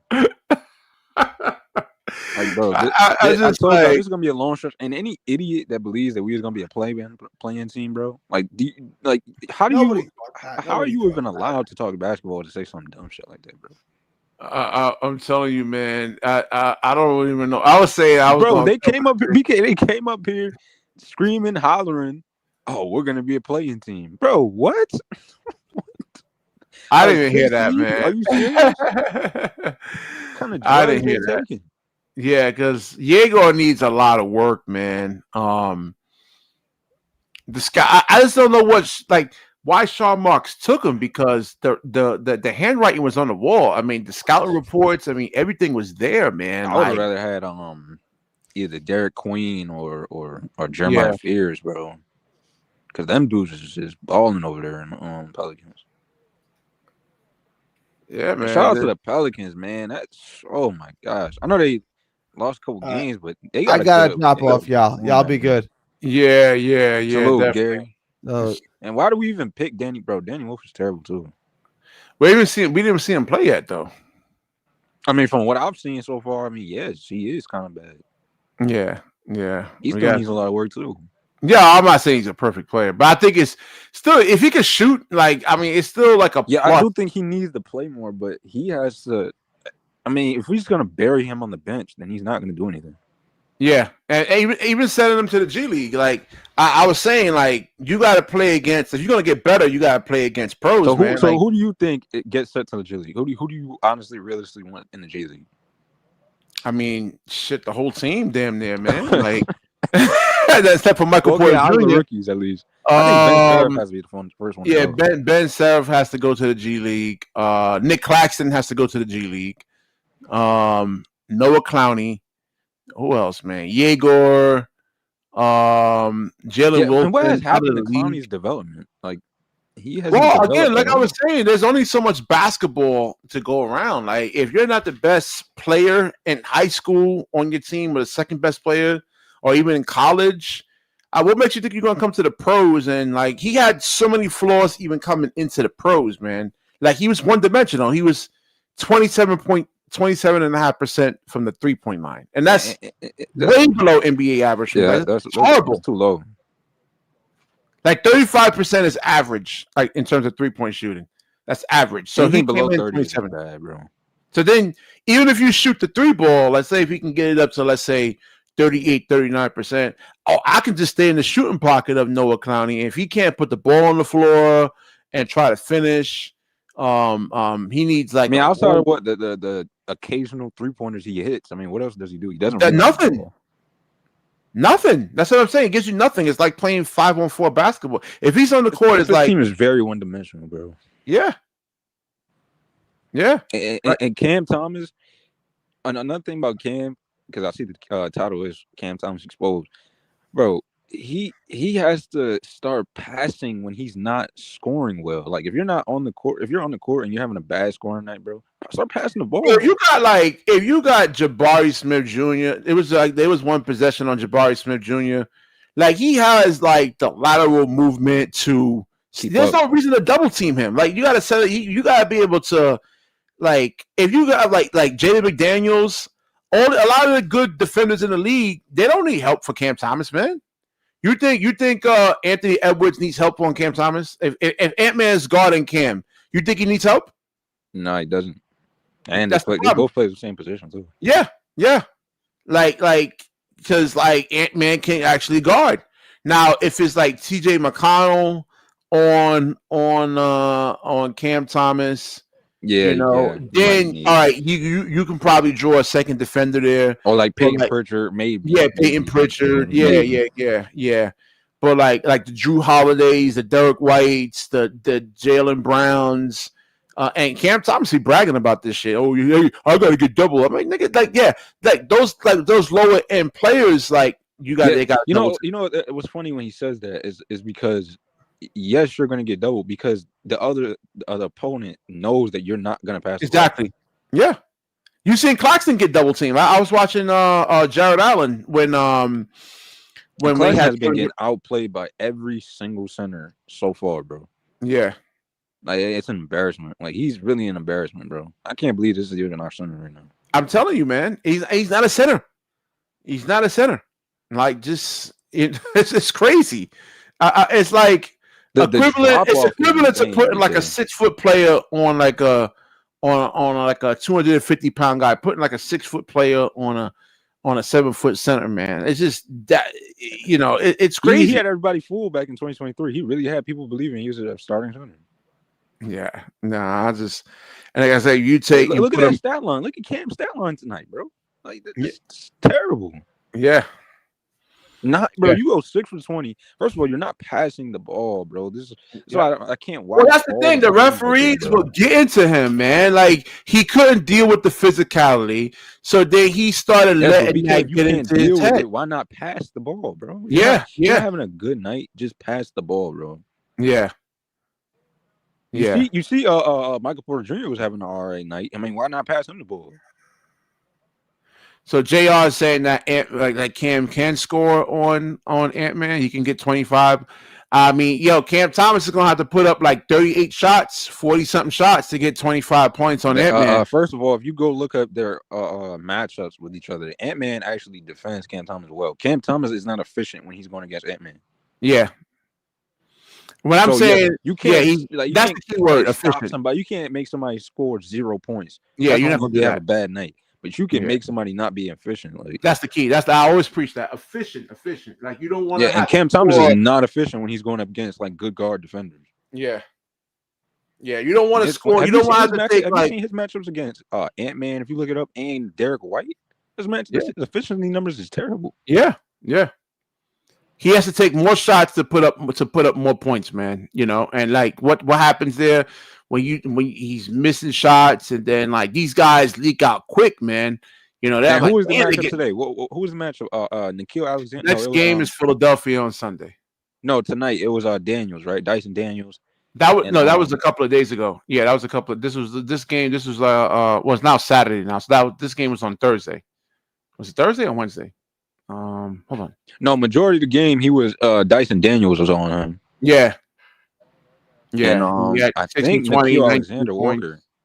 And he just wasn't getting the calls. Now you watch the games with Cam Thomas. Do you see him getting fouled, man? Because I see him like he gets there, he throws his I'm head not up seeing like him he's getting getting hit. to the I'm like, free. nobody's He's fouling never you, been a nigga. guy that gets to the free throw line much though. He tries to sell the calls though, man. Yeah, he does try to sell the calls, but I don't think he's ever been. Has he ever had like a year where he's actually was good from the free throw line? He doesn't really get to the line much. At the referees, if they're gonna like say, "Oh, you can't hand check," and Yeah, but that's every only little if ticky okay, tack, every little he's ticky tack flopping or something. ball, like little Yeah. touch. Like if he's trying to sell the call, then yes. But outside of that, he doesn't really. That's only because he doesn't get downhill much. He doesn't. No, he doesn't. He doesn't have the. He's slow. That's the thing. He's not like dynamic, man. That was in the scout report. He's So not. if he can't draw, okay. So if he can't play defense, he can't pass. Bro. This is proof that he's just a terrible passer. I think he's just gonna. This is how he is, and he doesn't even have the mindset. So then you can't draw fouls. You don't rebound the ball well. And another thing, all these people that were saying Austin Reeves is not better than Cam Thomas, bro. Austin Reeves is carrying the Lakers, bro. That garbage team that he got right now, without Luka, Luka's gone. Luka is gone. He's injured right now. LeBron's injured, and Austin Reeves is taking that trash team and giving them wins, bro. Yeah, that team is trash, man. Like that's why I never had the Lakers. He's getting all these game winners. Like he's that's why I never had the Lakers because because I said the Lakers last year they had too many like deficiencies offensively and defensively. Like Vando can guard, but then he can't score. BK, about 4 straight games so far that this man Austin Reeves had double figures, bro. He pretty much had triple-double numbers in his stat lines. Yeah. Cam is not passing the ball like him, bro. This and not even rebounding the ball. Like Cam doesn't do nothing else. This is why I say he's a 6th man, bro. You're not gonna do anything else on the court. Yeah, and that's what I was saying. If Dylan Harper is coming off the bench, man, I mean, so next year, where does that leave Cam Thomas then? If Dylan, because Dylan Harper, like I was watching him, I'm like, yo, Dylan Harper's nice, man. I mean, I just from the eye test, I'm like, no, he can get downhill, he guards, he can finish, he can shoot, he's quick, and that's the perfect place for him too. Have at least his first year, at least have him come off the bench. Yeah, that's a perfect place for Dylan Harper. But Dylan Harper should be starting though, over who? Over Stephon. I don't know. I'm just saying he should be starting. I don't know. Well, they have a log jam at the yeah, spot, I know. I wouldn't start him over Stephon Castle though. But you think Stephon Castle guards better, or? Yeah, I think Stephon is more polished right now. So yeah, and he's been there longer. I mean, he was like a couple of the games I've seen. I'm like, oh, okay. I could see the Cade Cunningham comparison. You know, not right now, Well, but if like, they would have never signed Fox, then I could agree. Maybe they could have just like got rid of Fox and traded him for somebody. But I mean, outside of that, Dylan Harper's a good player. These rookies yeah, is looking I'm just nice. trying to Ace see. Let Bailey. me look at teams around the league. Where can he Um, go? Because I think China. People think I'm joking around, man. I'm not joking when I say it. Chinese come. Cooper Like, Flag. All these rookies is looking all right. I mean, Cooper Flag has been looking. He's been looking okay. I mean, Jason Kidd got him messed up, putting him at the point guard spot right now. yeah, you put this is starting D'Angelo Russell. I don't know what the hell. Yeah, I don't know why. He's making Cooper Flag look like a bad player, bro. I don't know why you got him at the point guard spot. I get for probably defensive purposes. I'm liking the rookies that the Miami Heat took. The rookies over there is looking nice. Like, how's that helping Dallas win games? Where they at? Let's see. They're like number 12 right now. So no, you gotta make a change. If you're Jason Kidd, you gotta make a change. Yeah, there's no way the Utah Jazz should be above you. Yeah, exactly. Sacramento. Where can Cam Thomas go, man? Like, let me see. There's no way he can go and start like and be that guy. I know Breezy's gonna be like, yo, man, but I'm just being pragmatic. I'm being real. Sacramento. You can't name any team you name already has the established guy, right? Yeah, yeah. If Dylan Harper's coming off the bench, and Dylan Harper's better than Cam Thomas.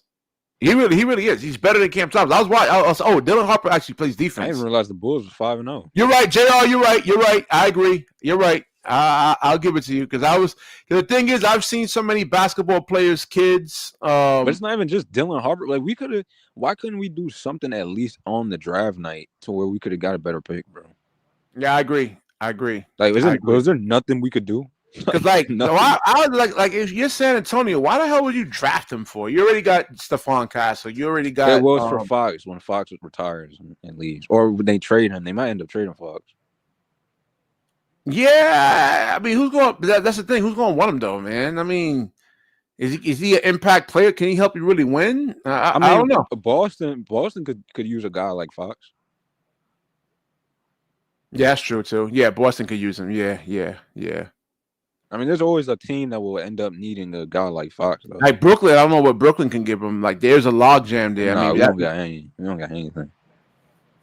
Unless you want to take we have to make the money work. So unless you want to take Claxton. Nah, Claxton is garbage, man. And this is like the 1980s. Or maybe you can give them. There's so much film. Point. Give him Michael Porter. But how old is Fox though? We can give them Michael Porter Jr. and something else. Let me see. How old is De'Aaron Fox though, man? De'Aaron Fox got to be in his third. He's in his third. And that's the perfect. He's a perfect player to play next to Wemby because he doesn't really need the ball. Like you see how Michael Porter Jr. is actually scoring the basketball. 1 dribble, 2 dribbles, right? Efficient.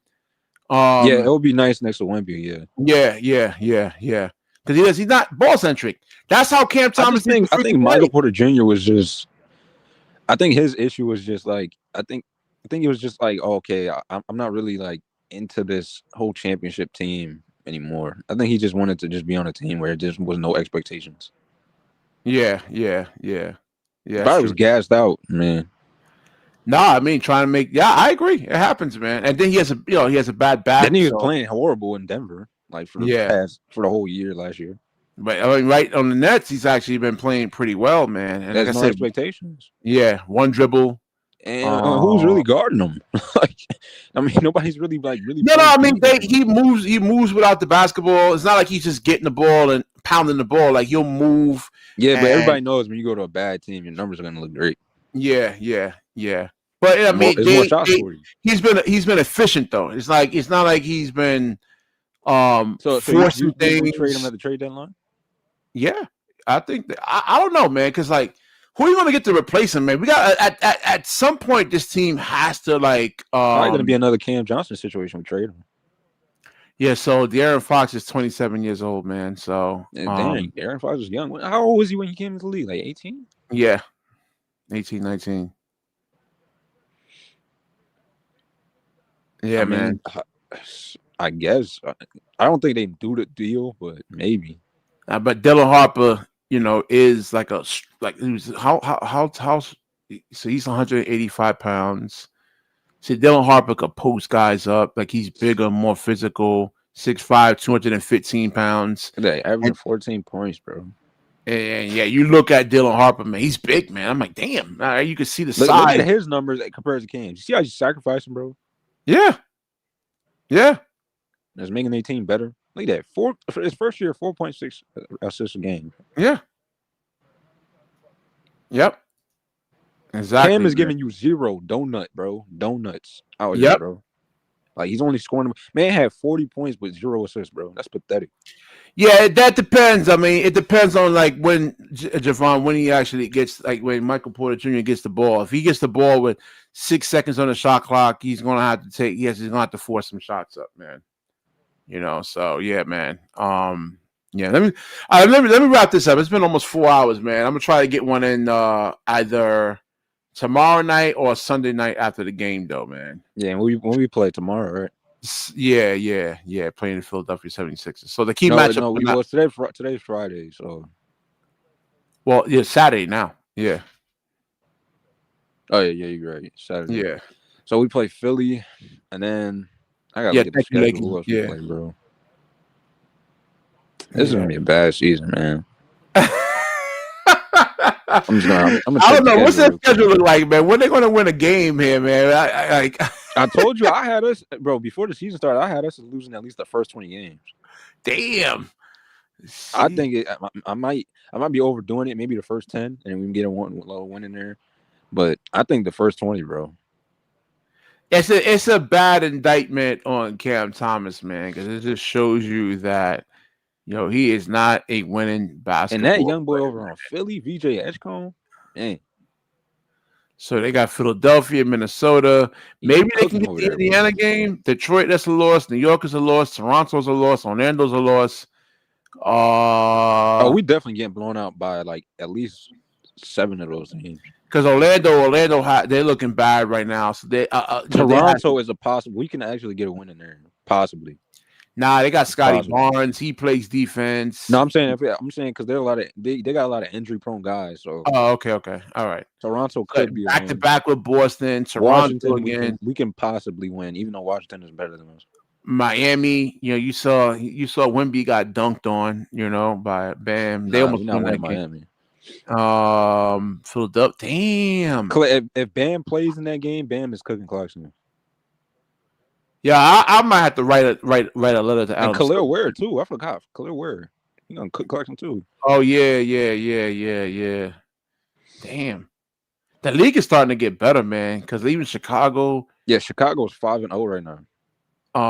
You got back to back with them. Chicago was nice, bro. Everybody said no, Chicago's a bad team. We're better. They said we was better than Chicago. BK. Hell no, man.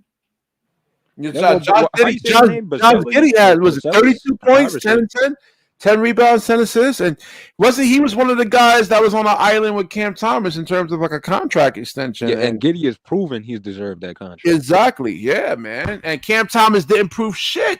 He didn't do anything. He's not helping. He hasn't. Yo, BK, that's crazy. This man signed back with the Nets and hasn't proved anything. Like he hasn't proved anything outside of scoring.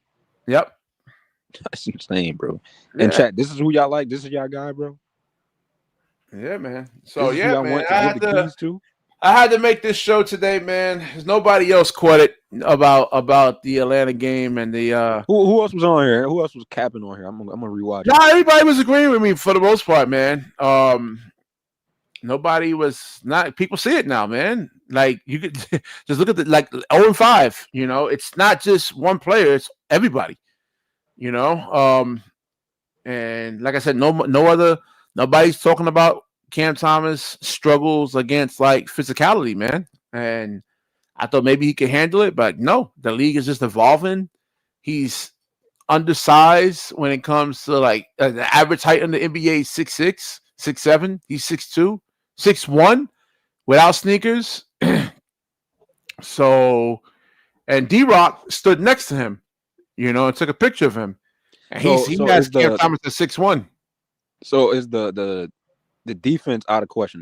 We just gotta accept that he's never gonna be a good. Nah, he just doesn't from like a athletic the genetics athletically. He just so why not he just go in and work on his passing game then? At least give us a passing game.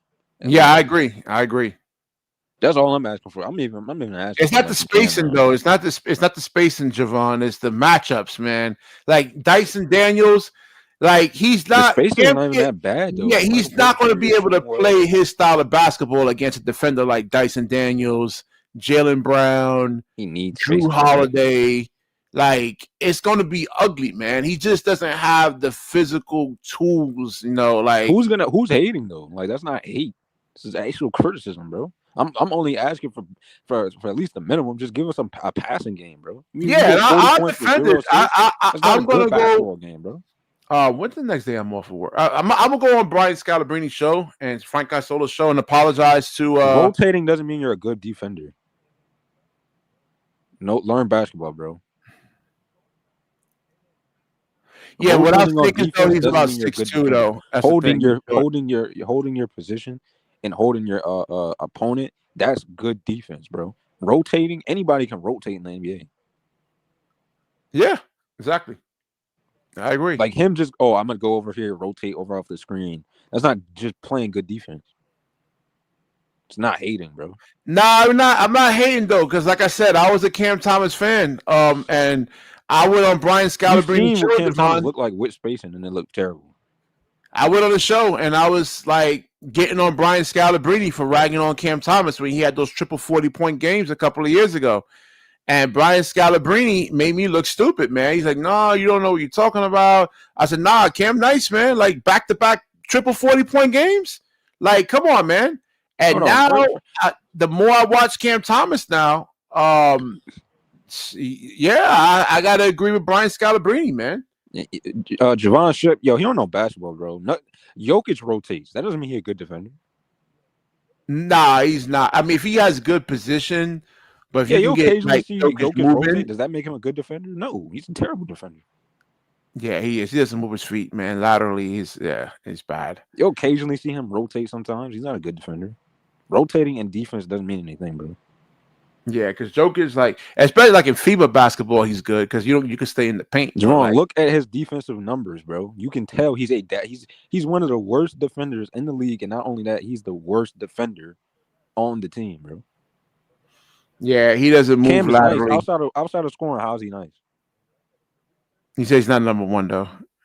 No, I mean, listen, he's talented. Listen, I agree, he's talented. Yes, he can score the ball. Yes, we know. Against like I said, against the top defenders in the NBA, he's not. He's just not that efficient.